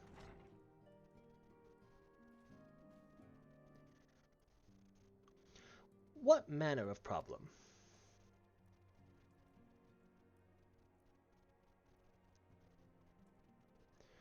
A band of refugees, hailing from Ul'dah this time, are come to Revenant's Toll seeking asylum. It would seem they expect us to afford them the same treatment we gave the Domans. At present, they are in the seventh heaven, awaiting a formal response. I see. Mayhap this was to be expected. I shall meet with them at once. Asilia, you know full well we haven't the resources to accommodate many more people. Consider what will happen if you do this. Word will spread, and more will follow. Your opinion is duly noted, but I will hear their suit.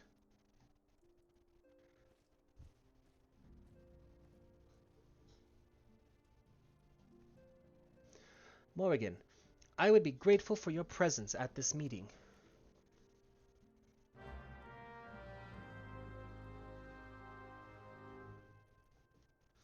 Bomb, bomb, bomb, bomb.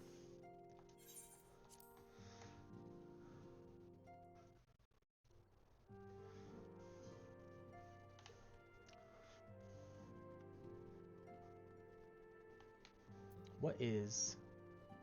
Tataru's talking. Tataru is talking.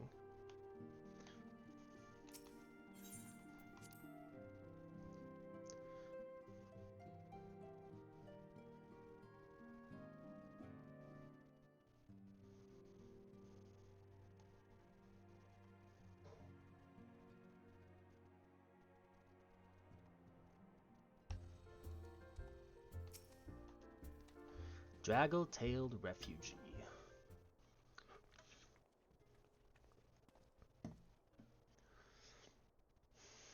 I apologize for keeping you waiting. Waiting. My name is Minfilia, and I lead the Scions of the Seventh Dawn. 12 be praised, it is you. We're ready and willing to work, same as the Domans. Just give us a task and we'll see it done. Pray calm yourselves. I appreciate your enthusiasm, but I know not of your situation. Beg your pardon, antecedent. I ain't so good with words. We've been living off the scraps of Ul'dah for years now, trying to piece together a life to replace the one what got took. They say there's work, but there's not for an honest man. Not as wouldn't sully his soul sooner than his palms, any road. The flames do what they can for us, of course, but it ain't near enough. And it's only getting worse. When the calamity brought us to our knees, those rich bastards in the city didn't help us up. They climbed on our backs. I don't pretend to be clever, but even I can see what's coming. I know we had to run. The only question was where, and when it came to me, Revenant's Toll. I mean, you took them foreigners in, didn't you? So you'd surely do the same for us. I fear the situation is rather more complicated. While it is true that we accepted the Doman's petition for aid, that decision was the product of extraordinary circumstances. I sympathize deeply with your plight, but pray understand that it is not possible for an organization of our means to aid all who have been affected by the calamity. And so it is with great regret that I must deny your request. But we've nowhere else to go. You're turning your back on us. If I might have a word. Tataru, is aught amiss? Ill tidings from Ul'dah, my lady. Alphino has been wounded. What? How? Is it serious? I cannot say for certain, but I fear it might be. According to the flames, the refugees started a riot. They went wild, apparently, lashing out at any and everyone. That can't be right. Why would they? They must have been provoked. The demonstration was meant to be peaceful. 7 hells, now the Blades have an excuse. They'll round us up and kill anyone who tries to resist. Antecedent, please, if you won't help us build a new life, at least help us keep the ones we've got. It would be nice to get Minfilia's top. Yeah, I kind of hate how they did Minfilia's outfit, because you can get that outfit from the store, but it's all goes in one slot. So it glams over everything you have with her whole outfit, and it's not dyeable. We are not ones to stand idly by and watch innocents suffer. However, until we know more of the circumstances surrounding this riot, I am not certain what aid, if any, we can provide. If the authorities determine that the refugees attacked without provocation, then those responsible will have to answer for their actions. How can you be so blind? Find Alphino, and quickly. If he is in danger, or worse, I would have you and none other by his side. Thank you. Pray do not concern yourself with the matter we were discussing earlier. Ida and Papalima will see to it. Alphino is being treated at the Hourglass. Hurry, Morrighan!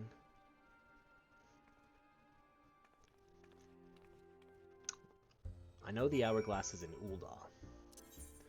I don't remember where in Ul'dah. I bet you it's... I don't know.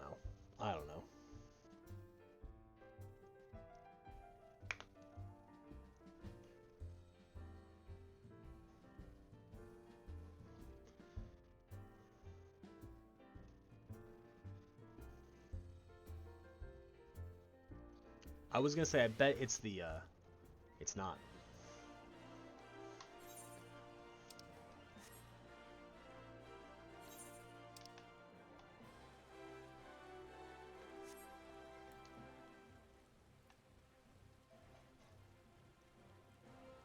It shows him at the quicksand.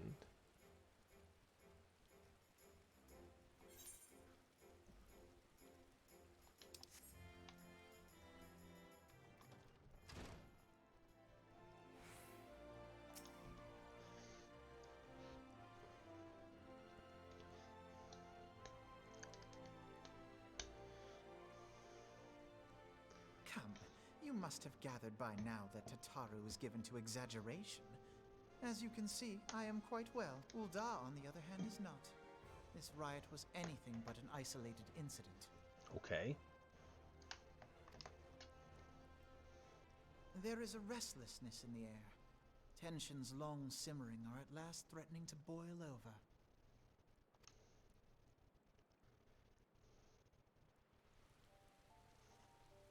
Ul'dah is a nation infamous for the great disparity between the wealthy and the poor. The majority of the populace accepts this state of affairs because they believe that every man bears responsibility for his own lot in life.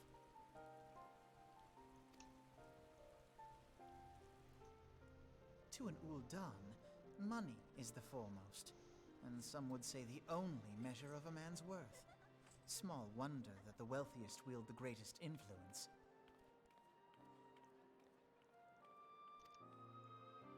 Sounds right. So where do the refugees fit Morrighan into has a this bigger social chest than her hierarchy? sister? What When place you is were there making for those who her... fled When you were Alameda making and the Folly Bridget, did you destruction put the of slider all the way humanity? to the top? Because I was talking through that one. So where do the refugees fit into this social hierarchy? What place is there for those who fled Alamigo and the destruction of the Calamity? Plainly, there is none. They have no wealth, no power, and no worth. To the Ul'Dan way of thinking, they may as well not exist. Then it's very possible that Morrighan is indeed.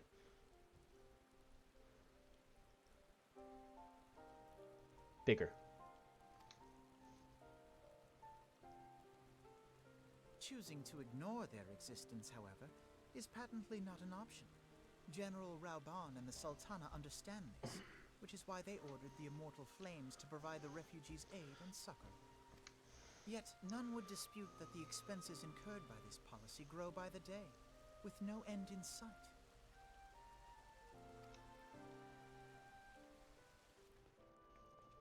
This has prompted more and more Uldans to question their obligation to aid these worthless wanderers. It is a rough storyline. While more and more refugees have come to resent their treatment at the hands of the sneering citizenry.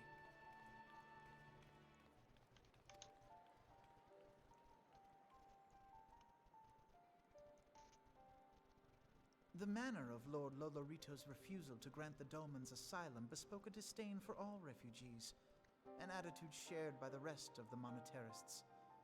And you may be sure they make no effort to conceal their opinions.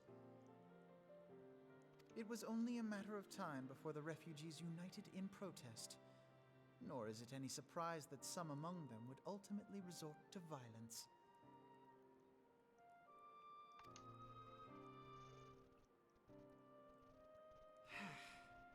That the Immortal Flames should choose this of all occasions to engage in joint training exercises with the other Grand Companies. By the time they return, the situation may well have deteriorated beyond mending.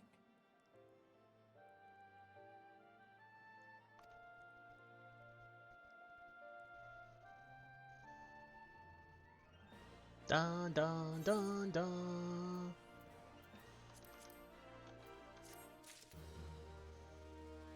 But I mean, like, refugee stories in general are rough. Nope, stop talking to... Here we go. As I told you before, it was all but inevitable that an incident of this kind would eventually occur given the rising tensions within the Sultanate. Nevertheless, I have reason to believe that this particular riot may not have been begun spontaneously. Have I piqued your interest? Good. Then you will accompany me to the Hall of Flames. I would hear what General Raban has to say upon the matter.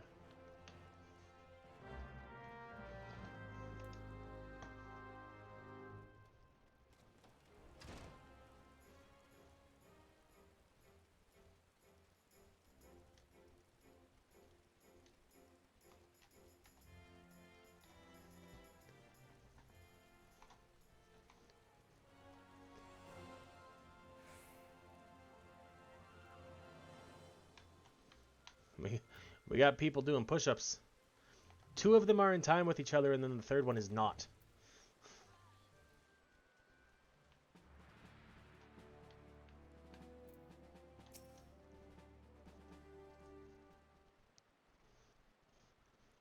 Now is not a good time, Lieutenant Initari. My hands are full dealing with the refugees. Precisely the matter we wish to discuss, General. I don't think he did. His hair hasn't changed at all. Alfino, back on your feet already? You may credit my swift recovery to your surgeons.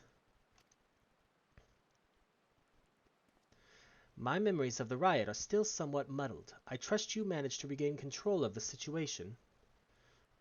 Not entirely. We secured the city soon enough, but not before the unrest had spread to the surrounding territories. Pockets of resistance remained throughout Thanalin. And he started partying it a different way. We have seen what forces we could spare. We have seen what forces we could spare to root out the last of the belligerents, but progress is slow. They are damnably elusive. I can well imagine. Given that the majority of refugees live outside the walls, it stands to reason that they would know the lay of the land. What I do not understand is how they came to be so well prepared. Before my little accident, I observed that several of the refugees were armed, and not with butcher knives or pitchforks, but with martial weaponry. I need hardly add that such equipment is costly. None can deny that tensions between the Uldan citizenry and the refugee population have increased since the domans were turned away. But would that motivate a starving man to purchase arms in lieu of food? I think not.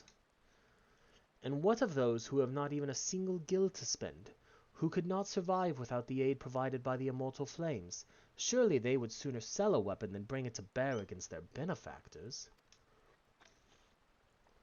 Come to the point. Very well. My point, General, is that this powder keg of discontent was not set alight by chance. These events were deliberately set in motion. And now order must be restored. That is my first duty. Until it is done, any investigation can wait. I do not have time to discuss this. My scouts will be returning anon.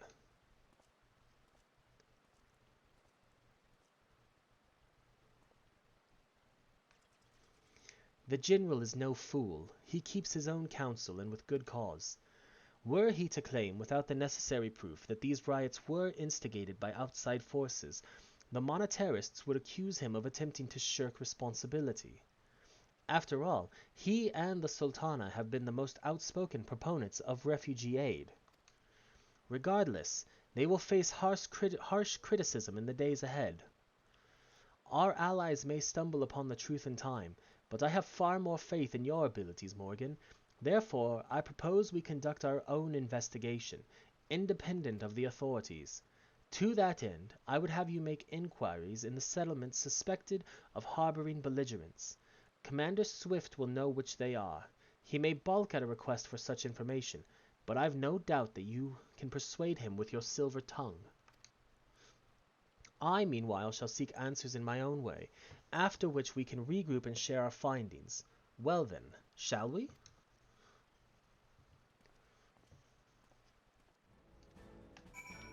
Hello, Swift. You look as though you have something to say, Lieutenant Initari. Do you? What you ask is no simple favor. Were such information to fall into the wrong hands, the lives of countless soldiers would be at risk. Even so, there is wisdom in your words. An able individual, even one with ties to the flames, may be better suited to this task than a regiment. Very well. The Brass Blades have reported suspicious activity in the vicinity of Lost Hope. It may be unrelated to recent events, but we doubt it. I suggest you begin by speaking to the Blades posted there.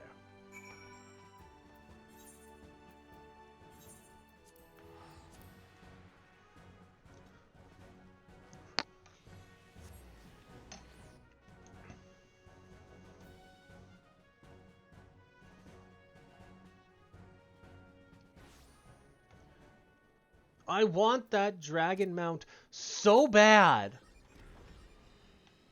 But I need more people, because it's a two-person mount. I need more people to make it through the end of Shadowbringers. Because that's the mount that you get after you collect all of the extreme mounts from Shadowbringers.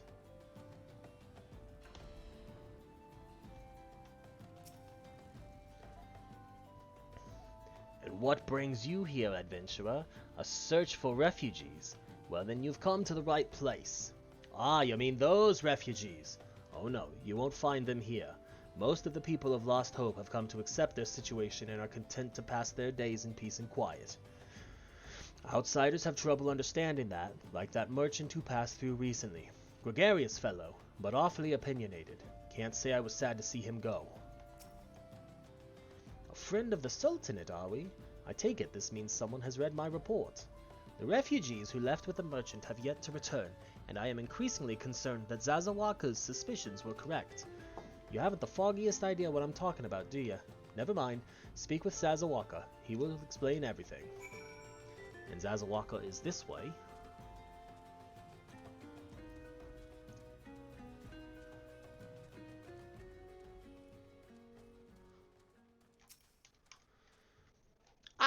Don't hurt me! I'm not one of them!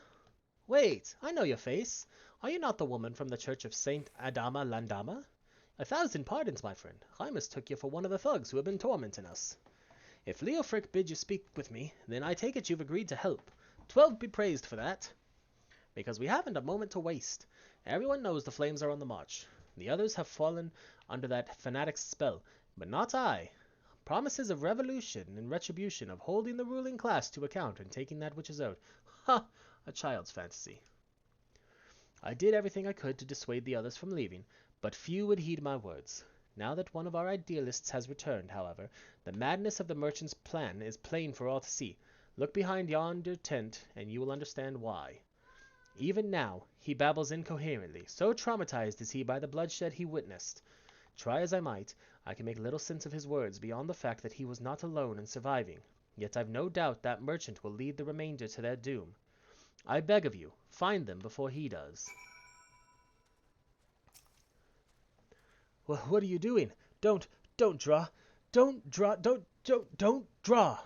Why didn't you run away with me? We could have escaped together. Then you'd be here with me. Be here to soothe me. Why did you have to stay and leave me alone? All right, fine. I'll soothe you, buddy.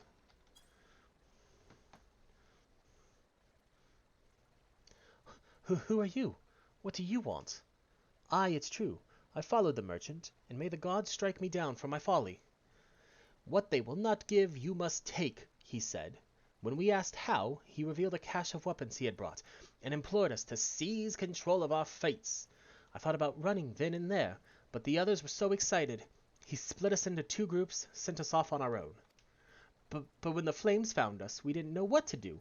Our leader tried to parley with theirs, but then they started arguing, and then fighting, and then everyone was fighting, and the flames were shouting to give no quarter, and... Oh, gods, the other group. They're still out there. If we don't stop them, they'll be massacred like mine was.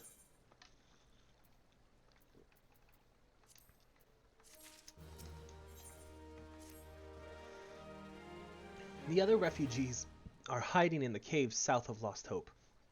But to approach them would be fruitless. They would sooner call us agents of the Sultanate and try to kill us than listen to reason. Why, the twins might even deign to do the deed themselves. A pox on all bloody sellswords. They were supposed to train us to fight, but the ones he sent with us vanished during the struggle. Oh, if only we had never listened to that merchant's ridiculous claims. He said our cause was righteous, that the gods would never suffer us to be defeated. Though if they were forced to confront reality, that's it, challenge the twins to combat and show my brethren that their strongest warriors are no match for one woman, mayhap then we will agree to lay down their arms. Then they will agree to lay down their arms and renounce this plot. Okay. I'll go beat some people up. Follow the river south.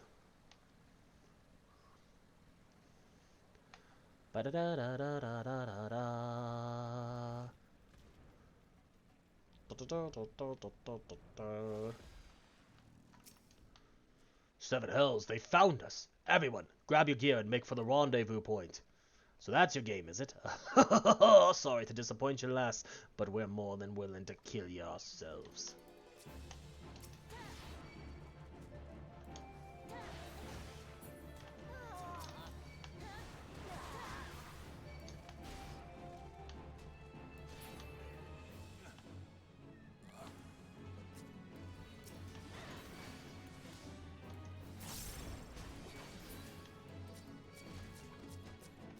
Can I target, please?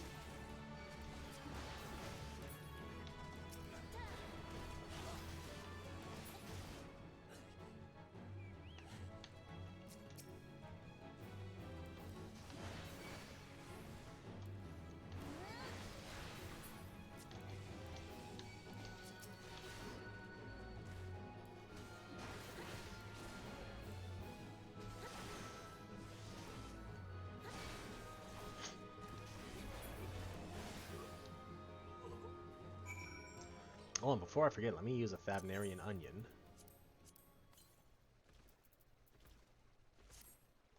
There we go.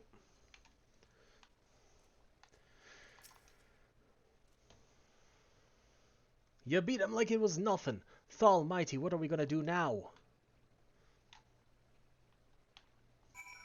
speak with the terrified refugee. I shall indeed.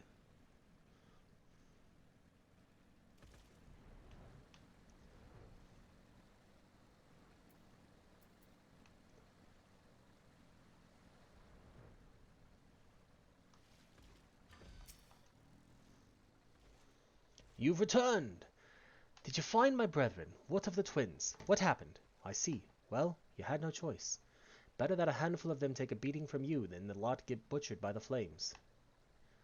Tell me, what did the merchant have to say when it was over? Huh? But where else would he be? Unless he went to Stone's Throw to recruit others.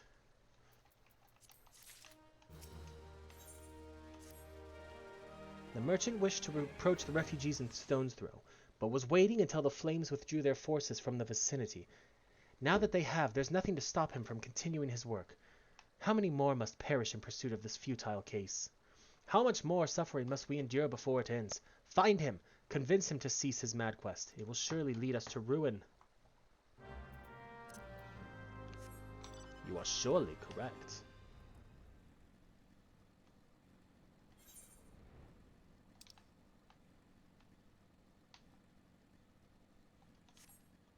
Stone's Throw.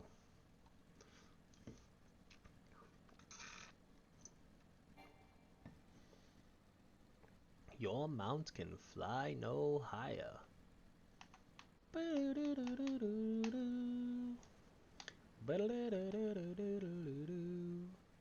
Wow, wow. Hello, Ellie.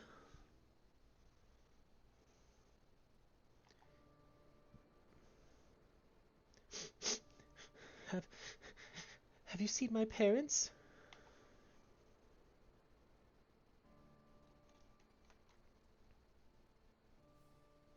They told me to stay here with the others. They said they'd be back soon, but it's been days. They left with the man from Ul'dah. The man said they were going to change everything, make it so we could live inside the walls with everyone else. I liked it when he said that. I didn't like it when he talked about making the rich people pay. Everyone looked so angry and I got scared. Say, miss, are you looking for someone? I'm looking for a merchant. You mean the man who left with my parents? But I don't know where he...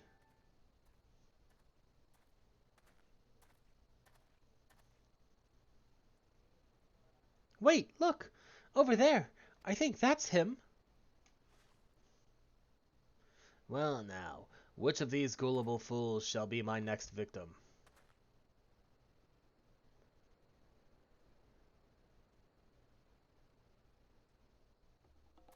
You! I...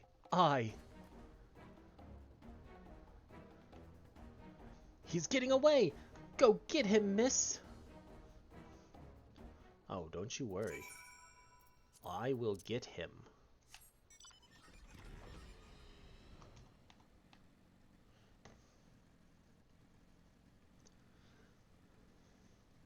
Consider him gotten.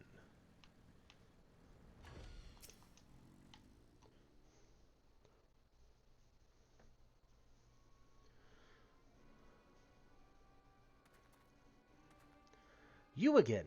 Why are you pursuing me? Sedition, treason, revolution. That's preposterous.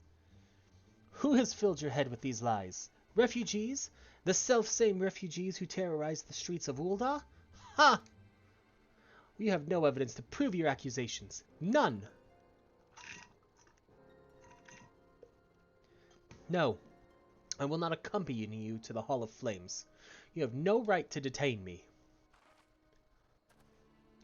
For the sake of argument, let's say I did do the things you claim. Surely you don't think I give a Kurgan's ass about politics. It was business. Only business.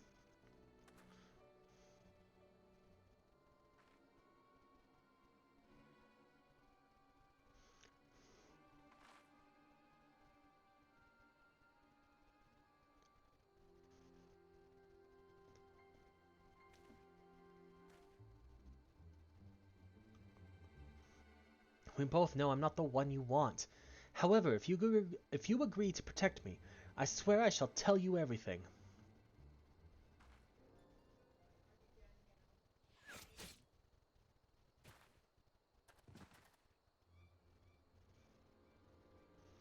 Well, we're off to a great start.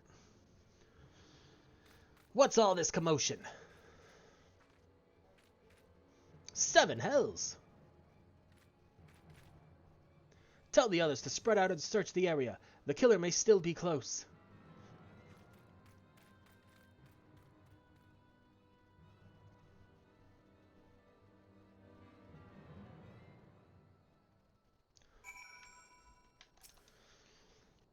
Hold, adventurer. I would know more about your relationship with the victim, as well as the events leading up to his death. This man was responsible for the recent riots. Mayhap we owe his murderer a debt of gratitude. In any case, it is obvious you are not the one whom we seek. You may carry on with your investigation, Scion. Return to Ul'dah.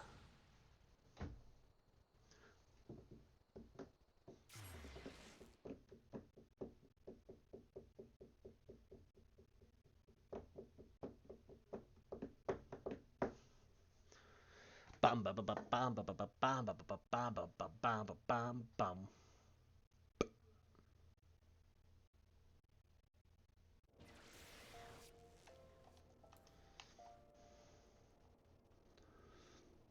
We're actually not that far away from Ramu, but I don't think we're gonna get to it today. What news, Lieutenant Initari? Where is the merchant? Murdered? Damn it all to the 7th hell! He was not simply murdered, Lieutenant, he was silenced. Too many knew his face, and he was ready to divulge his secrets. Do not despair, though. We may be closer to identifying the true orchestrator of these riots than you realize.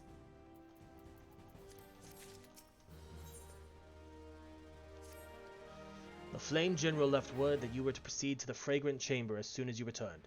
He wishes to discuss your recent discoveries, as well as the results of our own investigation. Master Alfino has already been informed and should be waiting for you outside. Pray proceed to the Royal Promenade with all haste and speak with Bartholomew. Okay.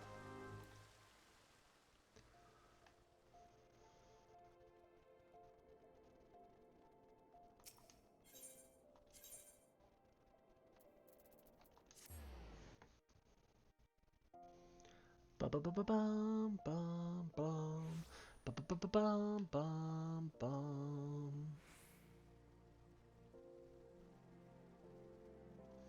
Bum bum bum bum bum bum bum bum bum.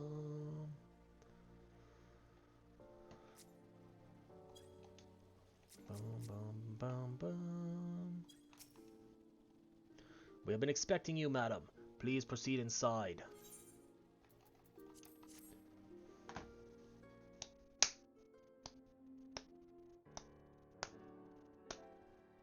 Commander Swift has kept us apprised of your recent activities. You've made great strides towards quelling the violence. Despite our best efforts to determine what provoked this uprising, the truth continues to elude us. Have you uncovered aught which might shed some light on the mystery?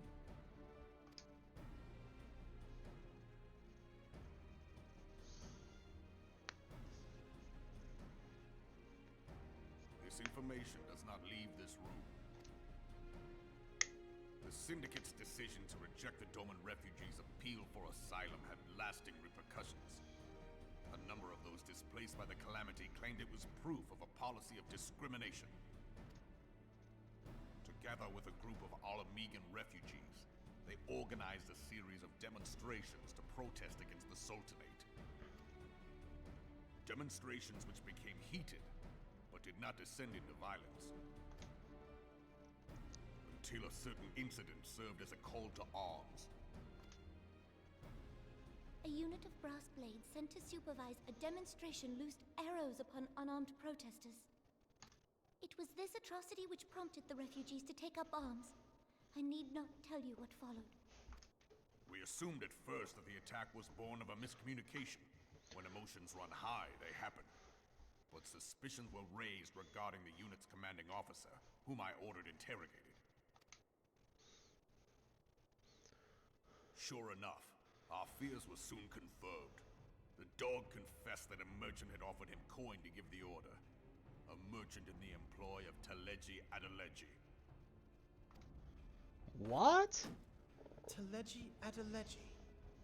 But it's Lolorito. He's the bad guy. But he spoke in favor of the Doman's cause, and has ever seemed sympathetic towards the refugees' plight. Why would he do such a thing? Know you of the Cartano Reclamation Bill? It is a proposal to annex the Cartano Flats so that refugees may establish permanent settlements. When last I looked, that was disputed territory. Aye. Some might even call it a battlefield.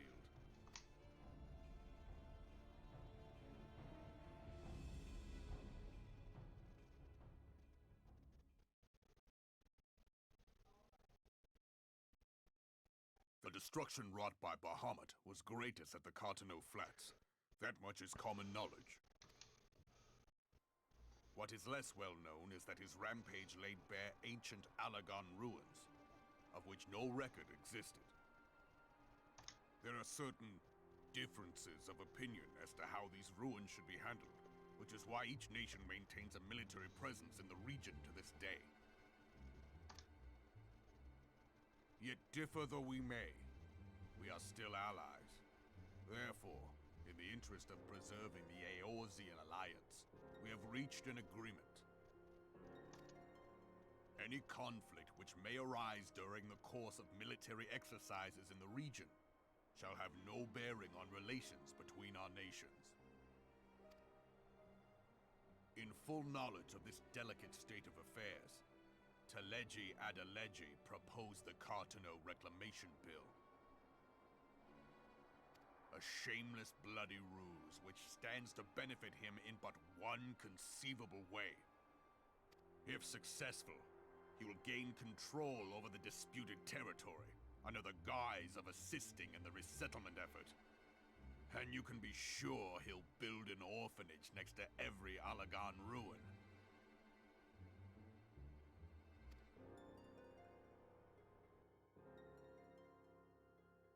The man would threaten the unity of the Eorzean alliance and risk countless lives for personal gain.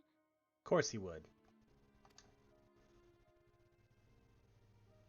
He walks a path all his own, independent of any faction and beholden to none of his fellows on the Syndicate. By inciting the less fortunate to violence, he hopes to convince others that the Cartano Reclamation Bill is the only viable solution. His sympathy for the plight of the Domans was not but posturing to gain credibility with the refugees. Of that there can be no doubt.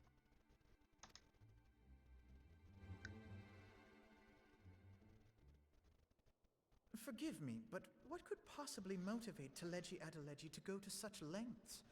What is so special about these ruins that he would risk his position on the Syndicate, and, most likely, charges of treason against the Sultanate? Omega. Omega.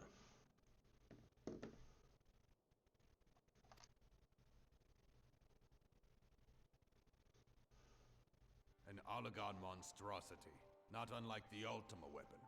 Mayhap larger, we know not. It has yet to be fully excavated. Alagon inscriptions indicate that it was created to fell Bahamut himself. Interesting, you think the Alagons created it. Why Nail Van Darnus chose to bring the Red Moon down upon the Cartano Flats. Given the ends he went to ensure Eorzea's annihilation, destroying the one weapon which could stay the Elder Primal may well have seemed like good sense. When first I bore witness to the power of the Ultima weapon, I doubted the evidence of my senses. And now you tell me there is another such weapon, one which could contend with Bahamut. Bahamut! Aye, we were skeptical ourselves. Truth be told, until the Ultima weapon's existence came to light, we thought the inscription had been mistranslated. At present, Omega is more akin to a fossil than a tool of war, having long since ceased to function. As such, its true potential cannot accurately be gauged. However, if someone were to restore it, as the Garleans did the Ultima weapon, I have little doubt that he would wield untold power. Power enough to subjugate Uldar like as not, and the rest of Eorzea besides, which is doubtless why Teleji Adeleji yearns to have it. That he should aspire to world domination. He who has ever walked 2 paces behind Lord Lolorito in matters of commerce. 'Tis in acknowledgement of his own limitations that he seeks this power. Woe betide us all should we allow him to have it.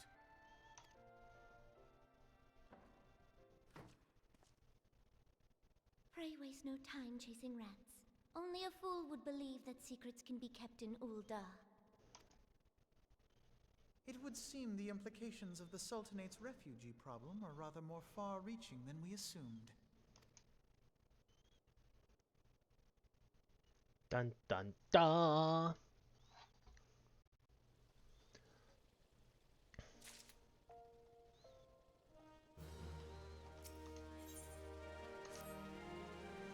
Okay. I should be glad to know the truth, and yet the thought that all this chaos was the product of one man's lust for power sickens me. How long do you think they intended to hide the existence of Omega from the Scions? That they even felt the need to do so is most troubling.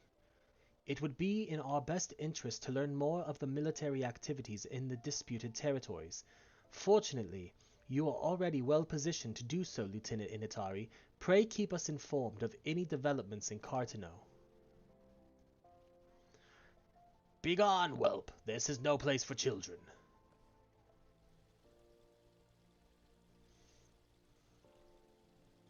I'm gonna get us to the start of the Ramuh storyline. I'm sorry. Which is like 1 quest away. Ramuh is technically only, after turning this one in, Ramuh is 2 quests away, but I was looking for you, miss. You said you were looking for the man who left with my parents. You know this girl.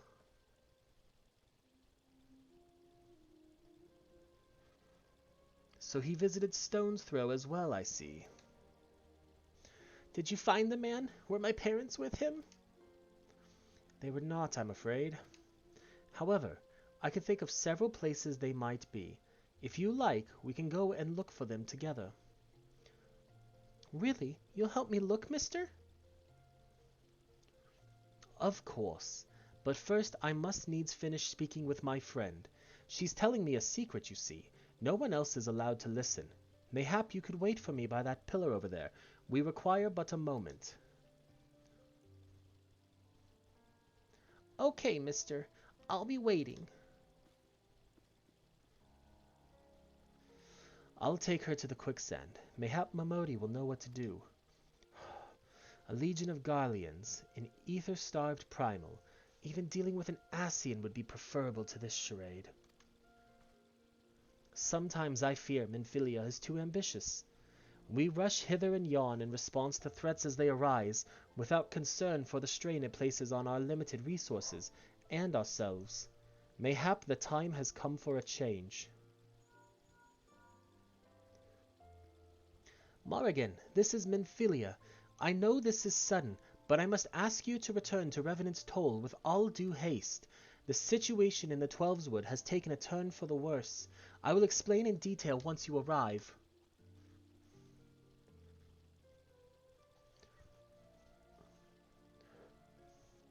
The Twelveswood? Then the primal threat she spoke of before has been confirmed. I have received no reports of Ixali activity, which leaves the Sylphs. Go, Morrighan. You know as well as I that the appearance of a primal takes precedence over all else. Oh, and when you arrive, do inform the antecedent that while I am grateful for her concern, she needn't fear for my safety. I am more than capable of protecting myself.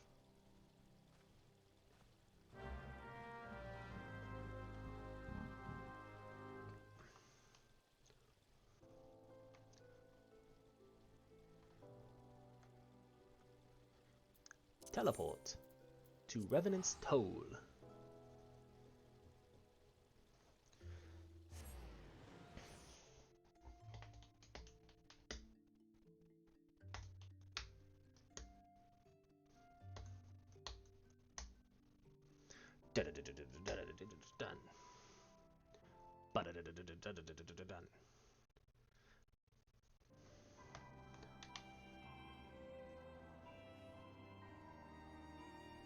Done.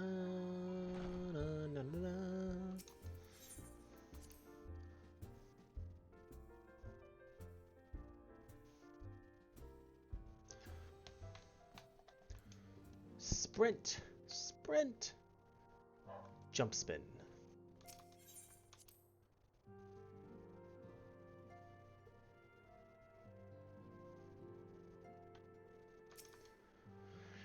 It is a relief to see you healthy and hale, Morrighan. The latest news from Ul'dah was most disturbing.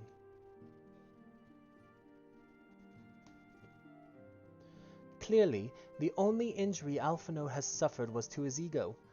Doubtless it will heal ere long. The other scions will need to be present for this meeting. If you are ready to begin, I will summon them now.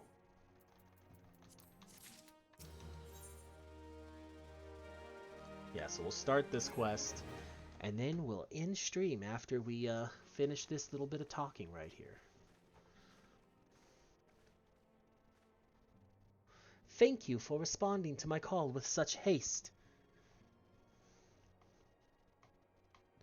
Rest assured, I should not have summoned you were it not urgent. To business, then. I have received some most disturbing news from the Order of the Twin Adder. They have reason to believe that the Sylphs may have called forth their revered guardian, the primal Ramuh. I'm sorry. May have?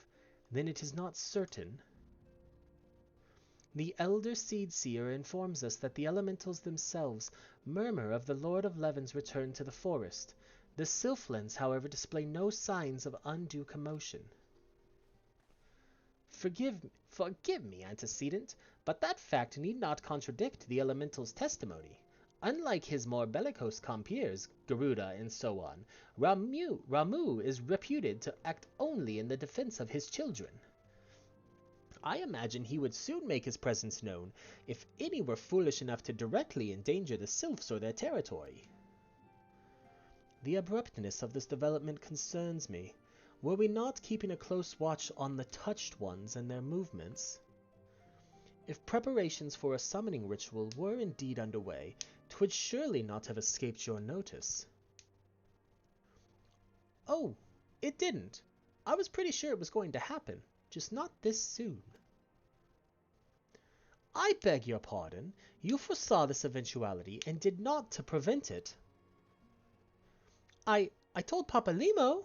I suppose I could have reported things to Minfilia earlier, but there honestly wasn't much we could do except wait and see. You know how the Sylphs feel about people poking around in their territory. They already summoned Ramuh once right after the calamity, but that was because the Garleans came tramping through the forest. And so long as Castrum Orion stands, the Sylphs cannot be blamed for wishing to have their guardian deity on hand. In short, Ida and I are in agreement. The actions of the forest folk were inevitable and unavoidable. And I maintain that observation would have remained the best policy had it not been for the sudden influx of strangers into the Black Shroud. That, alas, we did not foresee. By all accounts, the recent violence in Ul'dah drove a number of refugees to seek safety under the concealing canopy of the trees. 'Tis like that the Sylphs perceived this panicked migration as yet another invasion, and quickened their efforts to summon their god. I am put in mind of Titan and the kobolds. Once again, it is the affairs of men which have paved the way for Primal's coming. Indeed, one cannot help but wonder what manner of place Eorzea would be without the civilizing influence of mankind. Be that as it may, this regrettable development does afford us a unique opportunity. Morrighan, through your dealings with the Sylphs of Little Solace, you once succeeded in preventing an untimely conflict with Gridania. I wonder, might one who has treated with the sylphs so fruitfully in the past not achieve similar success with their patron deity? If Ramuh can be convinced of our intentions, it may be the first step to breaking the cycle of primal summoning. A fond hope. Were such a thing possible, we would not have been at war with the beastmen since time immemorial. But maybe this time we can. Let us continue this discussion anon. We must needs first consult with the nation most affected by Ramuh's presence. The Elder Seedseer has requested your personal involvement, Morrighan. Pray report to Commander Hilloy at the Adder's Nest as soon as you are able. Steel yourself for the worst. While I hope for a peaceful resolution to this matter, experience suggests that your meeting with the Lord of Leven will prove less than amicable. In such an event, your fellow scions will of course lend you whatever support you require.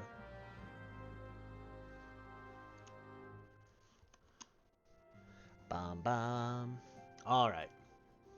And with that, thank you everybody for hanging out. We will be back on Monday with some more Metal Gear Solid 2 VR missions. In the meantime, actually maybe Monday will be different. Maybe Monday will be a spooky stream. We'll see, because it is Halloween. But in the meantime, enjoy your weekend, stay safe, take care of yourselves, and we'll see you on Monday.